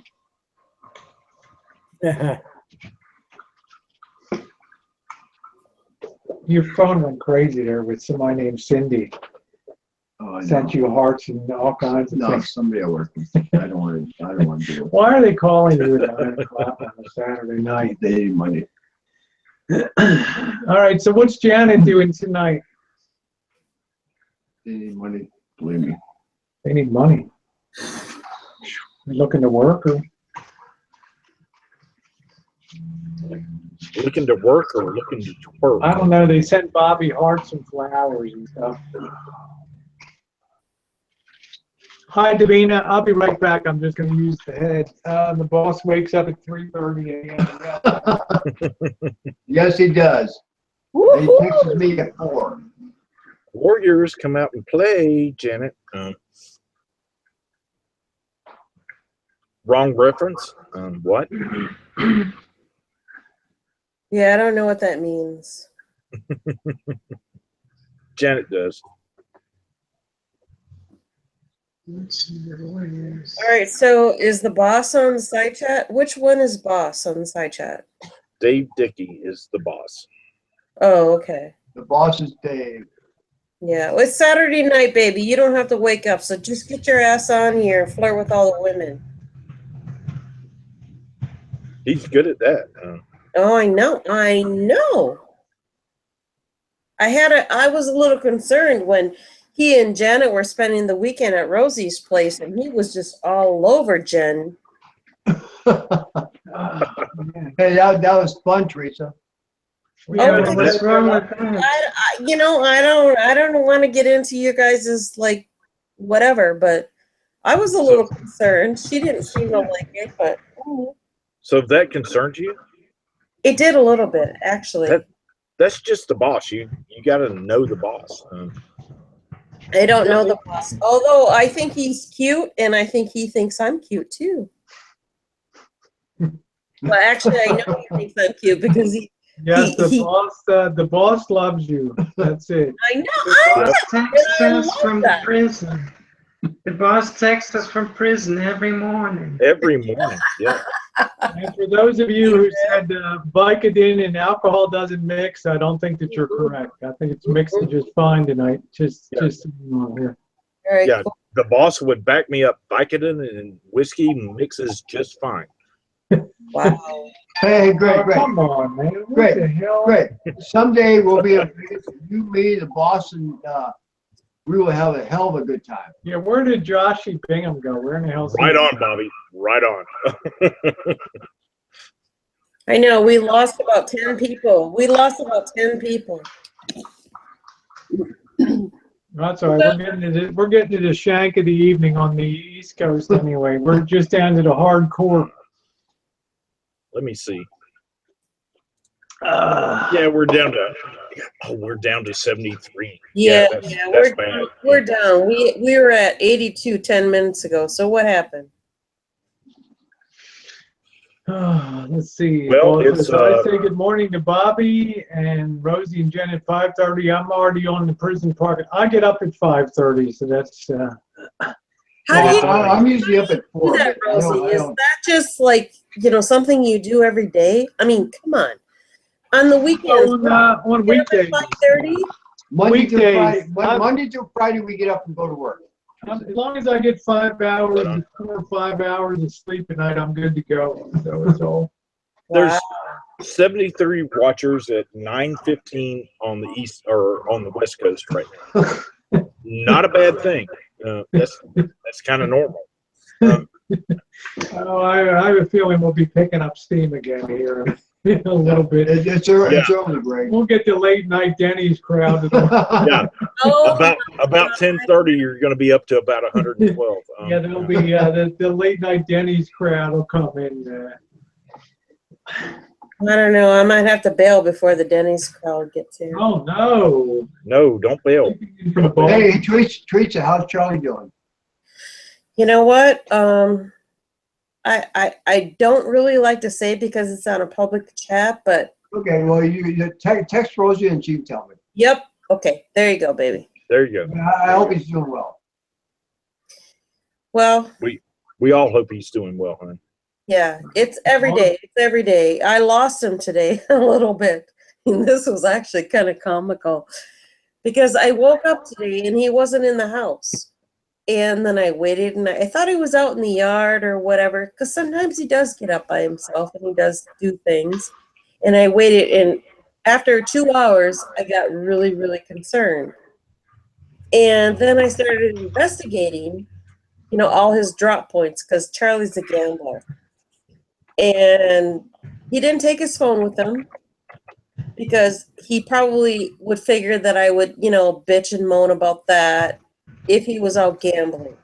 And then I checked all his drop points in the house because he keeps money like in different places. And I figured it out. Okay, I figured it out. He was out gambling. And he has a friend in the neighborhood. And I walked over there and his car was gone. I figured, okay, well, Charlie's out gambling with this dude. And so he came home about, I don't know, I missed him from 10 o'clock this morning until about 5 o'clock in the evening, late afternoon. He comes waltzing in and he's like pissed off. And he's like, I lost $70. And I'm like, you know what? You lost more than that because I can't even believe you did that. Why would you just even go like that and just not tell me where you were and you didn't take your phone? And he's like, Trees, I just need sometimes to just fucking get away from you. And I'm like, it sounds like Jen when she takes me shopping. I got to keep an eye on her because she takes off and fucking leaves me. I just kind of, I'm wandering at the Walmart, Jen. I'm home. I just couldn't take it. I was just relieved that he got home, and I didn't give him too much crap about him going out and gambling. Teresa, sometimes, especially if you're in that kind of condition, you just need to get out on your own. And get the fuck away from everybody else. Just what? I know. We have been so mixed up in his health and doing all kinds of things, and I get it. But at the same time, I have to be concerned if he's away from. Oh yeah, you're still going to be worried the whole damn time. I get that. Yeah. It turned out fine and whatever, But I was like. I do that to Julia. Sometimes I just get in the car and go. Yeah. And I don't come back for 4 or 5 hours. The car and goes. I say, "You gonna come back and pick me up?" She's like, "God gave you 2 strong legs." Call a cab. Yeah. Get your own ass. And I keep forgetting that, you know, Charlie's very sick and he knows that. But he wants to do what he wants to do on his own terms. And I get that too. And I just have to let him. And sometimes you just need some time. Sometimes. Yeah, sometimes you just need some time apart to, you know, figure shit out. Yeah. Yeah. Or if you're not trying to figure shit out, you just need to get away and not think about it for a while. You know. Right. And rub one out, Rosie, you know, fuck you. You know what? That's much reason. There we go, baby. Charlie and I have a really good marriage, and, you know. Yeah, rub. You. Whatever. Everybody loves it. They love a feisty Teresa. Yeah, Rub, I love you, man, but I got to feel for anybody that would spend time with you. I really do. They're fucked. You don't understand. You know, I think they don't understand what it's like to be with somebody who knows they're dying. So. Hey, Teresa. Yeah, Jeff, I sent you a link if you want to come Teresa, on and say, if I was close by, I would take Charlie out and we go play cards and gamble. But I would text you and say, Charlie's with me. It's okay. I don't know if Trent's around or not, but I sent you a link there. So I still didn't get that, Bobby. I'm sorry. I said if I was close to you, I would take Charlie out. We would go gamble, play cards. But I would text you and say, he's okay. He's with me. You just want his money. You know what? I would love that. You know what? And I was actually more pissed about his friend not doing that to me than I was with Charlie.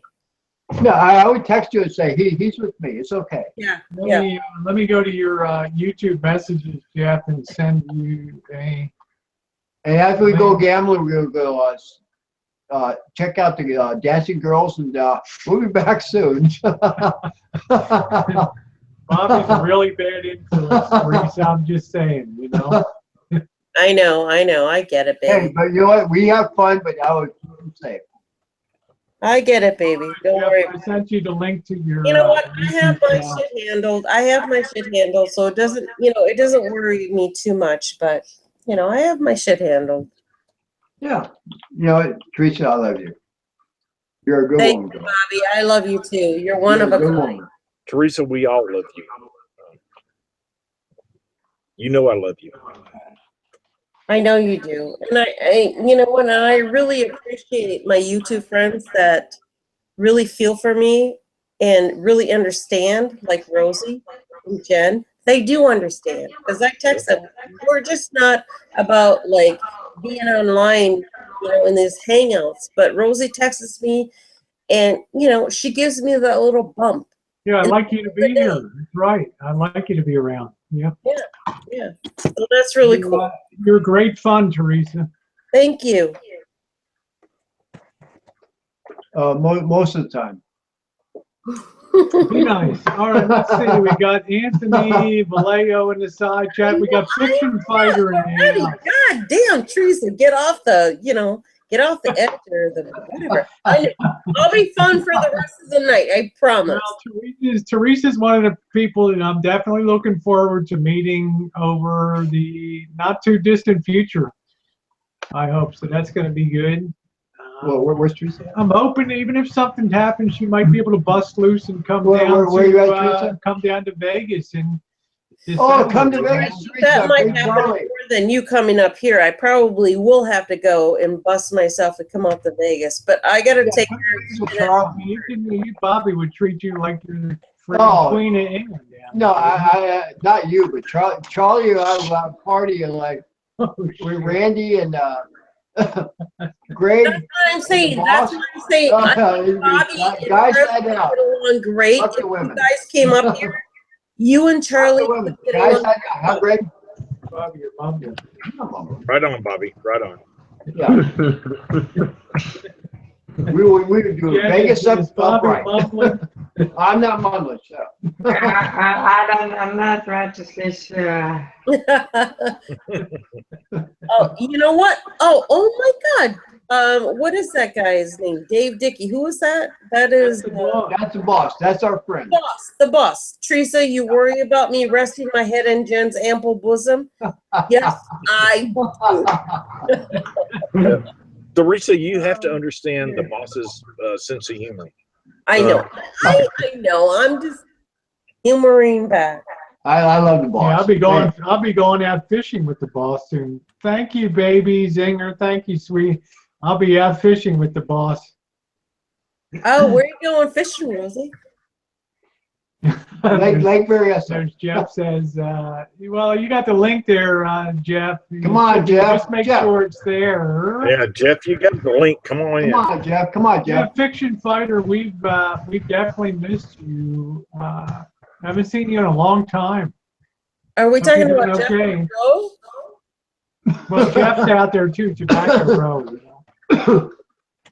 You're giving Jeff T. Rowe a link? Is that what? Of course. Yeah. We love Jeff. I like Jeff. Come on, Jeff. Teresa, I think Jeff is really funny. I mean, I like him. Well, he wasn't real funny last week, but I spoke my piece you know on what? that, and I had it said, so that's it. I don't know. I have to say, I'm a little pissed off at Jeff. I'm a little pissed off at Jeff because, you know, always I advocated Jeff. I love Jeff. His humor, his drunkenness, his just, you know, being out of the, you know, the box. I always love that too. But when he says some strategically things that are just like not going his way, that kind of pissed me off. But, you know, that's okay. I never talked to I just love when he shoots holes in the wall. That's the best thing he ever did. I'm with Jen. I love when Jeff shoots a shotgun in the wall. I love that guy. In his house. I mean, most people, you know, they can't smoke in their house, but Jeff can shoot his fucking shotgun in the house. If Bobby, Rosie, and Jen are not offended by Jeff, I'm all about Jeff. I'm waiting for Jeff to shoot his Chinese toilet one night. Teresa, calm down. Okay. What the hell does that mean? 30 triathletes were sent to the hospital at Lake Berryessa. I have no fucking idea what that means. I have no idea either. Oh, the water was too cold. Really? They're triathletes? Really? Oh my God. Oh, Janet, I'm so sorry you had to look at small dicks. Janet's a brainiac. The water's cold. She probably looked at shrunken dicks, right? Don't you guys think? Best to keep the boss home. Don't take him around with you. I got to be in a fishing boat with him in a couple of weeks. Don't take the boss out to. I'm tired of shit. Yeah, Jeff has I have my mental plan. Come on, Jeff. Come on line, buddy. All right, Corey, what do you think about all the shenanigans that's been going on this evening? I'd like your opinion. Okay. Well, I was just thinking that, you know, if Rosie goes fishing in a boat, she doesn't need to wear a life jacket because those boots. I knew that. I knew that was coming. I knew that. She has those. She can float, huh? It's the only person on the plane that doesn't. Oh yeah, man, those buoys will keep her up. The only person doesn't need a life preserver. Oh, shit. All right, what else, Corey? What else? Is that the real Jeff? He's too coherent to be Jeff on here. Is that that? Actually, Jeff makes sense. I'm pretty simple tonight, Teresa. I've just been listening. And adoring Tara's hairstyle that she had tonight. That was great. Yeah, the pigtails, the little cheerleader thing. Oh, yeah, Tara. Tara left? Tara got up at 5 o'clock to work today. Long ass day to work.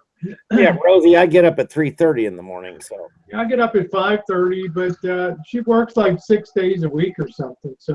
Holy crap! I can't even believe you guys get up that late. What time do you get up, Teresa?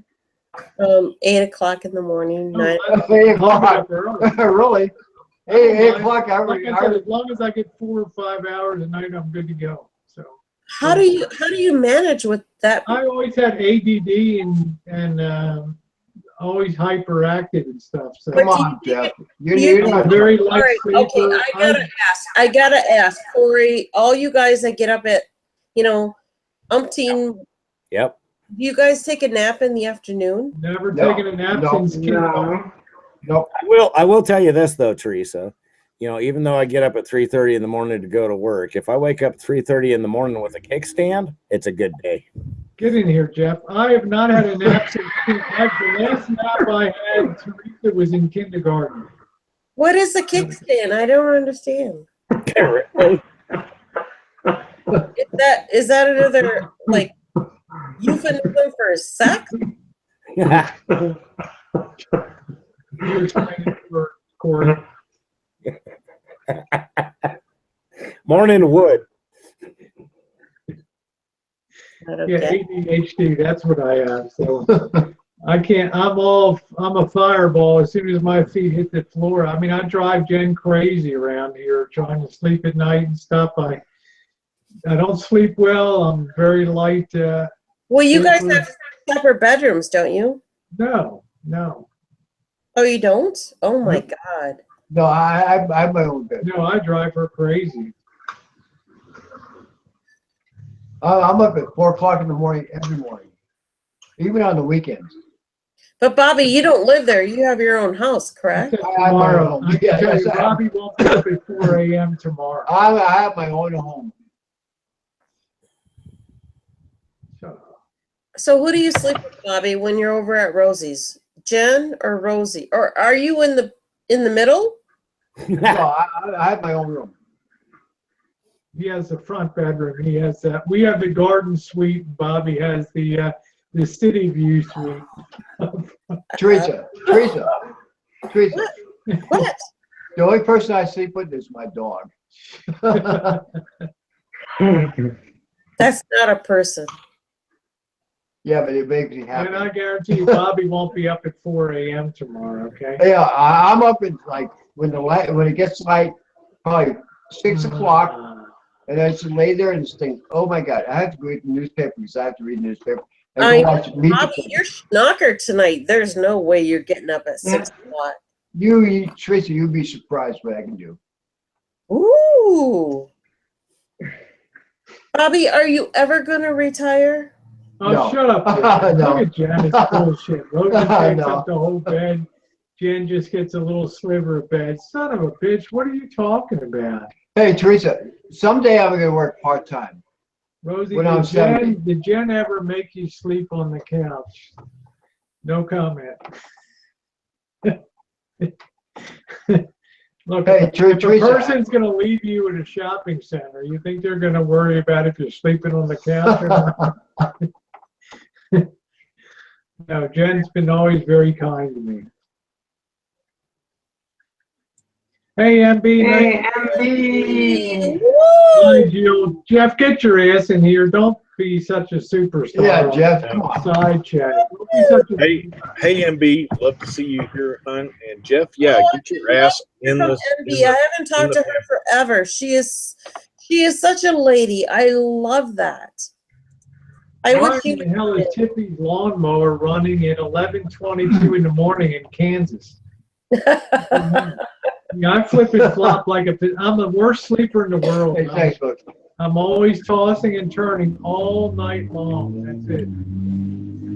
Then I'll tell you, I'm a terrible sleeper at night. Terrible. Kicking fronts and everything.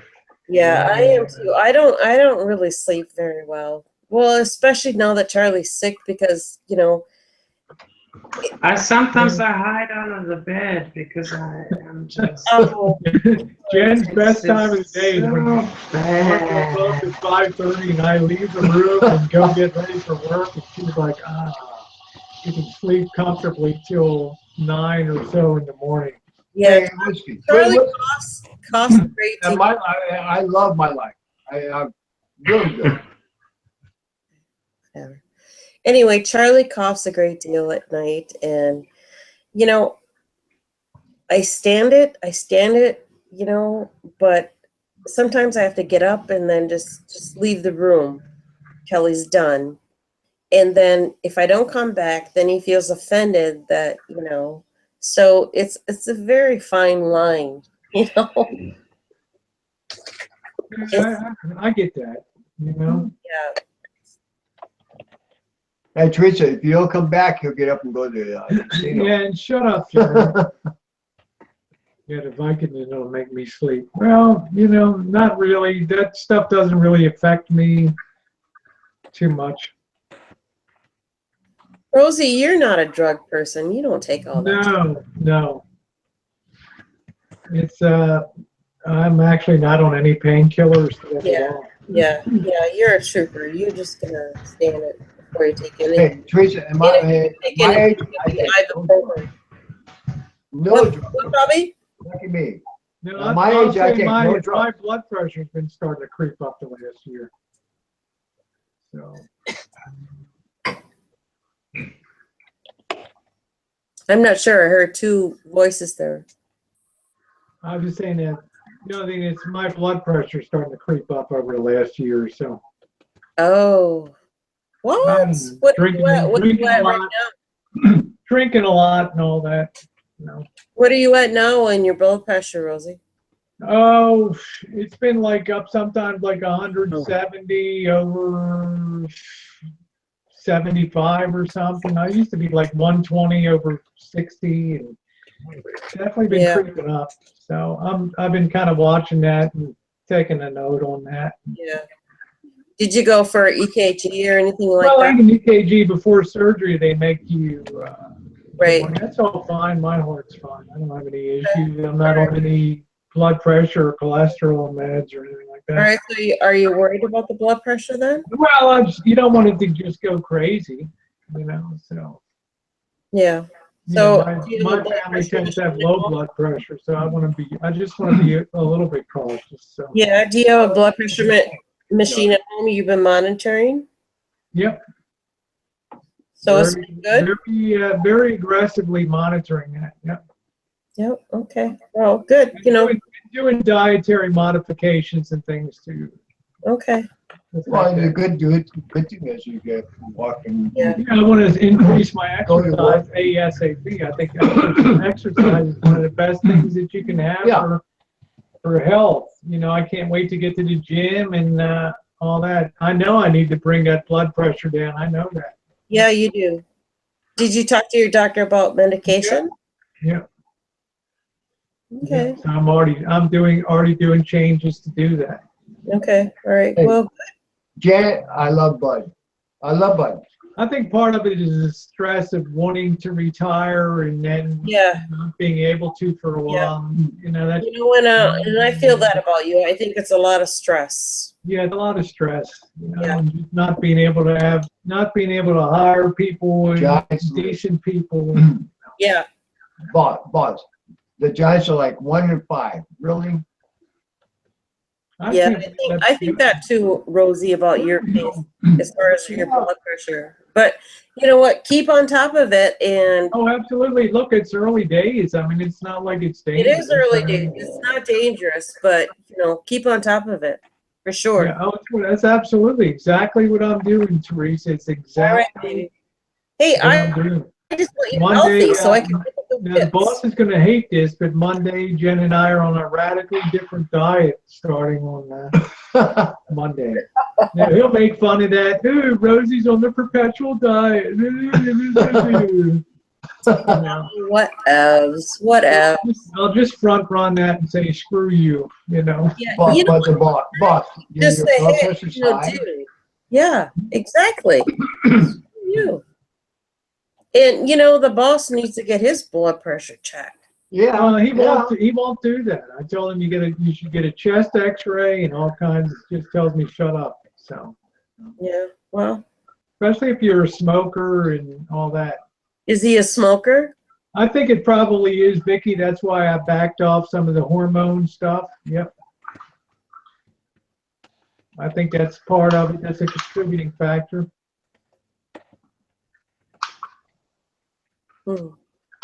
Yeah, the bottom number is the number they care about. That's right. Yeah. The systolic.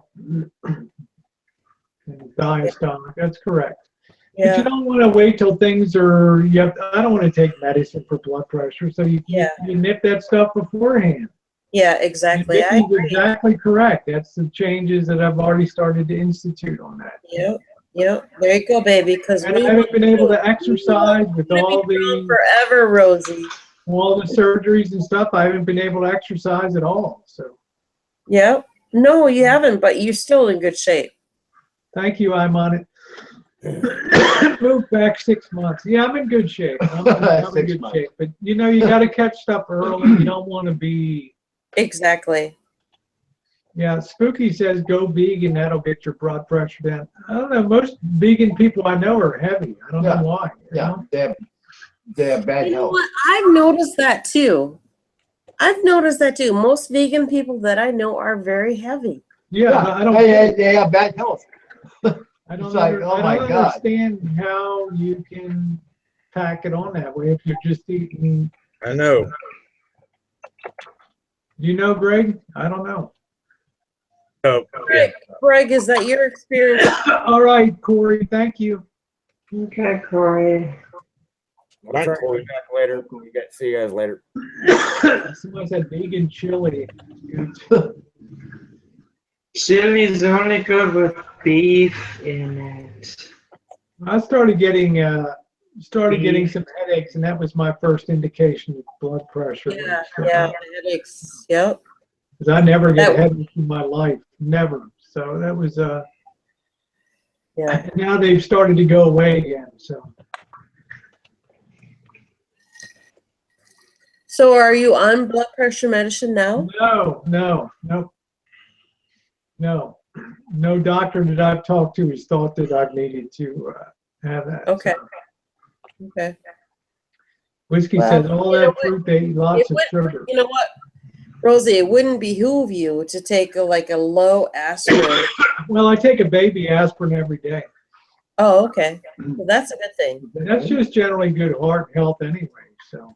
Yeah. My doctor told me that's not a good thing. Well, it's a good thing unless you're a bleeder. I mean, before surgery, I was told don't take any. Well, Rosie doesn't drink a whole lot. You know, she drinks sometimes. You know, I drink once a week on Friday night. Saturday night. Yeah. So a low aspirin. Other than that, I'm not a drinker. The only reason why you wouldn't take is because you drink a lot and then take a low aspirin. That's gonna obviously affect your, you got a cut or whatever. So, yeah, I think, Rosie, you are generally in good health. I'm in outstanding health. Fucking gorgeous. Oh, you're sweet, honey. Thank you. Boss says they checked my blood pressure at the dentist. And what has it been, boss?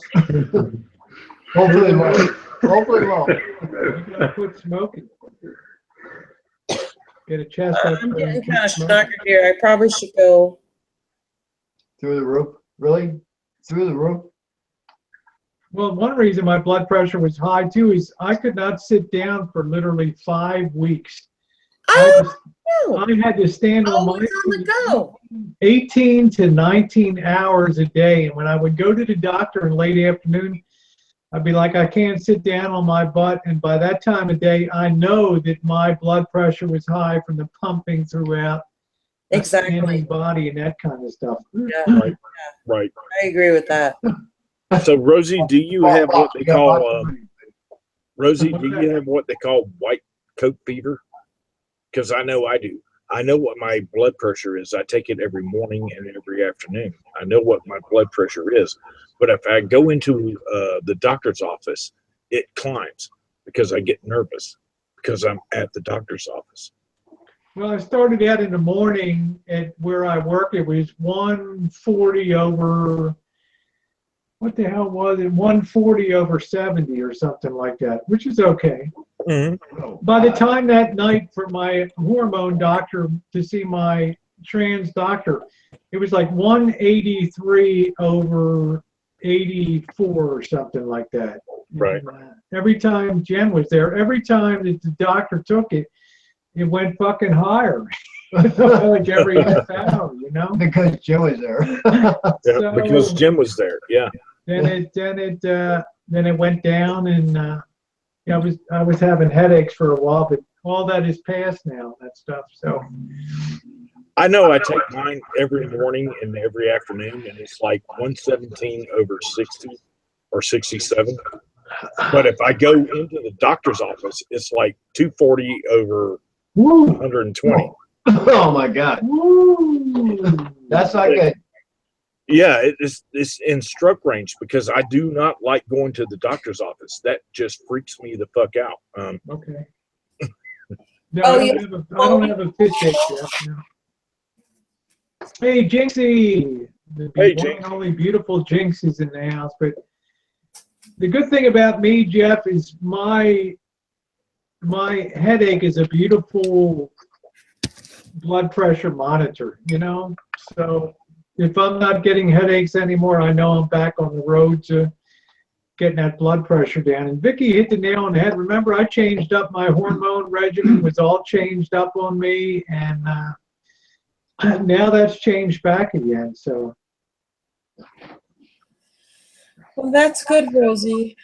I'm taking my blood pressure right now in my little automatic machine. Mhm. Because I always worry about that. You know, I mean, I've been so conscious of. well, I'm really conscious. I never used to be conscious Yeah, of it. different like things that. Oh, okay, my blood pressure is 112/82. Yeah, that second figure's a bit high, but you know. Is that good? Well, the second number is always the return blood pressure is the one that you want to have that as low as possible. Yeah, Right. the second number might be indicating that you have some blockage in your veins. All right, so 82 is not good. It's No, not you want- bad, you know. it's not I bad, had it's- 140/70 is Yeah. probably my normal one. Yeah. It used to be 120/60, something like that. So 120/80 is normal. So 82 is not that bad. It just could be that, you know, the weight, what you're sitting on compresses some things, or, you know, that's not bad. 120/82 is not bad at all. When you get a return of 240/120, that's danger. when you need to work or need to work. Wow, whoever had that? I've had it several times. Not lately. I'd say but in the past. 120/60 is ideal, somewhere 120. All right. Well, the boss says I need sex. What has it done for him? He's I don't know, but he says that's what I need. got super high blood pressure. Hey Tim, how you doing? We hope to have your All right, now I'm at 109/79 after talking to you guys. I relaxed a little bit. All right. So 109/79. Is that good? We hope to have your Marantz out this week, okay? Your stereo. So I'm under the 80, so I can have sex, right? And not have a heart attack or something? You're so cute, Teresa. I know, I don't get it. I don't get it. Whatever. If I'm not having headaches, the thing that's always helped me in life is a very heavy exercise regimen. That's always been the. All right, so I'm concerned about the headaches, Rosie. What is that? Because of your blood pressure? Yeah, that was because of bouts of high blood pressure were coming in, and Oh. you know, I'd had progesterone added to my hormone stuff, and I've now removed that again. So.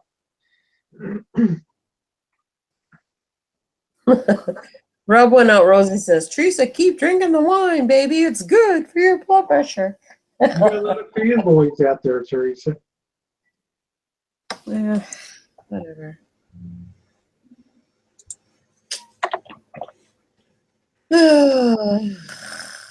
I'm worried about you, Rosie, but you've had so many, like, you had the butt thing going on, and you had, you know, that was invasive. And then you've also had the titty thing going on. That's invasive. So, yeah. So, you know, I'm thinking that, you know, it just has to, like, calmed down, right? Yeah, it's exactly. There's been a lot of stress. There's been surgeries. It was very difficult for me to have 3 hours under local anesthesia with having, you know, what do they call that when you're sucking fat out? And I mean, that was traumatic. You know, when you're wide awake and they're doing liposuction and they're hitting a bone once in a while in areas that haven't been anesthetized properly. That has to suck. I mean, that sucked. I was in tears at one point in that procedure, you know, and it's not perfect, right? And you're just, but you know, I'm not concerned because it's still so within the realm of normal. But for me, it's creeping up to something that I'm not used to. But I've already taken steps to correct that now. Right. So what is your ultimate goal? Are you done now? Yeah, I'm done. Yep, that's it. I wanted to have all this stuff done by springtime, and it's done. Well, what else are you gonna have done? I mean, are you? Nothing. All right, so you're good. Yeah, you're good. Jen and I, maybe a shot of Botox once in a while. That's it. You know. So what is the ultimate plan, Rosie? I'm done. All right. So, I mean, you're beautiful. I mean, you were beautiful before you had all that stuff done, but now you're done for sure. I'm done for sure. Yeah, Vicky says, and Rosie, you don't give your body time to heal. I know. I always want everything done yesterday. And so the doctor would get pissed. Oh, call me if you have a cancellation. You know, I want to get this shit done. That's the way I am. I don't want to. I think most of us are like that. Anything that you want done to your body. Yeah, I want it done now. Yeah. I was lucky, you know, my Brazilian butt lift was originally scheduled for late April, and I'm like, fuck, this was February when I went in for the consultation. And then if you have that done by late April, May, then you're going to be recovering in the heat of 100-degree days and wearing this compression garment, and you are going to be friggin' miserable with that thing. And I'm like, hell no. I'm like, you call me if you get a cancellation. And luckily, something came in advance that 1 month of like March 1st. So almost 7 weeks in advance. So I was so happy. Jeff, come on here, Jeff. Jeff, Come on, Jeff. quit typing in the side chat and come on here. I do need tan. Come on, Jeff. Jeff, but what the hell can I do? We've had like one sunny day in the last 3 months here. Okay. We need Jeff and Jinx on here right now. Yeah, Jeff and Jinx. You know, Rosie, you are very beautiful. Thank you, honey. You're sweet. I'm gonna send. Let me send Jinx a link. So Jeff already has his link. He just wants to be a prick and play out there tonight. Yeah, he wants to be hard to get. Let me send this to Jinx here.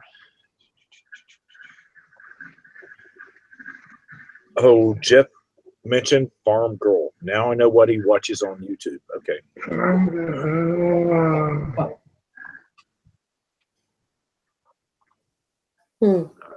Well, she does shoot guns too, just like Rosie. Yep. There are parallels. And she looks great for being 50. Yeah.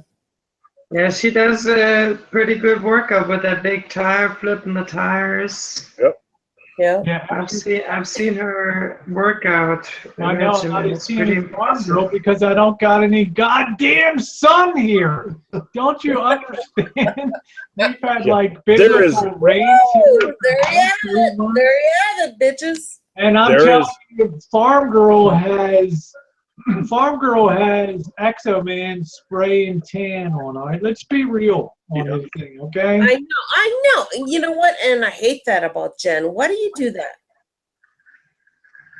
What? Yep. You're right, Rosie. You have no sun in Southern California at all. None. NorCal. Sorry. Jeff, you're not going to be the fucking center. Jesus Christ. No, baby, I'm the center of the attention here. Forget That's right. Teresa is always square center target on Hollywood Squares here. exactly. So Come fuck on, Jeff. you. If You wanna I'm come on here, Jeff, if I'm on here, nobody's going to be picking on you. Well, I might pick on Jeff, you. come on, Jeff. Jeff.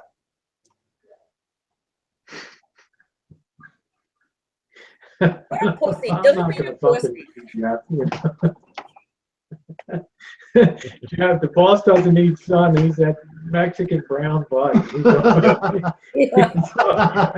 Boss has already got so much sun, he doesn't need it anymore. Yeah, he always likes to show me he's got a smooth brown butt. Jen, are you going to have any more procedures and anything that, you know, with your body? Me? No. Yeah. I can't afford to do have anything done.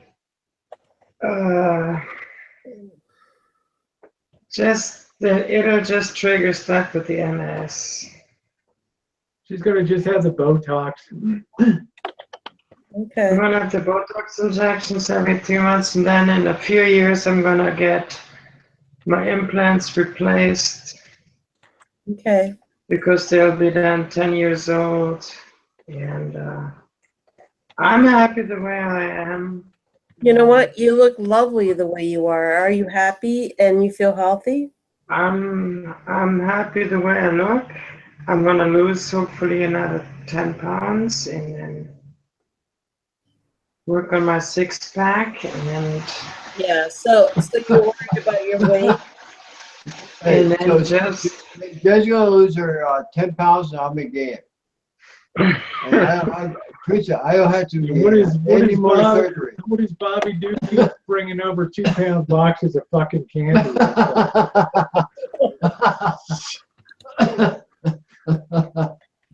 yeah, I'm just gonna do the Botox here on the forehead every 3-4 months or so. You know what? I've been curious about that because I'm getting older. Here, I'm going to show myself. There's only 70 people here. Okay, so I'm going to show myself. Okay. All right, so I was thinking. We love you. Thank you. So I was thinking, oh God, I look ugly. You don't look You're beautiful. You do not look ugly. Yeah, no, I don't have, no, I don't You have. foxy mama. Stop the bullshit. There we go. Shake that muff. There we go. Woo! Yeah. There we go, baby. You know. All right, so I was thinking of getting my eyes done. I was thinking of getting my eyes done, and I was thinking about, you know, I mean, cheeks and. No, you don't have any. Yeah, you look need good, shit. Teresa. Oh my God. Teresa, you look good, baby. I look horrible. No, you don't. My tits are good. My tits are good. I've always had those done, but ew. You look good, honey. You know, you're not wearing any makeup. You look fine. You know? Yeah, you don't need anything done. You don't Teresa, need you're. Teresa. Be proud, girl. Yeah. Teresa, you're your own worst critic. You're the you look ultimate. great. I know. Tell her, Greg. Tell her, Greg. You know, the one thing I do want done is this, like, chin. I think it looks cute without that. No, you're our princess. You know? Yeah, whatever. I don't know. You guys got me on a. Just give us that Joan Crawford shake, baby, and woo! Woo! There we go. There we go. That's what I'm talking about. That's what we're talking about. Oh, shit. I don't know. I deal with that too because, you know, public images is a lot, you know, as far as business is concerned. But, you know, Honey, you're Jeffrey! honey, Jeffrey! you're a beautiful person, Teresa. Yeah, sweetheart, you're gorgeous. Yeah. Own it. Just own Yeah, it. I agree with Greg. Teresa, you look even without my makeup, you guys still Yes. think I'm You come on here, Teresa. You don't have makeup on, and you still look fine, girl. You Yeah. know? Be proud. Hey, Jeff. Jeffrey's Hey, here. is my mic? Ooh, Jeff Hey, T. what's up, Brown Jeff? in the house. Woo! Don't Hey, Jeff. do that. You give me more than I live up to, that's for sure. Hello, Jeff. Is my mic okay? Yeah, your mic's fine. Good to see you. Happy Saturday to you, or should say Sunday Hey, morning. I Jeff, guess. Jeff, stand down. You Teresa, too, Rosie. Teresa, you look beautiful, girl. Really, Cheers, you Rosie. look gorgeous. All right, Bobby. Thank Use the you. bathroom. Just take over, Jeff. I got to use the pot. Ain't taking Hey, over. you know what, Teresa, I don't like women. I mean, last time I was on here, I know I kind of just blew it on all out there and you know, like put all that drama and shit, but I can't even remember a lot of it. So I guess people Yeah. I know it's about, you know, half truth, half lies, and all kinds of made up, just whatever I could do to try and keep I told my wife, I said that in the sidebar. I told my wife tonight, she knows about all you guys and what goes on, but she don't do this shit, you know. She's got her Facebook thing that, and her Fitbit, like we talked about, but she does family. She don't, my daughter don't even watch videos. She only reads. She's like, Dad, I don't know how you watch those fucking videos. I just read. If they can't fucking write it, I don't want to fucking hear it. So she can't stand this, you know. Well, Jeff, I will give you big props about not shooting a gun off in the room when your wife or your daughter's in the room. Oh yeah. Well, I did a hangout just a little while ago from my wife's house. I mean, it's a whole different world. I can't just jump in here from that world, you know, into putting on my character of Jefferson. Hell yeah, you can. You can. You just don't like to. Absolutely, you can, Jeff. I mean, when me and my wife sit down, Where the fuck have you been? And what the fuck have you been doing? Me and my wife sit down and we talk about it, and my daughter too. I mean, they know that there's me on YouTube, which is totally shit doesn't happen in a house, you know, in her house.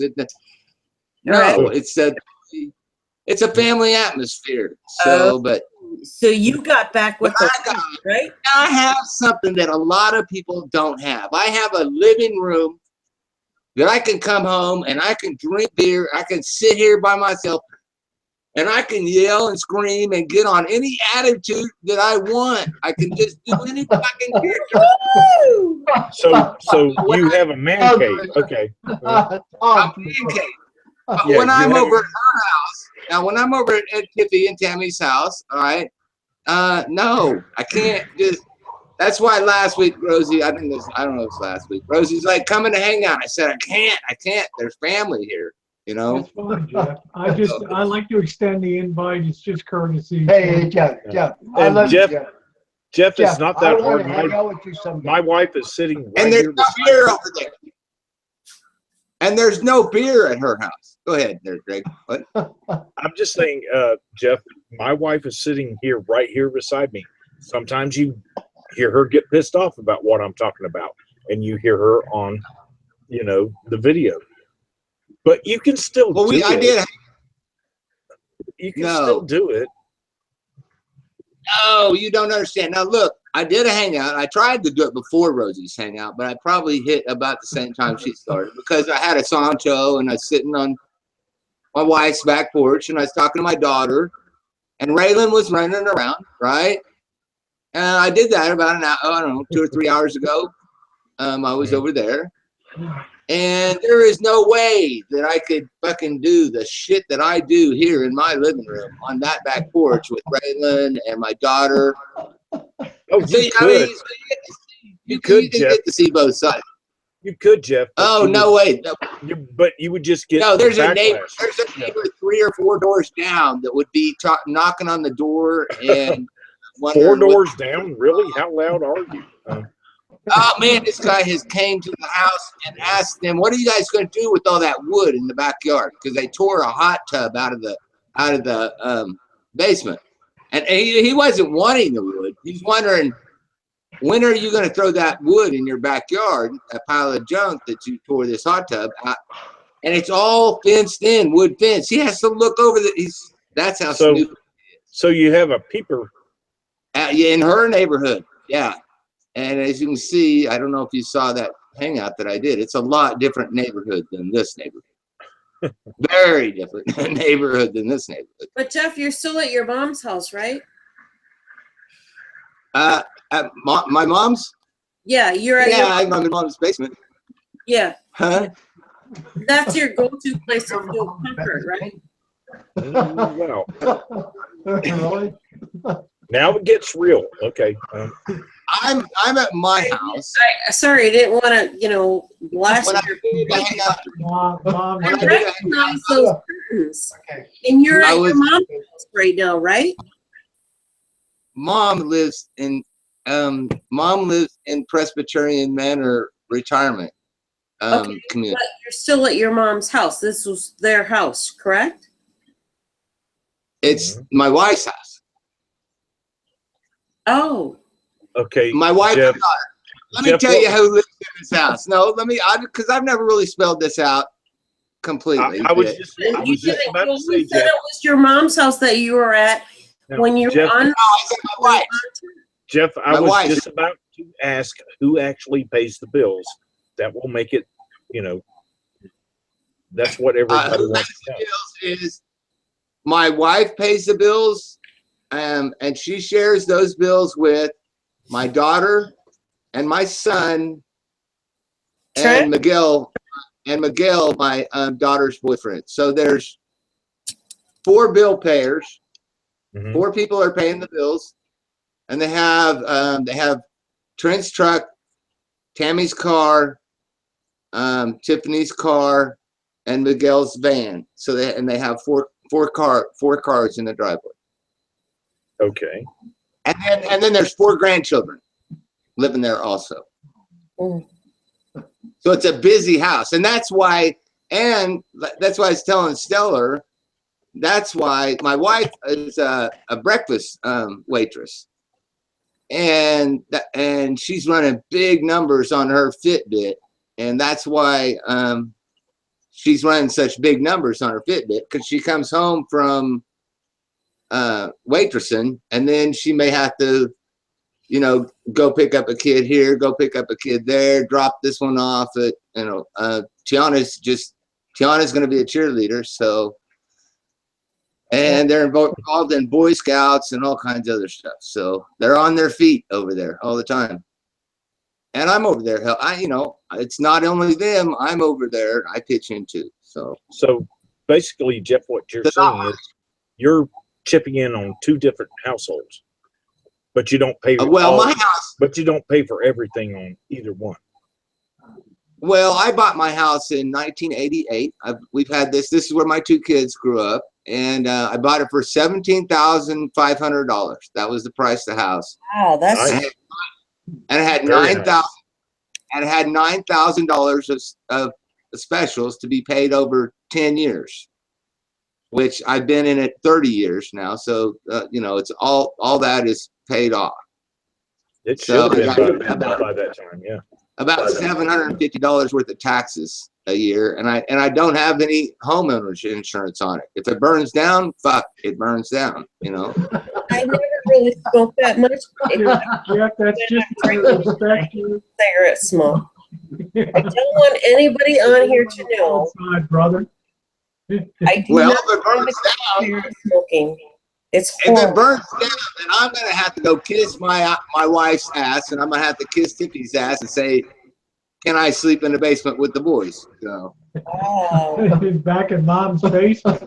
I'll probably be like, oh my God. I'll be like, fuck all that YouTube shit. I'm gonna be playing Xbox all day long.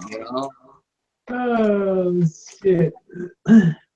All right, Greg, I have to ask you this. I mean, there was some other, indications of other people on the side chat that, in fact, Martha Canary said, after that gay bashing hangout, why is this dumb shit Von fucking Stain making words on panel like nothing ever happened?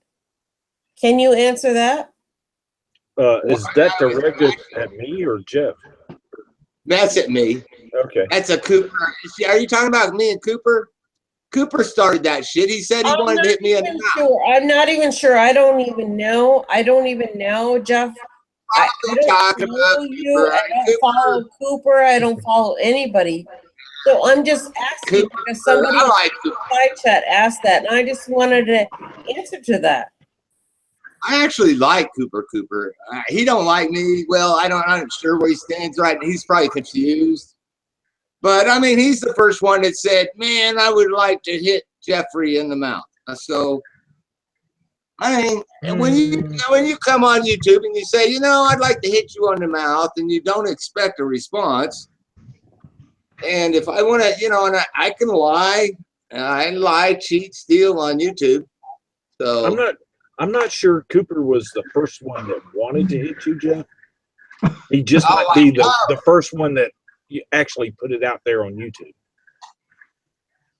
Right, he's the first one that actually would, and he was the first one that I've seen in a long time. You know, some white person that would, you know, kind of lean towards bigotry, harassing black people, and I'm like, I'm going to use this. You know, not that I think he's a bigot or anything, but I'm like, I'm going to exaggerate it and make myself, you know, all riled up. You know, exaggerate. Because you said that, here's what you are, and then throw that back at him. Wait a minute, Jeff. Are you talking about Cooper saying things about black people?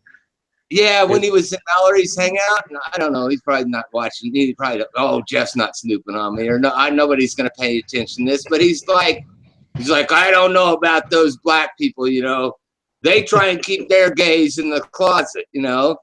And I'm like, oh, you fucker, you just gave me ammunition because now I've decided that you hate black people. And then I'm just going to run with that. I mean, it's not true. It's just YouTube bullshit, you know. But if you want to make something exciting, then you're going to have to take, you know. But Jeff, take hot dogs and turn them into, you know, T-bone steak. Shit. But Jeff, aren't you the person that I need to ask you this. I need to ask you this question. Are you against black people in America? Oh my God! Come on, don't you watch my videos? No, just ask. Just answer the question. Most of us don't watch your videos, Jeff. We just don't. Are you against black people in America? Just answer yes or no. Well, I think if I was, I'd probably be thrown out of my family. So. Okay. Because I have so many. I mean, I have so many black people in my family. I'm asking you, are you against transitional gay persons in America? Am I against them? What do you mean against them? I'm not. Do you believe? No, I think I have a good answer. I think I have a good answer to that. I don't think it's any of my business. I really don't think it's any of my business. I have no problem associating with not only, I mean, lesbians, gays, whether they're Harley riding, you know, Harley riding, gymnastic or gym teacher gays, or they're long hair tranny. I don't have any problem. Long hair tranny, yeah. Because what they do is none of my business. I really feel like it's none of my fucking business. That's what I think. Jeff, you put out a video, you know, putting down anybody that was bisexual or gay. You did. You know you did. And he's also a racist. I think I didn't erase it. It's private. Just saying. Just a racist. I haven't gone back and looked at it, and I don't really want it hanging around on that channel. But I mean, that's the shit that we used to do on YouTube. And I'm just used to who's we? Who's we, Jeff? Well, go back. You know who Vlogger Puppet is? Yeah. Go back through all those puppets are actually based on real YouTubers. Yeah. You know that? Yeah, so what? Look through all of those people. That's we. That's we. Pretty much. But pretty much, you know, wherever he's hanging out, I'm probably hanging around there too. It doesn't matter. It doesn't matter. But we're asking you, Jeff. You're on this channel right now, Jeff. How do you actually feel about bisexual people, homosexual people, transgender people? How do you actually feel? Are you asking Jeff or are you asking Theron? I'm asking you. Well, I am on YouTube, and on YouTube, I'm Jefferson T. Rowe. And like I told you, I feel like it's none of my business. Well, first off, you're not on as Jefferson T. Rowe anymore. You've changed your channel. When I'm off of YouTube. Huh? You changed your channel. I've never changed my name. I've never changed. Here's what I'm getting. I've never Here's what I'm getting, Jeff. Here's what I'm getting. You Except for change some trolling. you change your persona to whatever is, you know, indicative of whatever issue is going on. And on YouTube, I can change my persona. Exactly. Yeah, you In can. an instant. You own that channel. You can change it. Go crazy on somebody right now, or I could sit here and talk to you like a normal person. I could go crazy on you right now because it's YouTube, or I could sit here and talk to you like a normal person because it's YouTube. I do whatever I want. But in my own life, I mean, and Theron, myself, and my wife and family and friends, I can't do that. I can't. I can only do that to you. I can't do that to them because you're on YouTube. They're Rosie, not. You were so a friend of Rosie for a long time, on her chats for a long time, and then can you do that to her? I think I did a pretty good job of it. So, Jeff, I understand what you're saying. Don't attack your family. I get that. No, But I don't you- want you to attack my family. If But- you can but attack you- my wife. But you did that to But my I will family. attack back. I will attack back probably, and I might even throw my daughter on here and have her attack back at you. Okay, I'm not gonna No, involve I any of mean, my family members. Shot the But Jeff, shotgun. Please Jeff. don't bring family in, please. Yeah, do not bring family I into know, it. I know. Well, Rosie, if you go back and look at the videos of my daughter, Stick to your own ideology and what you think about, you know, the transgender community or black and white. I mean, you have been, you know, ridiculed and in persecution because you have said some really, really volatile things about the transgender community, about, you know, gay community, and about, you know, the black and white community. So where's your stance on that? We want to know. well, it depends on them. It does depend. Jeff flips back and forth all the damn time. Well, it does. It depends on what they're saying about me at the time that I'm saying something about them. It depends on what they're saying about me. If they're saying, well, you know, if I met Jeff in a bar and I heard him say that, I'd just go over there and hit him in the mouth, then there's a challenge. Oh, so it's all about you, Jeff, not about the cause. Is that what you're saying? Yeah, that's why we're on YouTube. We're all on here to show our character, whatever our character. Okay. I just needed some clarification there. That's, you know, you answered that. Fine. Yeah, I'm not a advocate, you know, for LGBT community. I'm not here to try and, you know, forward their cause. I'm not trying to backwards their cause. I'm not trying to forwards their cause. Okay. Like I said, their cause is none of my fucking business. It really isn't. Jeffrey. We get it. We get it, Jeff. Good answer. But you know, their cause between a positive and a negative may be a place for my playground. Okay. It's like when I take my granddaughter Raylan, who is Teresa, a black girl, if you don't know that, When I take her to the playground. That's why I have some issue with you. And you also know I have a son-in-law, a black guy in prison. Exactly. Right? And I know that about you too. Honest, Dad. At the same time that you're advocating them, you're advocating against them, you know, by some of the statements that you have said. So I'm just concerned, and I was just asking, where the fuck did you stay? I'm not sure. I'm not sure if that was how, you know, that's within that character of Jefferson T. Rowe, which is a thing on YouTube.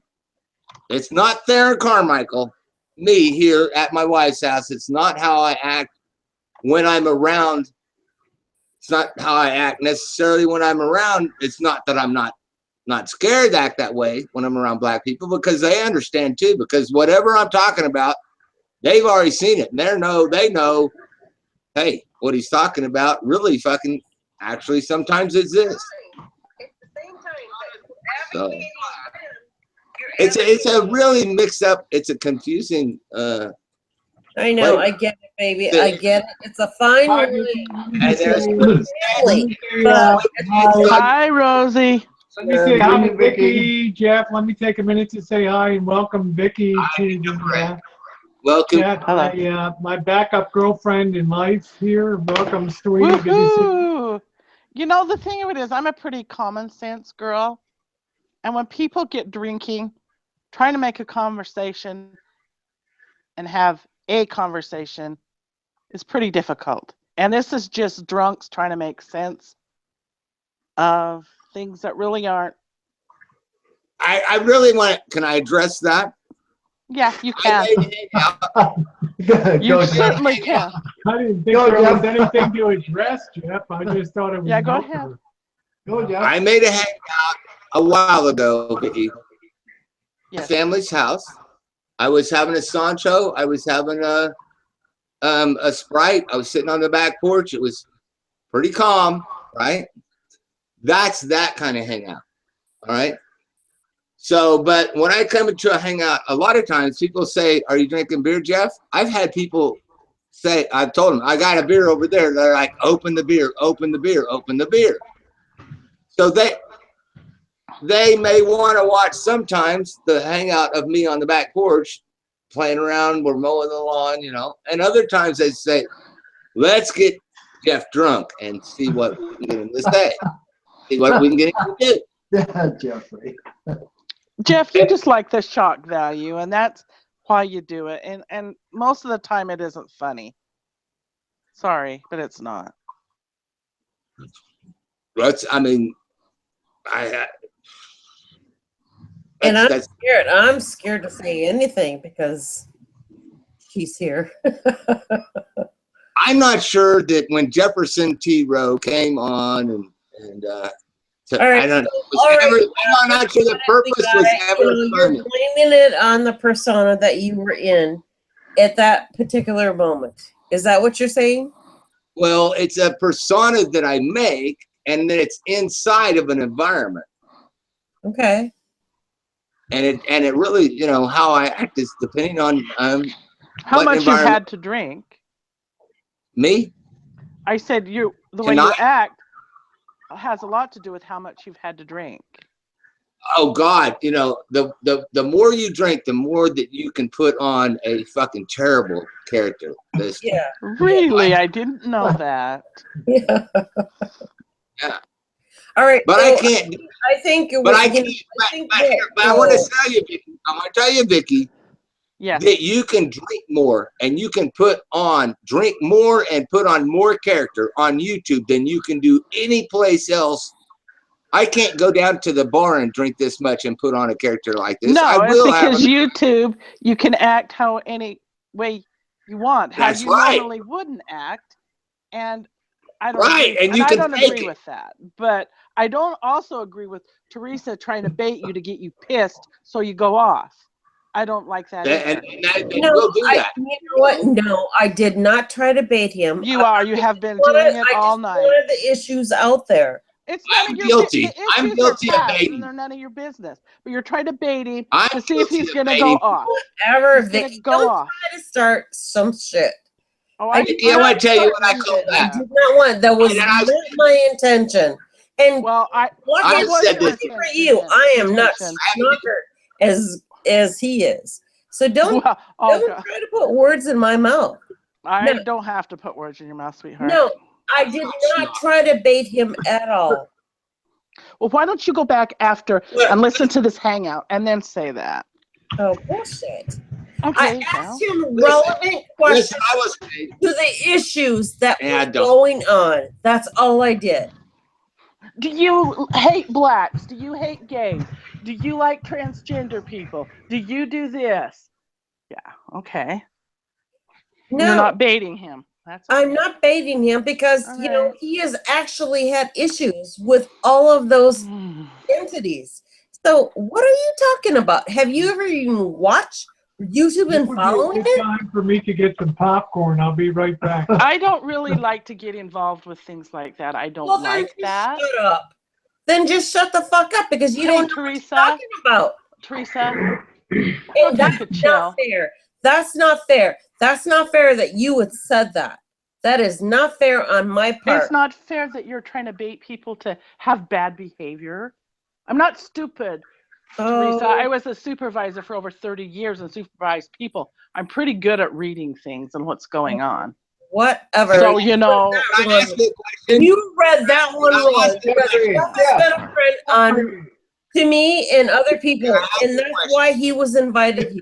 Jeffrey. To find out what was going on. I just don't want to hear you go off on people. Shut up, girl.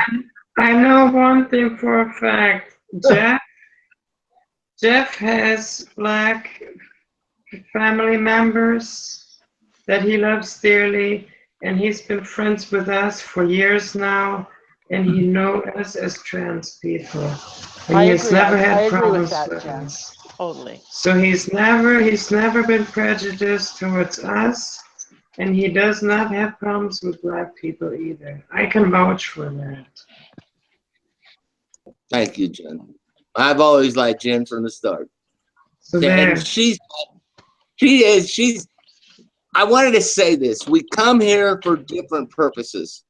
And that might be one of the purposes that Jen comes here for, is to look over us and make a really, you know, general opinion. I'm sure that if you ask her about the bad side of Jeff, she could probably tell you about that too.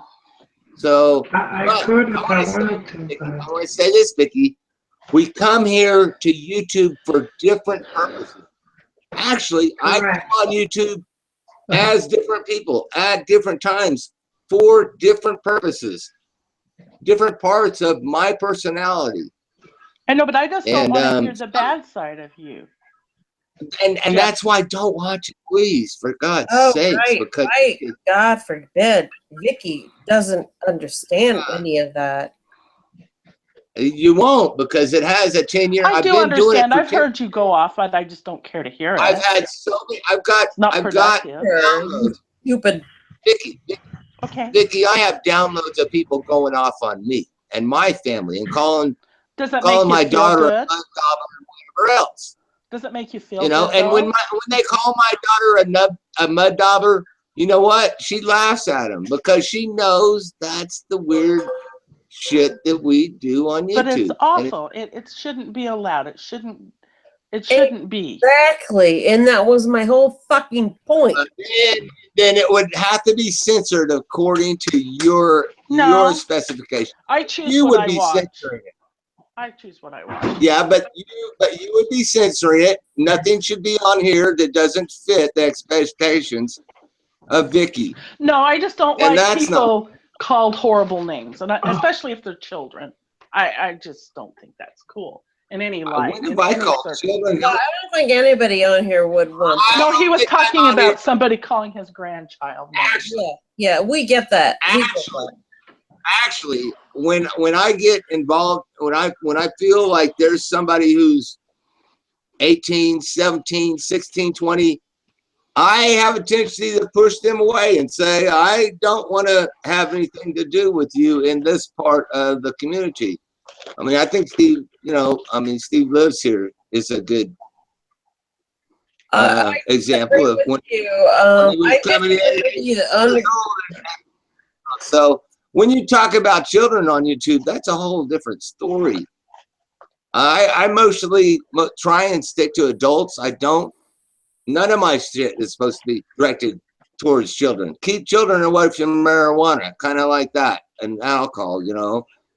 Right. Keep them away from Jeff on YouTube too. Right. There you go. But I'm sorry, I'll push my Solar on side chat. He says, Teresa, you have no moral ascendancy. Zip it. You know what? That's not true.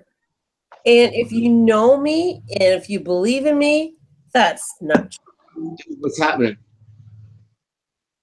Is that my $20? That's 8. No, I put 10 of it in my gas tank. No, Tammy gave me a $20 bill. I know. I agree with Charles Smith. Fuck, Teresa. You ever stop talking, go to bed, and close the room. You know what? I am at this point because I'm just tired of it. Say hello to Rosie. Yeah, Rosie. All right, guys. All right, I'm out. Okay. Rosie. God, Russell. Hello to Charlie. Your shoulder. All right, but Jeff, I have to say one more thing for you. I don't agree with your persona.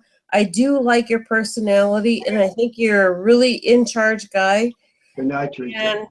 And I want to see more of you on YouTube. I really do. But at the same time, I don't agree with it, but I like it. So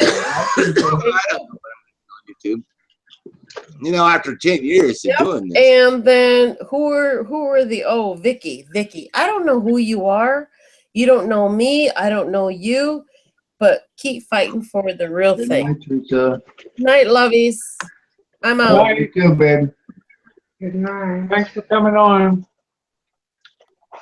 I only got 3 years. Good. Far out. Trent's gonna let me keep my last 3 beers. Joe, run down the bar and get their 12-pack.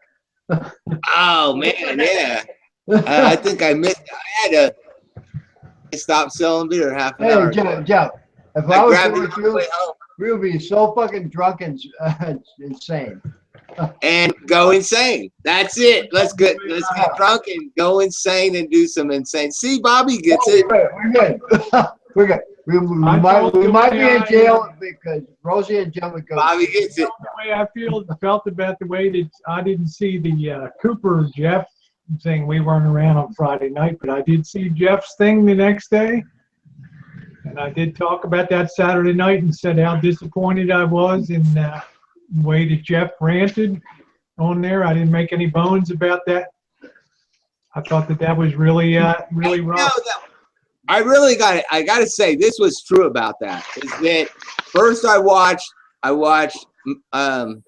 Cooper on Mallory talk about hitting me in the mouth and whatever, and then I asked him to come on and hang out and talk about it. I haven't reviewed it, but I'm pretty sure I know everything we're talking about.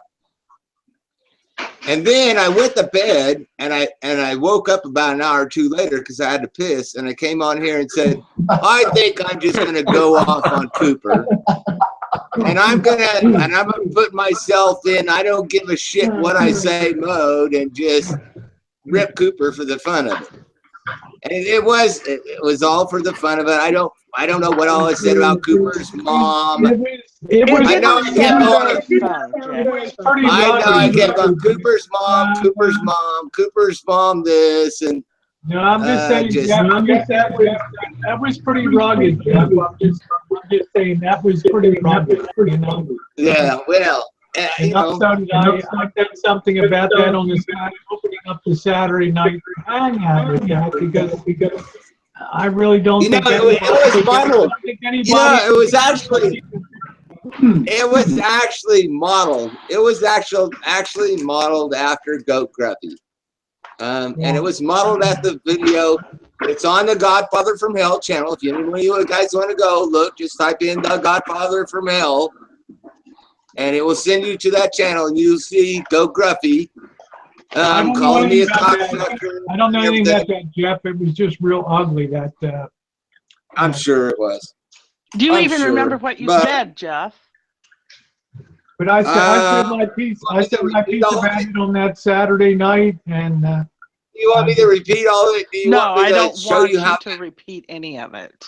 Okay, well, yes, I do remember because, like I said, it was based off of Craig's video of what he had said to my daughter. I just remember how Craig attacked me. Now let's go attack. Cooper in the same way that Craig attacked my daughter, using a lot of the same words, the same voice, the same. It's modeled at that. Go look at the video and see if No, that's thank you. modeled after that video. But Cooper's a good person. He didn't deserve that. He didn't deserve that, except that he shouldn't go around telling people that he'd like to hit them in the mouth. Which is what he shouldn't be talking about black people the way he was talking about black people. So he's got no place to judge black people. And so what he thinks about the black community, I mean, he should just keep his mouth shut. But I recognize the right to come on here on YouTube and say whatever you want. So Hey now. hey, Hey now, Joshy, how Josh. are you, Joshy? I'm Words of wisdom from the Josh. words of wisdom for the day. Buy a word a day calendar. Really I used to expanded my have one of those that vocabulary. had really nice thoughts on it too. Yeah. But I'd kind of like one that says, I don't know if "Fuck you had to sit. you. This day's fucked up. Can we start this day over?" Maybe one like that. Oh, there's a word for that. That's why I didn't leave you a tune. A couple. How are you, Joshy? You know, I'm doing okay. Yeah. Oh, Just okay. I'm gonna take. My son Trent just walked in the door about, Hi, when he Trent. said hi. I got to take a. Say hi, Trent. Hi, Rosie. Hi, Hi, everyone. Trent. Nice to see you. Hi, Trent. How you doing, Rosie? Haven't seen you in a while. Trent's a good boy. Sometimes. You can't act like I can act, can you? No. You see me go off and do crazy. He can't do crazy shit. Like he'll help me by doing the camera stuff, but no, what I do, he can't do it.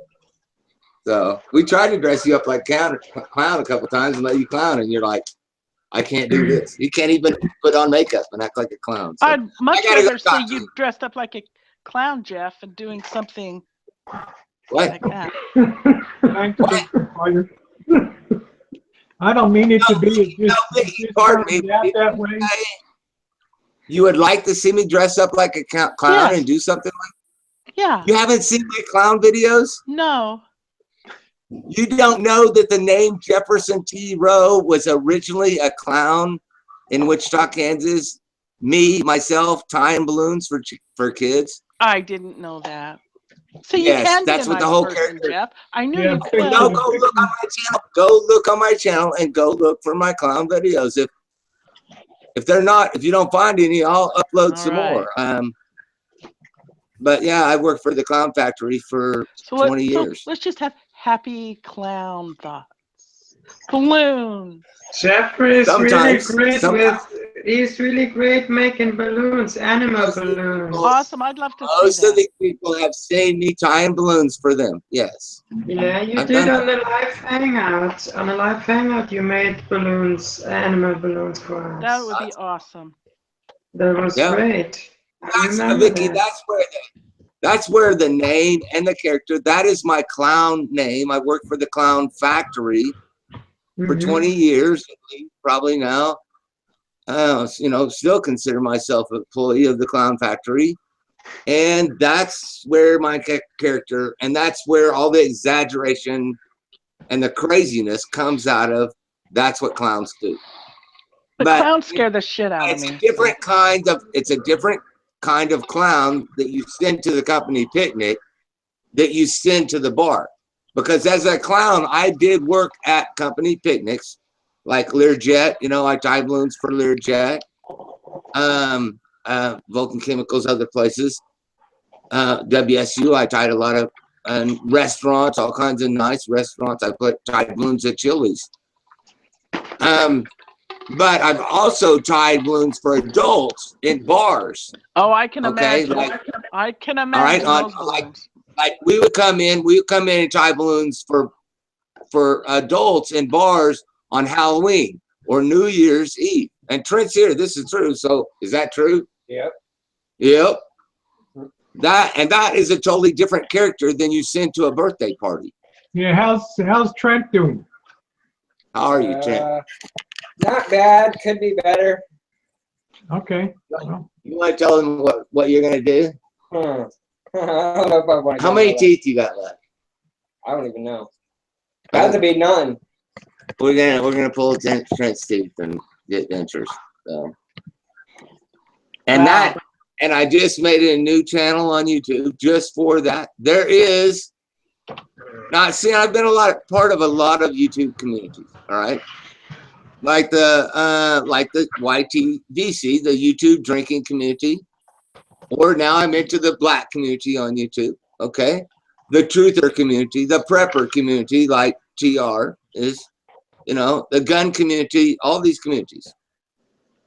But there is now a fucking denture community on YouTube. People who what? Denture community? Now think about this. What happens if you lose a lot of your teeth over the years? Say you're 40 years old. Yeah, you get dentures, but I'm just saying I never knew there was a community on YouTube. There is a community on YouTube that is going to comfort you and help you through that process. Ain't no shit. I never knew it before. I never knew it. And my wife has dentures. It's kind of runs in her family. Trent's going to get them. I never knew it till my wife's like, we got to do something. And then I started looking through the denture community, and they've saved us like fucking $4,000 or something that we just fucking have. Yeah. If you search for it, they will come. And I found that on YouTube. So it's just another community that I'm in besides this community. Have you ever not found anything on YouTube that you've wanted to find? Have you ever searched for something and it hasn't been there? Right. I had to go outside of it sometimes to Google to find the better parts. But yeah, they always send me in the right direction. You could find anything on YouTube. Yes. Yeah. And I find something friends you don't there. want. And I find friends there that I know 10 years later, which is really crazy. Go look at what Mad Bad Voodoo is doing. Mad Bad Voodoo and Cyber Rounder, the blogger puppet. I mean, they knew each other back in the day. Kid Blood, back in the days. It's all, and it keeps growing every day. Now, I'm on here in the Black community. I'm on here in the denture community. I'm on here in the LGBT community. I'm in here, in the Truthers and the Trumpers and the Justice Democrats now, and just. How did Martha get Whoppers with the trademark on? How did what? How did Martha get Whoppers trademark? Oh God, Martha. Hi, Martha. Yeah, is that Martha?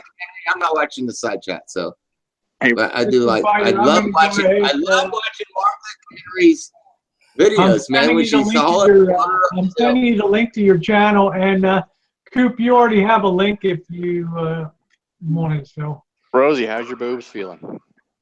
How what? Oh, good. Thank you. Awesome. I had talked to Trent a little bit. All right, there we go, Fiction Fighter. You got a link, so yeah. Thank you, Jeff, for Joshy for asking. Feeling good. I'm still blown away. There's a denture community on. I know, right? I could see there being like a dental community, but Welcome back, Teresa. Anything you want is on YouTube. Evidently. But what would you talk about? Like dentures? It's pretty straightforward. Best adhesives. What do you do when a grape gets caught under, a grape seed gets caught under your denture? I don't know. You take them out and clean it. Yes. People The enjoy dishwasher? that. I don't know. People enjoy that. It's kind of weird. Can you put dentures in the dishwasher? You can do anything. I was gonna say, now that's a question for the denture community. So I'll hold back on that. I would not recommend to put a denture plate into the dishwasher because it might not survive. It might not. Might get too hot. It'll melt and all your teeth are in the bottom of the You'd dishwasher. think it'd be made out of some kind of like porcelain, right? I mean, that is what most dentures. Right now, my teeth are still in hillbilly kind Well, of they're mostly plastic, actually. Oh, I didn't see that. See, that's I haven't quite passed out of hillbilly mode yet, so. See, I've already proved myself that there is a need for the denture community because there's a lot of misconceptions. There is. So we better get on the denture How do community. the girls look over there? I'd say something dirty, but I won't. Believe it or not, I have dentures. You do, Jen? And I had, when I had my old channel, requests to take my dentures out and talk without them. People found that appealing. Well, so much for that secret. I didn't like that. So I did not fulfill that. Boy, that is odd. Yeah, I mean, I've fulfilled another request, but that was there's a lot of fetishes. Too over the top for me. Hey, Fiction Fighter, welcome aboard. Because I feel naked without working. Hello. Hi. I love you guys. We love you too. Love you I miss you guys. We're glad you're back. I'm glad you didn't smoke tonight either. Hey, I gotta ask a question though. I'm on an old machine. Can everybody go off camera just for a sec, or like most of you guys except for Rosie and Jen? I think my computer can handle 2 up on cam. Are you going to show your rack? Funny girl. Anyway, welcome. I just might, but I think I'm not drunk enough. Welcome aboard. Nice to see you back. We haven't seen you in months. I know it's been a while. I'm kind of slowly coming back to the realm here. I'm really happy to see you back again. Yeah, I had to get my diabetes under control, and I've been been really busy with work and busy with my community, like as Google Plus turns, and doing some hangouts and stuff. So I do have some new stuff on my channel there. Awesome. It's really nice to see you all back here. It's like I can always count on a good show when I tune into you guys. Yeah, I don't quite get it. Saturday nights are just like the lightning rod. I know, I came in at a good time. So fun times as always, eh? Yeah, we seem to have a good mix of personalities on that Saturday night. Oh yeah, it's never a dull moment on your show. Sure. I just drink beer and sit here and just run the board. That's all. Fiction Fighter, are you from Canada? I am so. I could tell. I am so stoked. How can you tell? Fiction my Fighter, are you husband's from the Canadian, denture and community? I can just tell.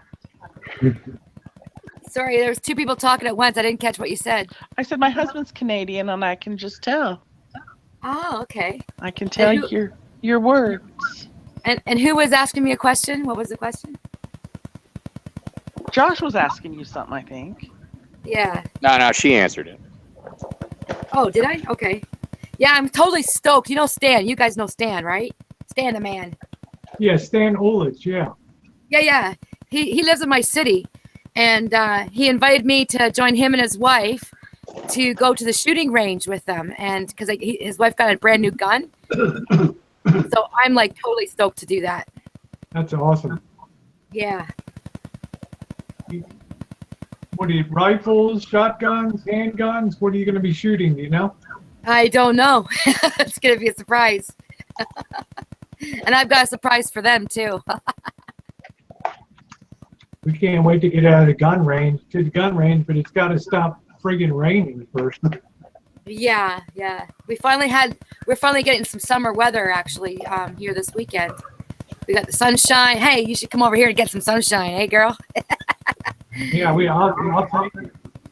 Actually, now I don't mind because I can't really do much in the sun because I'm all bandaged up and shit. But it's nice and cool to recover. But I can't wait till we get some sunny weather again.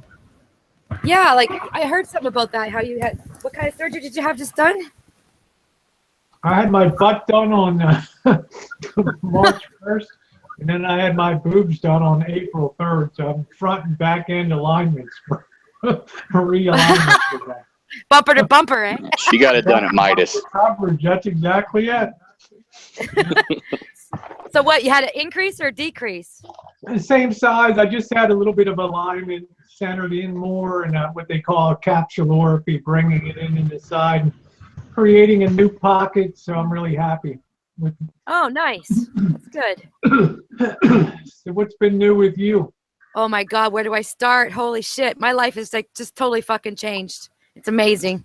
Where do you want me to start? This is why I love my chatsels. Well, I met a fella back in November online, actually. And it was a website called bADOO, BADOO. And it was kind of neat because we started chatting, like, you know, just through in text on this website. And then he's very convincing. He's a very intelligent man. And he then convinced me to get on the phone with him, telephone, like on the cell phone. So I started texting him through that. And then he convinced me to actually talk to him on the phone. So I did that. And by November, we had, oh no, was it November? No, December. It was early December we actually met. And then, of course, we had a bomb fall on us. He ended up with pancreatic cancer. He was actually just diagnosed after we met. And he'd had it for some time. He'd lost about 60 pounds within 4 months before meeting me. And so anyways, I told him to get right to the doctor, get taken care of and shit. And they had to remove 3/4 of his pancreas. So he's fighting that right now. He just got out of surgery not too long ago. And all that led to, I did some research and found out there's a procedure that they actually can zap cancer out of a body. They hook it up. It's called nano knife. I don't know if anybody's ever heard that procedure before. I haven't heard of it. No, it actually originated, I think, from Germany originally, and over here in America, like Canada and the United States, it's still in I think it's still in testing stage, but it actually has worked on people with liver cancer, and also they've tested it on I forget what else. What's that? Lung cancer. Okay. Great. Lung cancer, yeah. So I'm kind of excited because, I mean, he's starting to feel a little bit better now, except he'll be on enzymes for the rest of his life because he's had 3/4 of his pancreas removed.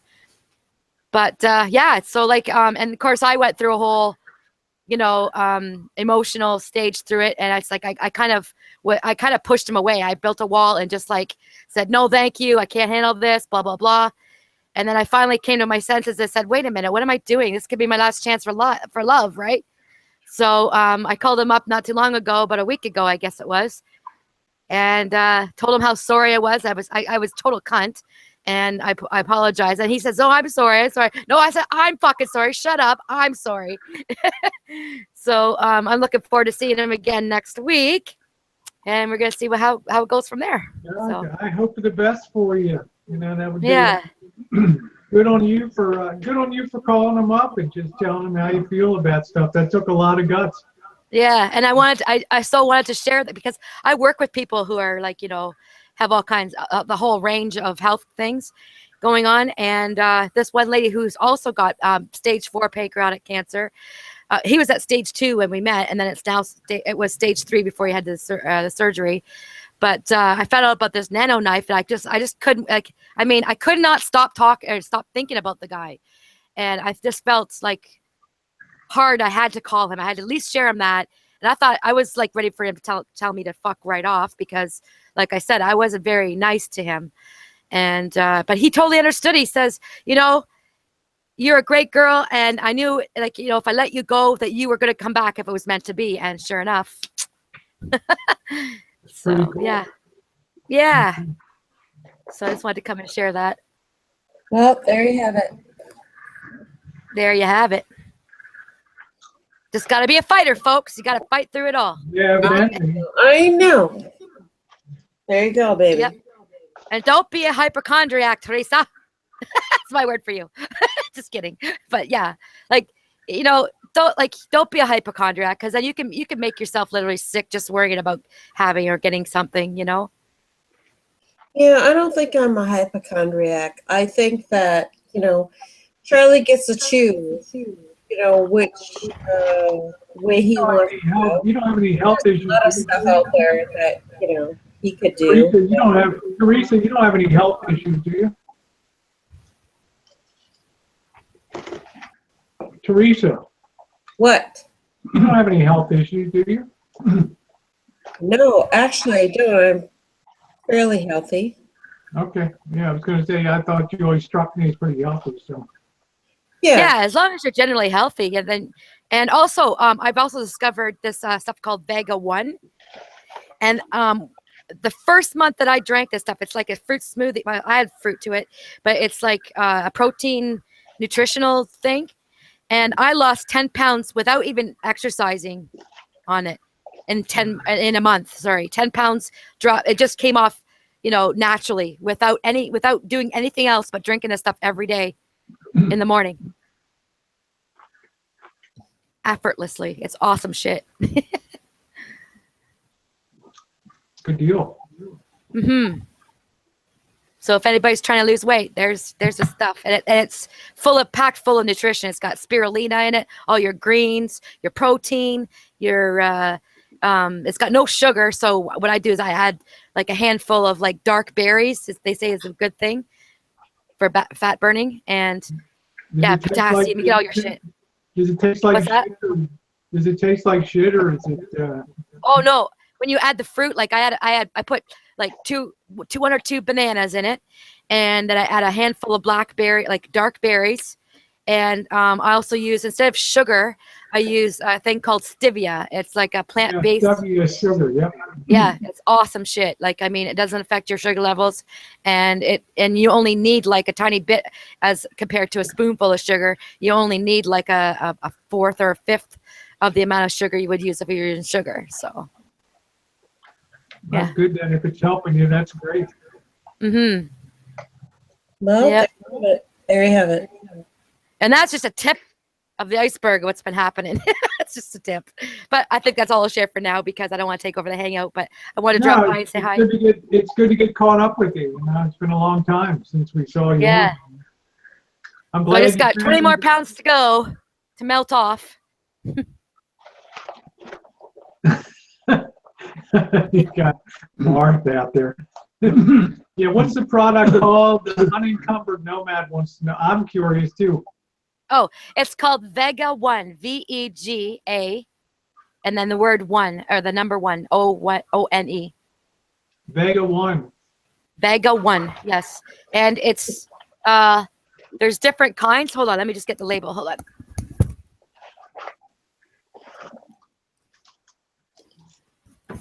It's there's different kinds you can get, but this one on the label, it is all-in-one nutritional shake, vanilla chai flavor.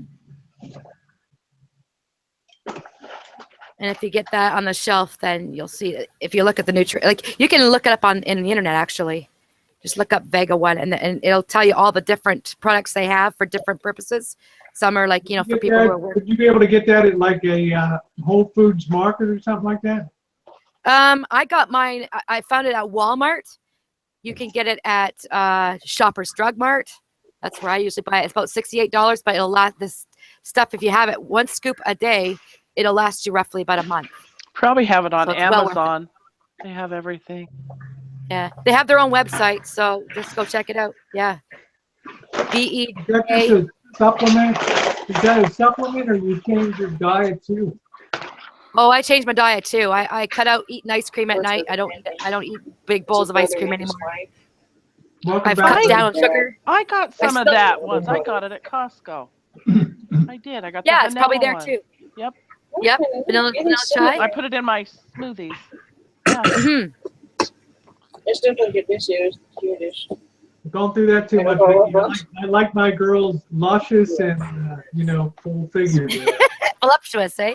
How Exactly. luscious, Rosie? How luscious? Luscious and voluptuous. Yeah. Yeah, that's what I'd say, Vicky. Don't go overboard now. All right. Well, see, because of the diabetes, I think I blame the diabetes. And also non-alcoholic fatty liver. I was also diagnosed with that through an ultrasound, and that really woke me up. I thought, shit, I gotta do something. And Diabetes is the fuck. I have it as well. It's not. It's Yeah, diabetes sucks ass. Yeah, it really does. Yeah, I got the type 2, and I got diagnosed last May, and I gained about, when I quit smoking 2 years ago, I gained about 30 pounds. And it all went right to my gut. It's like nowhere else. I still got lots of muscle on my arms, my legs. It just went all right. Like people were asking me if I was pregnant. That's how bad I looked. And it was horrible. It was fucking horrible. I was disgusted with myself. So, yeah. Well, you caught things and you turned stuff around. That's the important thing. Right on. Right on. And man, does it ever give you a boost? Oh, energy, and you just feel all around healthier. And I remember talking to Missy Jen about this. Remember, Missy Jen? You got me thinking about what to do. So, right. Thank you so much for that, for encouragement and stuff. So, yeah, our big push starts on Monday. So I'm what are you gonna do, Rosie? Sew our mouths shut. Really? Fun. No, we're committed to eating healthier and that's awesome. Getting more greens and things into our diet. And stuff like that, and getting away from packaged. I work pretty hard. I don't come home and cook dinner. Sometimes it's easier to just get something that's pre-packaged and microwave it or something like that. So it's probably loaded with salt, and bad shit. So sorry. Can I interrupt again? Hey, Jeff, can you maybe go off camera for a little? I'll leave soon, but it's just because my old machine just can't keep up with all the extra bandwidth and stuff. And I found another hangouts that if as few people as possible are cammed up, just while I'm in the room, because my computer is old and it can't keep up. It just goes all glitchy on me. No. I'd really appreciate that. I don't know if he's hearing. No. I don't think he is. Jeff's in Kansas land.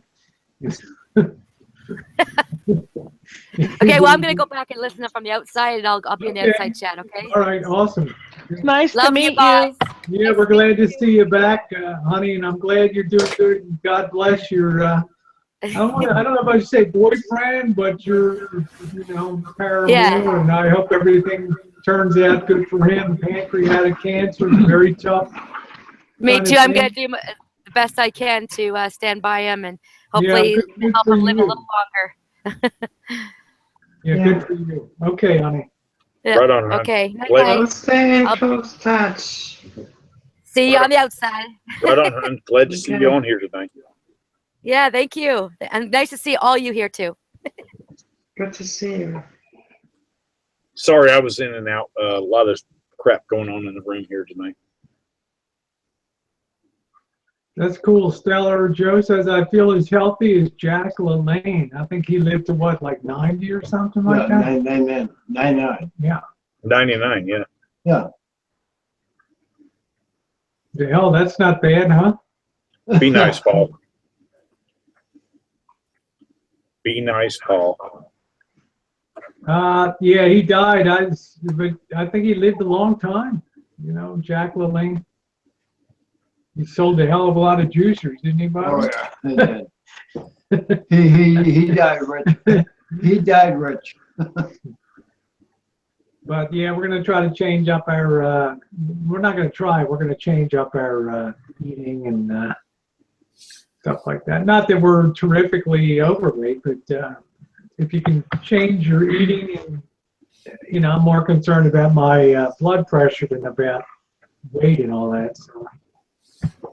Well, I need to lose at least 10 pounds because I am, according to the statistics of the doctors scale thing, I am 10 pounds over, so. I believe Jalen, you can go off camera, Bob. Yeah. Fuck you. Yeah. I love that. These fucking Florida State guys, you know? All right, I gotta grab a beer. Be right back. Jack had a punch before he died. That's what people say about what's his name, the Atkins, but he slipped on ice and cracked his head open or something. There you go. Rosie's getting schnockered. Jen, do you ever get schnockered? I don't drink alcohol. It's Smart girl. A good thing. You gotta keep these, you know, girls right. I don't drink, I don't smoke. Pardon my boobs. Sorry about that. Those boobs are just getting in the way, Rosie. They're gonna knock everybody over. No, they keep getting in the way. Well, back in the days when I was drinking, I would get schnockered occasionally. I would get to the schnocker to the point I would black out. Oh. Jen, you said you said you'd rip off your clothes and start singing on the bar. Yeah, I'd be like, winding up. I would wind up all naked somewhere and entertain the big crowds and stuff. And this was in guy mode. So, Jen, your favorite song back then was "Tequila Makes Her Clothes Fall Off," or what? It's just one of those things that happen. Worst diner beer made the clothes fall off. Oh, it was that. It was when you were a guy, right? Yeah, guy mode. Yeah. In guy mode. Yeah. Yeah. So. So, all right, when you were in your guy mode and you took your clothes off and you partied, where did you go? What state were you in, and what bar did you go to? It was in Germany, and the last time that was college. College class. Oh my God! Shut up, Warren. And I entertained 150 people. I don't even remember any of it. Yeah, I don't either. Son. Oh my God! I don't remember any of it. I just heard a lot of stories. Hunter Thompson mode. Yeah. Rosie. So it was in Germany. So I mean, it's like it's not here on the States. There's no video of it. So. Oh, Vicky, I'd love to get you drunk. Oh, that was a long time ago. That was like. Shut up, Teresa. I know. That was like 30 years ago. Who keeps telling me to shut up? That was 30 years ago. That's Bobby. Foul mouth Bobby. Bobby. Right on, Jen. You go, girl. Somebody has to keep everybody straight. Yeah, Jen, you're a good girl. So now I just take my clothes off without having drinks. Woohoo! Damn, Jen, you're braver than I am. I got to get drunk and take my clothes off. I love that. I love that. Yeah, that's funny.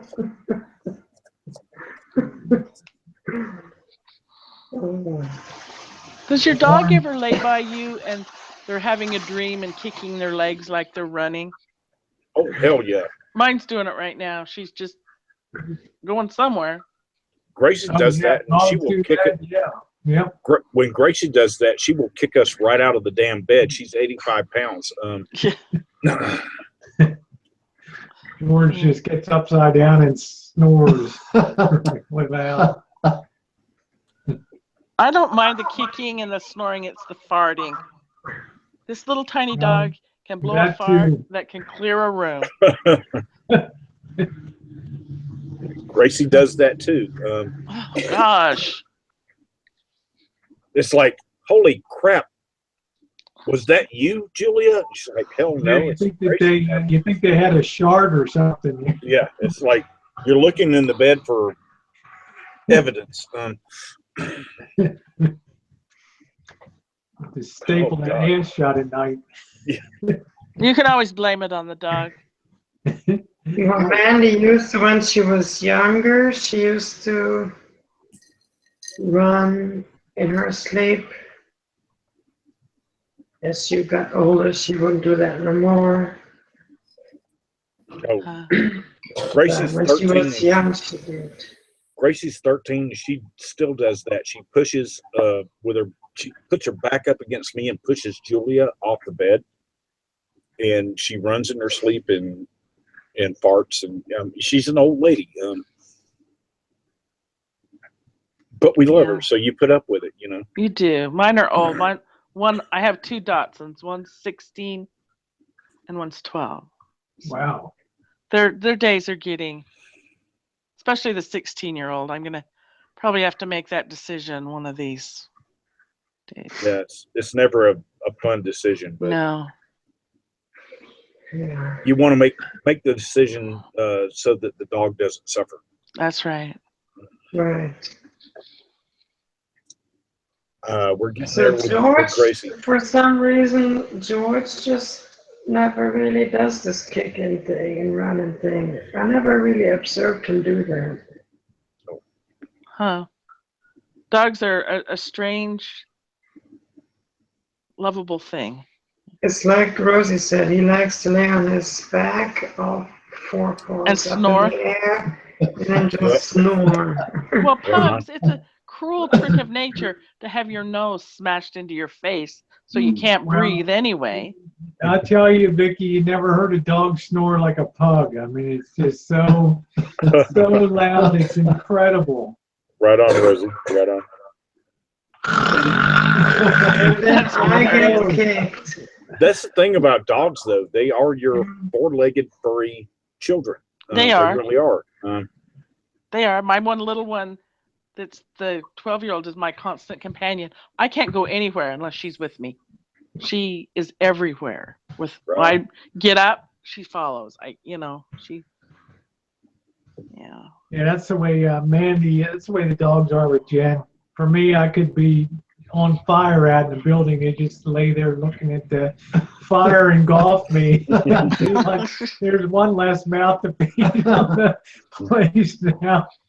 But if it's Jen, wherever she goes, the dogs would be right there. Well, Max, our little, mini pin Chihuahua mix, he's the same way. He follows me and his mother, which is my daughter, and my wife around. It doesn't matter who's around. If anybody's around, he follows them. He has to sit in your lap. If you go to the bathroom, he has to go in the bathroom with you. Pain in the ass, but he's a lovable little fuck. Yeah. He sits on top of me until his mom wakes up. My daughter wakes up and comes out. Then he just like Hi, Rosie. Scatters Hey, off. Night, everyone. Hey, what's going on? About to go home. Yeah, you had a long day. I know Saturday's probably busy as hell. Actually, we weren't too bad tonight. That's good. That's a good thing. I would think Saturday nights would be off the hook, Usually they are. We got it easy tonight. It was kind of nice. That's good. I'm glad when It's not very often we have a slow Saturday. Have an easy night. All right, I'll catch you guys later. I'm heading home. All right, drive carefully, Trent. All right. Yep. I Be will. safe.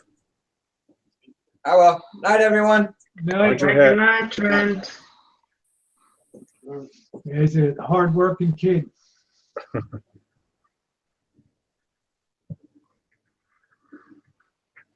Yeah, Unencumbered says my Chihuahua Terrier mix takes every step I take to.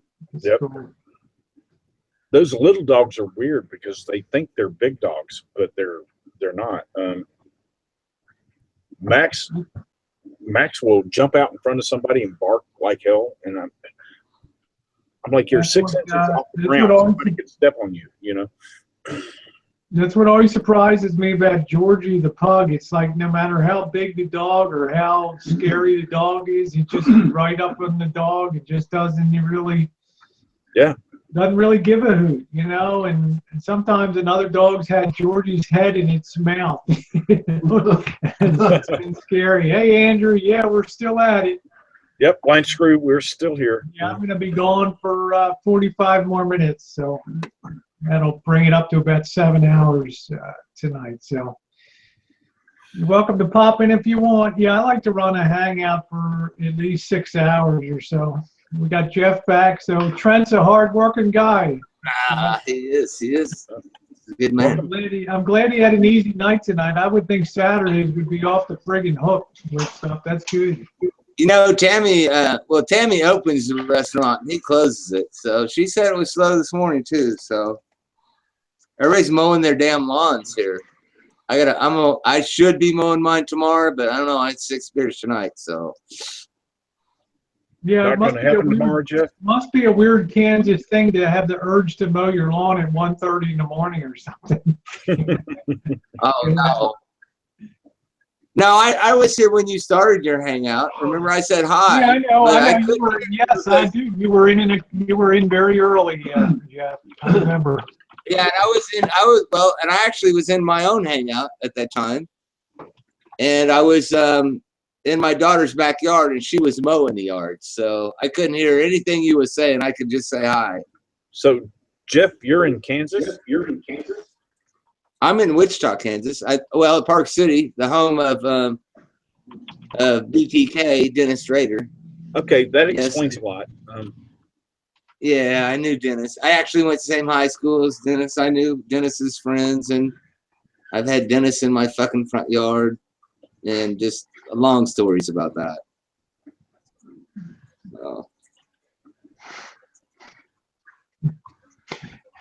Jeff, God bless you for living in Kansas. I will never come visit you. I will drive around Kansas to keep from driving through. I'll just go straight to Colorado. Just fuck this shit. Come on. I think Kansas is a pretty cool state. Salina and Russell and Goodland. I mean, there's some pretty cool places along. Kansas is one of the weirdest states I've ever driven through. And I've driven the weirdest through it. things happen. I don't want to live where there's tornadoes. I don't know. It's Oklahoma with less trees. Yeah, pretty much. Yeah. Yeah, not much here. I don't know. A lot of corn. But I tell you what, you know, and all my life I've lived here, and I've always. Why don't I live someplace else? California, Florida, New York. You know, someplace exciting. And then now, as I get old, I'm like, I don't know. They got too much shit going on over there. I think I want to stay in Kansas. So it feels safe here, in the middle. They're going to get you guys first. I hear you, Jeff. You only have to worry about a few things every year. So I don't know. It's a boring place, but it's safe. Boring is safe. Yeah. Right. Yeah. Exactly. I mean, were they going to come out here and attack us farmers? You know, they're going to attack New York City. They're going to take New York City. So I don't know. It's closer. It's easy to get to. Some of the nicest people I've met in my life are from Kansas. Yeah. Especially Eastern Kansas. If you want the nice people, go to Oklahoma. It's even, you know, it's better than Kansas, I think, nice wise. Well, the four forgotten states: North Dakota, South Dakota, Kansas, and Oklahoma. nothing ever happens there. Man, Oklahoma's crazy, man. I lived there for 2.5 years, and all those wild Indians down there. Now you guys are gonna hear, oh, just giving wild Indians, but hell, they're my relatives. No, They're my relatives, and I tell you, I could tell you some stories about the things that they do. They're just not good. So I'm not gonna do that without drinking about 6 more beers. There you go. There you go. I might, but I might. Rosie's, you're taking off in about what, half an hour or so? Yeah, 45 minutes, about 40 minutes, yeah. I might be up for. I might stay up for a couple of beers after that. Okay. Yeah, I was gonna say there's some pretty cool stuff out there. Cool stuff at the Plains, Cathedral of the Plains. There's a few other things out there in Kansas. You get out to western Kansas, you get out to the high plains. That's pretty cool out there. Goodland and interesting little places. Dry as hell, windy. Yeah, Miguel's Tiffy's boyfriend's working out by Dodge City right now. He brought home some pictures. He's like, that's kind of the southwest corner down there of Kansas. Yeah, by Liberal. Yeah. Yeah, Liberal, the Wizard of Oz Museum and all that shit's down there. By the Texas Panhandle. It's where they dig gypsum. It's where they make gypsum board. And yeah, that's where the Wizard of Oz Museum and shit's down in Liberal. Yep. It's about 50 or 60 miles. He's driving. Miguel's driving down there and working. And he brought back some pictures that we had grass fires here. Because the grass catches on fire here. We lost, I don't know, like 600, 1,000 cows. And he had a picture of where these cows had ran to the fence. I'm like, why didn't they fucking cut the fence? But they ran to the fence, and the fire just killed them. Right there, laying on the ground, and had pictures of them. I was like, wow, man. I have to agree with you. Why the fuck did they cut the fence? Yeah, and let the cows out on the road, man. But I guess one guy got killed trying to save cows, too. So when the grass goes up here, it's a pretty freaky thing. It burns faster than forest. We get the brush fires fast because it's so dry. Yeah, I agree with you. Kansas has the best breakfast places.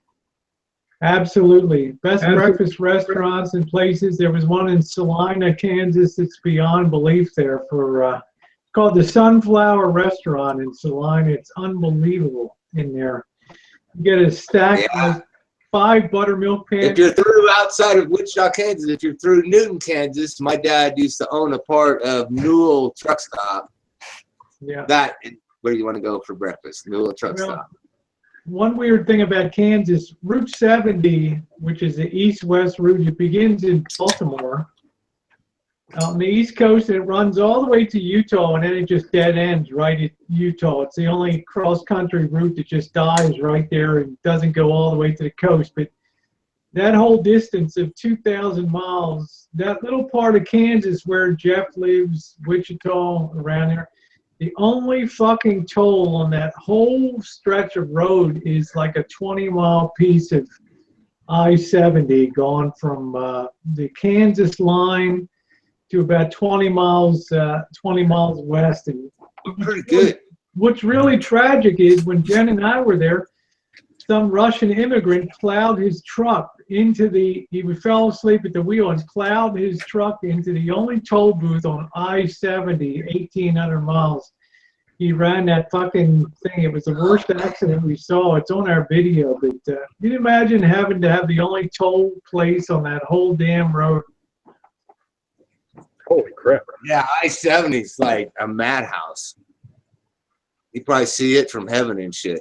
Or satellites, whichever's up there. Well, I-80's no better because of the huge trucks from Chicago and out of there and east, west Nebraska and shit. That's actually I prefer 70. I-70 gets you from Kansas City to Denver. probably, right? It'll get you past Denver, get you through the Rockies on the most expensive stretch of highway in America through Glenwood. I'd rather drop down the Highway 50 and go over Monarch Pass. Monarch Pass is a better place to go over, but it's a little farther. I just go over the Eisenhower Tunnel over Loveland. I-70 is just the straightest route east to west. Right. I think if you go I-70, you're probably going to miss like Pikes Peak. But if you head down and take 50, well, you drop off 93. It's a little dog leg off to Colorado Springs if you want to see that from Lyman, Colorado. You just head. If you go through Colorado, you got to. I mean, if you can, you've got to go up the top of Pikes Peak. I've been there, bro. I've been there. Yeah. Nothing like that, is there? I've been. I think I've been up there about 3 times. I took my kids up there once, and Dad took me twice. I took the Cog Railway up to the top, up there. Yeah. Oh, we drove. We drove the car at the top. So.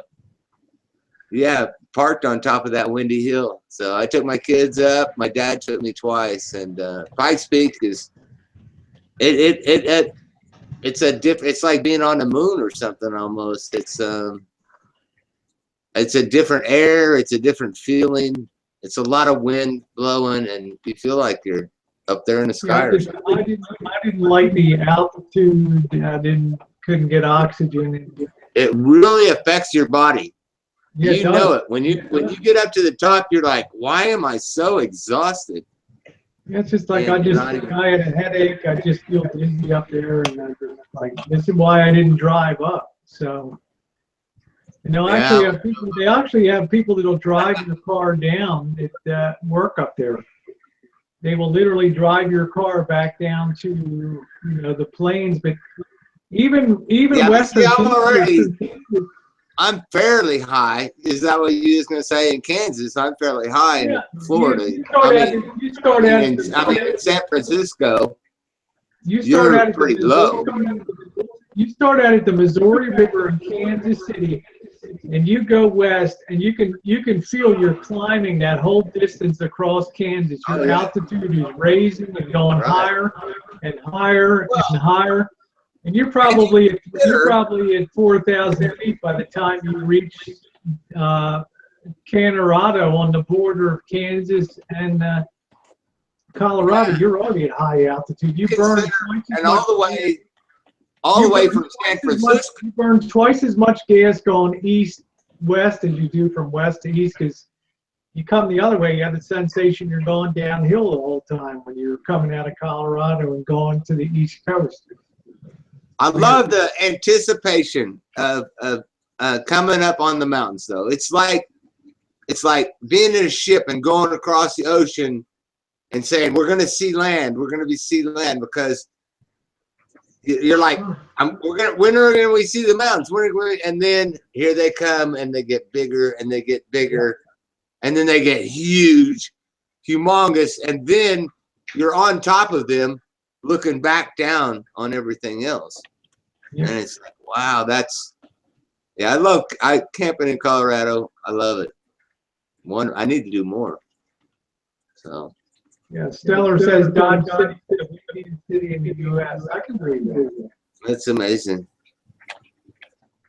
I think western Kansas is very dry. It's a very high altitude. It's not much moisture, no real snow in wintertime, but plenty of cold air and bunch of potato farms. It's a bunch of potato farms. That's where they grow. They got the Prairie Museum up there in Goodland, Kansas, on the west side.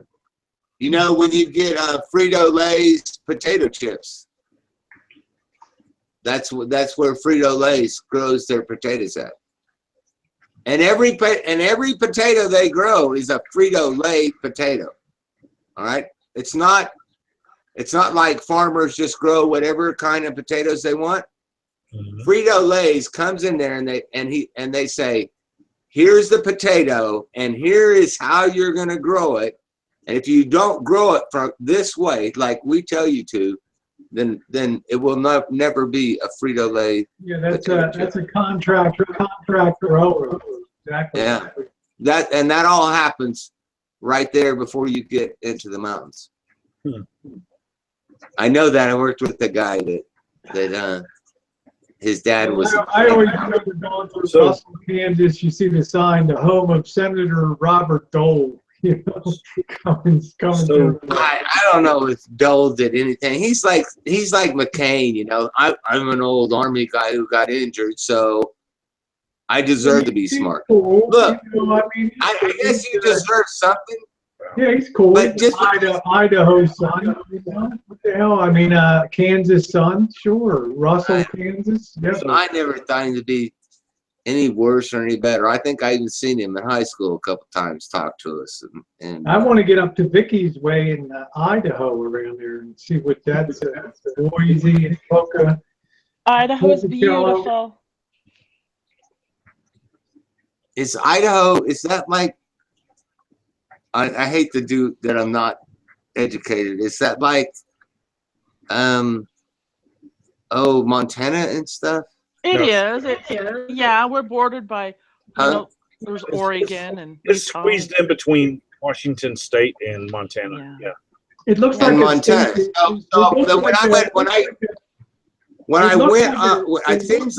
seems like that I went over Monarch Pass, Colorado. I made a right turn to go up to Montana, and I was going to go to Yellowstone Park, but it was fucking closed because the government was on strike. And I think instead we went through Idaho. Is that right? And then we went into Montana, up into Billings, Montana. Yeah, Idaho. It looks like it's being squeezed at the top and got caught between the other states when the. It's a beautiful state. We have. You guys are gonna make me get my Google Earth out. It's awesome country. It's an awesome state. Yeah, I think Idaho, from what I've seen in pictures and stuff, is an absolutely spectacularly beautiful state. It is. Up there. I'm about 35 miles from the Oregon border, where I live. Right on. From Ontario, Oregon. Yep. Yeah. Ontario, Oregon. How far is that from Billings, Montana? Oh, I'm probably 10 hours from Billings or more. Yeah. Probably. Yeah. This is where my I know. We went through there. Yeah. We went because Yellowstone was on strike. This is going to be my girlfriend Vicky when I say. Yep, you have to come to Idaho. I got to talk about the University of the Boise. Boise State Broncos with the blue turf. Yes, Rosie. Hey, I got to talk about Rosie, the blue field. Rosie, I got to make an announcement. Rosie, I got to make an announcement for any of those people that might be in the sidebar that just, not you, Vicky. Vicky, you might want to put your fingers in your ears right now. Oh, it's okay. I'm a big girl. So many guys in the sidebar that love what I do. I'll tell you, I have 3 beers left. And since I came in here and started typing, and Bobby was saying, "Come in the room," that was my first beer. So I drank 3 of these, and you guys, you know what I got to do, right? You know, you got to go potty. Yes, and you know where I'm gonna go pee at, right? My fucking front door. I said, Trent. Oh, no. Don't I said, Trent, leave the door. My front door is totally wide open, and all my neighbors' lights are out. I'm going to go stand on the front of my porch and just feel like a proud man. I'm going to look into the western sky and hang my finger out there. And if you guys want to give me some shit for that, I don't care because it feels good doing it. Jeff, you can pee wherever you want. Jeff, do what you need to do. Just don't take the camera with you, okay? Yeah. Mm-hmm. Don't take the camera. Don't take the camera. Yeah. Don't take the camera. After these messages, I'll be right back. It's okay, Jeff. I do the same thing off my back porch. Oh, God. Vicky, that Boise State, that blue field. Oh, I love it. I hate it. I love it. It looks so harsh on TV screen. Oh, but it's amazing in person. We have an amazing football team. It's just fun. Oh, you do. You guys play way over where you have a right to play. Yes. We do. You do great. We beat Oklahoma. You're always consistently good every year. Yeah. Yeah. So it's fun. It's fun to go to the games. It's fun to have it. Yeah, probably everybody turns out for it. So. They do. There's lots and lots of Bronco Nation is what we call it. So anyway. That fucking blue. What happened to green, Vicky? We're blue and orange, Rosie. I know, but I know. It's just a novelty thing. It is very novelty. Where did it start at, though? I don't know why they decided to do it. I really don't. There's a history on it. But if you come to Boise, we'll go see the blue turf. Are they going to let me down the field level down there to get down on my hands and knees at the altar of blue? Yeah, Stellar says we stole your football coach. They always been consistently good. Boise State's always good. They are good. I mean, it's amazing. They are fun. Yeah. So they must have good recruiting. They do. They have a good coach, good recruiting. The girls must be especially beautiful out there. And well, of course, my daughters are gorgeous. They both went there. There we go.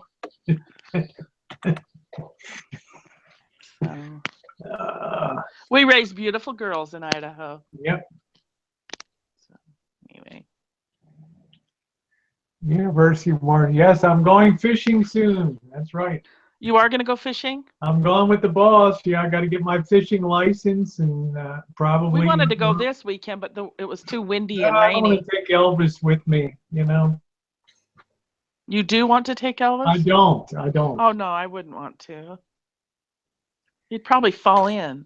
I'd be too lazy to reel in the fish, So. Yeah, that Elvis, he's just, I just don't know how to make of him. Yeah, Stellar, that's what Vicky says, that the best game ever played, Boise State beat Oklahoma a few years back. Yeah, that was an awesome game. Because they were God damn it, would you shut up and let me ask a question, Vicky? Yes, ask your question. Or I'm going to come over there and cuss your ass out. Good, do it. Okay. What kind of fish? What kind of fish are you going to go fishing for, Rosie? We're going to go fishing for trout. I think it's the main thing. Then we're going to be, and bass, I believe, are the two predominant, and maybe a little bit of salmon too. Woohoo! That sounds like mountain fishing, like fishing with salmon eggs or something. It's a big reservoir. It's called Lake Berryessa. It's near Napa, California. So you have a choice. Yeah, well, I'm going with the boss. Has a boat. No, it's going to be freshwater fishing, Rob. It's on a reservoir, a lake. Are you fishing on the lake or on the overflow? The lake. So not on the stream. Trolling on the lake. He has a trolling. You're going to go trolling. So you're going to go bass trolling. I've not fished since October of 1995 was the last time I went fishing. So in Hawaii. That's tragic. Yeah, and since I was in Hawaii and used to do a lot of shore fishing in Hawaii, I packed up my rods, I shipped them to California, and I haven't opened them since. So. Is Jen going? No, and Jen is not going either. She won't be caught dead in the boat. Yeah, the boss will be feeling me up the whole time. Oh God, Rosie, help you. I'm nervous. Oh yeah, especially since your boobs are so tender. God.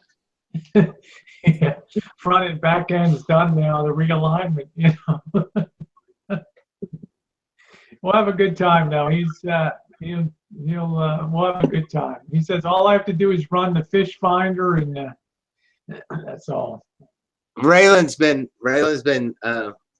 wanting to go fishing. I guess she's seen it somewhere. So yeah, my other kids, the other grandchildren, well, of course, my children know fishing, but the grandchildren, the other ones have been semi-exposed to it by a crazy man.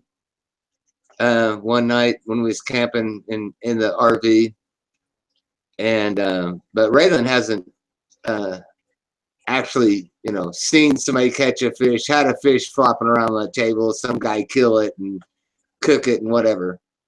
She hasn't experienced any of that. So she's seen it somewhere. She's like, Grandpa, when am I gonna go fishing? So I'm thinking I want to take her out to a perch pond and catch some damn perch or something. You know, you go have to take it to something local, a little pond or something like that, catch and release maybe. Something. Yeah. Catch them, throw them back in, catch them again. The boss thinks I'm going to have some high learning curve. I'm not going to have shit for a learning curve. I mean, I've been fishing Chesapeake Bay, and you know, I'm not going to be seasick or anything. So, are you gonna, if you catch like an 8 or 10 pound bass, are you gonna mount it on it? You're gonna have to take it to the taxidermist and have them fix it up. See if they can put a little singing thing so it's a singing bass on the wall. I'll tell you what, if I was a fish, Rosie, and you caught my ass, I would rather you fucking dress me up like really fucking gorgeous and shit, dry me out, put me on a fucking nice piece of walnut, stick me up on the wall. I would rather than being some bones in the trash. Take me home and chop me up into fucking little pieces and make soup out of me. Oh my God, how disrespectful. So, and if I was any smaller, you know, a small fish, not small enough on the wall, then I would think you'd be respectful enough to throw my ass back in there and catch me again tomorrow. Well, I'll have all the video. I'm sure it's going to be a hell of a day out there with the boss. Oh, shit. Because one thing the boss likes to do is yell. Well, I guess, Rosie, it's been fun talking to you here tonight, but yeah, I'm glad. It wasn't, you know, I was honest. I told you. I'm not out of beer. I'm not out of beer yet, Rosie, but I am. I'm just out of being on the fucking camera. So I'm gonna fucking click out and leave. And for the first time since fucking Bobby dragged me in here, that cocksucking little. Actually, he's not, but you know, it just sounded right when I say it. I mean, he's probably gonna fucking come back and call me, you fucking lying bitch, Jeff. I am not. I am never. And whatever. And you know, we're not gonna go there. So I'm gonna. You don't have to click out, Jeff. I got 20 minutes. No, it's time. It's time for me to fire up the sidebar and go see if there's anything in there. By now, they're probably drunk. Okay, go ahead. Yeah. All right. Okay. Thanks for coming in.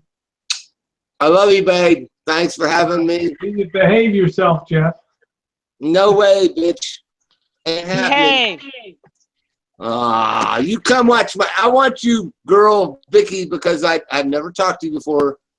I want you to go try and find my clown videos. If you didn't know that I do clown videos, you don't know that my name originated out of a clown character, Wichita, Kansas, Clown Factory. Work for Darren Davis, Stubbles. I work for Country Tea. I tied balloons with the best of them. That's my. Vicky, if I can suggest one of Jeff's, if I can suggest one video, just put in the search box. It's all gone to shit. Okay. Drop that over there. I'll do that. Hold on. Don't worry about it, Vicky. It'll be the worst fucking video. Don't watch it, Josh. It'll be the worst fucking horrific video that you ever saw on YouTube. My counselor and spiritual advisor, won't Josh, sleep says no. You will not sleep a week after you watch that video. I'm telling you, it's horrific. Well, Josh is my spiritual advisor. And it was made for Craig. Vicky, I want you to know that that video was made for and to Craig. Okay? Go Gruffy 66. Okay? And when I did the video to Cooper, I modeled the video to Cooper after Craig. I copied his stuff. What he did to my daughter I just did the same thing to Cooper. That's where. So anyway, and Well, this, that video was a video to that same person who we don't know. I wasn't around for that. I wasn't around for all that stuff that came down, but I hope you get stuff settled down. I bet you the Puppet Man probably still has videos of Craig's character on there. All right. So anyway. All right, Jeff. We'll go to your side. Night, Jeff. You got your fan core of some other people out there that can't wait to see you over there on the side chat. So. Hold on. I'm kind of slow because I am on my third beer, but where do I find my videos? In your channel. I'll look for that. Under videos. You guys go ahead and talk. I'm gonna look for a second and then I'm gonna leave. So yeah, don't worry about it. Because you said go find it, and I don't worry about it. So Any videos. video you find of Jeff's is a clown video, so you're not gonna miss it. So don't worry about it. All right. Two. Oh goodness. So Rosie, tell me Yeah, about honey. this thing that's going on with YouTube and their monetization and their cutting people off, and what's going on with that? You know, it hasn't, honest to God, it hasn't affected Jen and I one iota. What it's really targeting is people that had videos that A, had violence, B, vulgarity, and also the advertisers in the UK got really upset when ISIS was using AdSense on their recruiting videos and stuff and making money on YouTube. And the advertisers went crazy when they saw ISIS videos with ads on them for like Ford Motor Company and all this kind of stuff. And that's where it all began, you know. So, yeah, I saw something that they were saying you have to have. But Jen and I, we've had not one video demonetized. We've had nothing. That's awesome. There's been no fallout. You know, I cleaned up my channel 8 months ago and did a lot of things to remove a lot of stuff and straighten up in anticipation of this. So we have just sailed right through all this stuff. Ricky, you shouldn't depend on YouTube for your living. You know. That's I don't even have no. You know, you're stupid if you do that. I'm sorry to say that, but you're a real dumbass if you depend on YouTube. I see a clown. I'm gonna have nightmares. that's the one. It's all gone to shit. So I'm gonna have nightmares now, aren't I? That is really a tough one to see. So. It's not a fucking shit.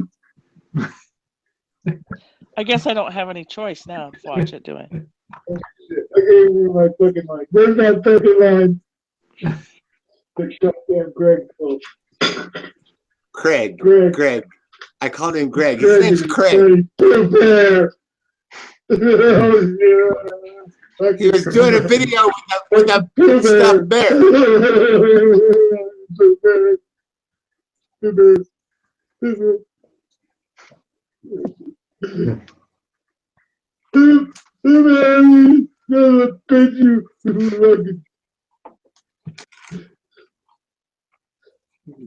These are goddamn glasses.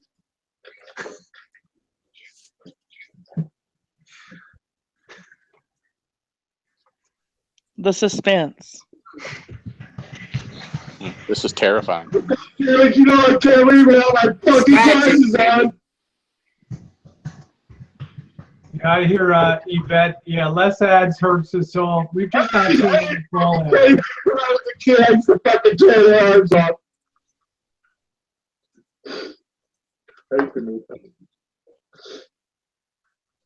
This says, God damn it, these are the wrong fucking glasses. The tears of a clown. Something is inside. God damn it, what the fuck does that say? Chocolate. It says you never know what the fuck you're gonna get. It's like a goddamn fucking piece of chocolate candy, you fucking goddamn mom. I can feel a nightmare coming on. Fucking know what's gonna be inside of it. You don't know what's inside of my candy. Fucking good. fucking bird.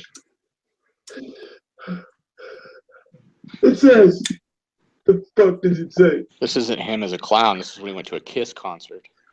Something. He's picking his nose. This is why you support United Way in your community. This is why you don't drink and drive. It says something about fucking kitties. You know, he could be a serial killer. I don't know. He's close, isn't he, Vicky? Or the guitarist for Kiss. Sociopath or sociopath? That's great. That's great. Yeah, that's great, Joshy.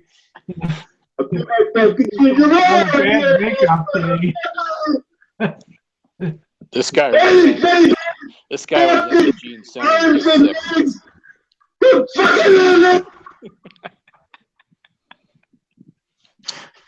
Oh, my tits hurt. Oh, shit. All right. Well, now. That was yep, I'm sure that's a hit at the kid's birthday party. It is. Terrifying. You know, most children are afraid of clowns. Oh, happy, be happy. At least Marshall's not on anymore. Reward direction, not perfection, okay? We're getting there. Oh. We always have to have the village drunk or village sociopath or village clown. There you go.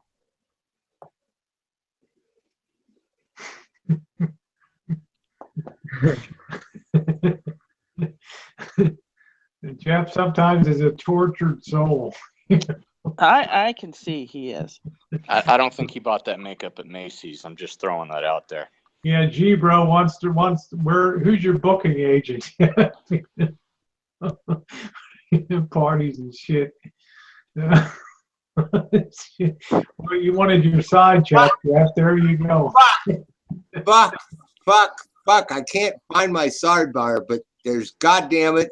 I'll tell you again, I worked for the Clown Factory for 20 years, and my agent was Darren Davis. And I never got paid by anybody that I worked for. I only got paid by Darren Davis from the Clown Factory. So yeah, there you go, Rosie. Did you make little children cry?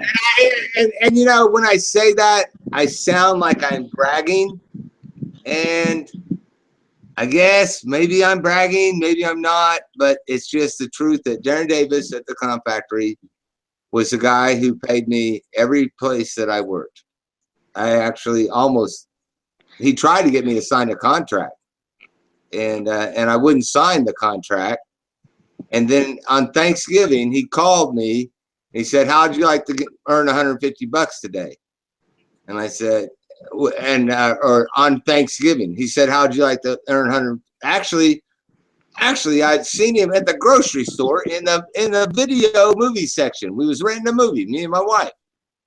And he comes up to me and he says, "How'd you like to earn $150 on Thursday at Thanksgiving, tying balloons on Thanksgiving?" And I'd never tied balloons before. Never before I'd ever tied a fucking balloon. But we had worked on my clown outfit because I was doing some stuff in an entrepreneur class at WSU. I was doing an interview with clown entrepreneurs because they actually do make money.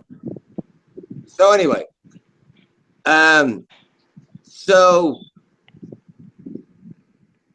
we're in the video section at the grocery store, and my wife is there, and he says, "How would you like?" And he had wanted me to sign a contract, and I said, "No, I'm not signing a contract with you. I think I can clown without you. I don't need to go through your stupid classes. You want me to take classes and stuff? I'm not taking no fucking classes." I'm like, "I'm going to college, man. I got enough fucking classes. I didn't take no damn classes from you. And I just want to buy some makeup and Crunchy T, who was the guy I was interviewing from school, had introduced me to him. I said, "I'm just interviewing Crunchy T, and now look, you guys are trying to get me to go to work." And he's like, and so about a week or two later, seen him in the store. Well, actually, we had smoked some weed together and stuff. And we had old friends, you know, that went to high school. You smoke weed? Oh, that shocks me. So anyway, a lot of those clowns too. So anyway, so this is a week or two later, we're in the grocery store, and my wife hears him say, "How would you like to make $150 on Thursday on Thanksgiving?" And she didn't even care what it was. She's like, did he just say he was going to pay you $150 on Thursday to go work for about 2 or 3 hours? And I said, yeah, that's what he's trying to get me to do. And she says, you are going to do it. She almost went over there and told him he'll be there. He will be there. I mean, she had met him too. So that's the first time I ever tied balloons as a clown in a clown outfit was at the Marriott Hotel here in Wichita, Kansas on Thanksgiving. And what I did was I didn't feel confident that I could make all my balloons. So I made a sack. I got a big, like a grocery store sack. I don't know. It's Joshy. Maybe I should. Ayo. Oh no. Maybe you guys don't want to hear this story. But anyway, I made a bunch of balloon animals and I put them in the sack. So when I went and I was going from a Marriott restaurant table, it's a Marriott restaurant, the restaurant in the bottom of the Marriott, and on Thanksgiving they have a big buffet. So it's a big buffet in the bottom of the Marriott restaurant. And actually, they do it every Sunday, which I did a lot of Sundays after that. I made a lot of money tying these balloons. But the first time, I filled up this bag of balloon animals. So in case I popped a balloon at somebody's table or I got nervous or something, I'd just tell the kid, here, pick one out of the bag. Yeah, what the fuck are you talking about? Jeff, can you tie a balloon? I'm lost. Last I heard Jeff, they put some plaque at the Hilton in Wichita to memory to your first clown thing, you know. So I'm going into overtime. I'm going into overtime here. I'm getting out of here and going to the sidebar. Go to the sidebar, Jeff. All Go. right, they love you on the side chat there, Jeff. They're waiting for you over there with bated breath. So, Rosie, I want to tell you this. From the first beer, when I opened up this 6-pack of 16-ounce Pabst Blue Ribbons, when Bobby told me to come up till now, I've got the feeling pretty good. I'm pretty loose. I think I'm probably drunk. Yeah, I'm just gonna get out of here. Thank you, Vicky. well, just go over and say hi to your side chat. They're all waiting for you over there. Your fans await. Say hi. Your fan base is there, and you know, say do not disappoint them over there. So I'm gonna go over there. It's like a beautiful verbal mosh pit waiting for you over there. I know. I'm gonna go over there. I'm gonna go over there and pick some noses because I know there's. All right, we'll go. Like a Don't big, get lost. big mosh pit. They won't drop you, Jeff. Don't. Damn don't get booger lost. noses. Damn booger noses in the sidebar shit. Love you, Rosie. Peace. All right, Jeff. Get over there and. Love chatting with you, Vicky. I hope you enjoyed my clown crazy guy. And I know. No more history. I'm out. Yes. It was most interesting. Vicky's going to be pondering that for the next week. Vicky, I just want to tell you where it came from. One day I will come back in here and tie a balloon for you. Not tonight. All right. Well, you have a wonderful day, night, morning, evening. Peace and high five, thumbs up. None of this devil eaters kind of wolfpack stuff. Night, Rosie. Hang loose, brother. Night, bozo. My, oh my. I have a question. Where does he buy his makeup? I mean, do you go to the? I mean, you go up to the counter at Penny's and like put me in the clown Thanks section. for coming on, Jen. I'm waiting for my kiss goodnight. I don't know, Josh. They I, probably have professional makeup. Yeah, I don't know. I put my butt in. I'll answer a question. I'll answer. Is that you, Joshy? Yeah, It is Josh. I would suggest probably buying makeup from T. Myers in Texas. You can find it. I think it's probably tmyers.com. You don't want to buy stale, even though makeup lasts for a long time. You still don't want to buy stale makeup, especially like nose glue or anything that any kind of glues. You want your glues to be fresh. You don't want to, it doesn't matter if you're doing a Halloween, Halloween thing where you're sticking scars and stuff on your face.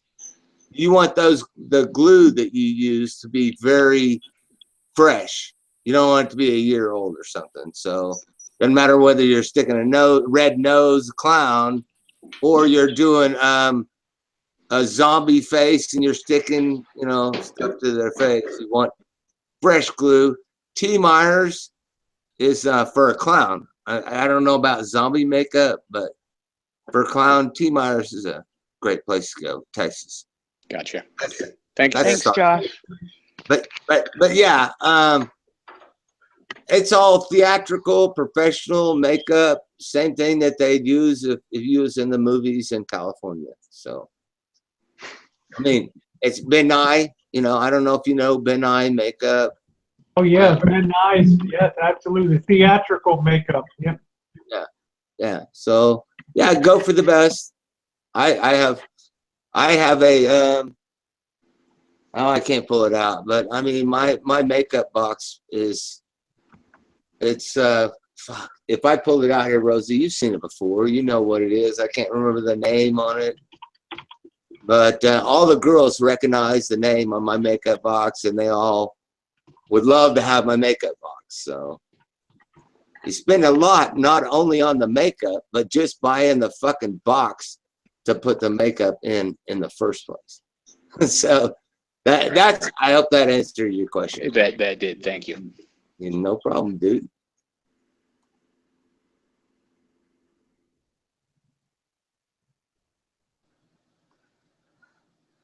Well, now. So you guys were talking about eating fish earlier, I heard? We're going fishing. Wasn't that like an hour ago or something? Guys, I've been at it 7 hours. I'm going to go ahead and rest my boobs tonight. But you need to go to bed, Rosie. You need to start taking better care of yourself. It's been a hell of a hangout tonight, and any of y'all want to give the link to anybody else over there to come in if you want to have an after chat? Nah, I think I'll go to bed.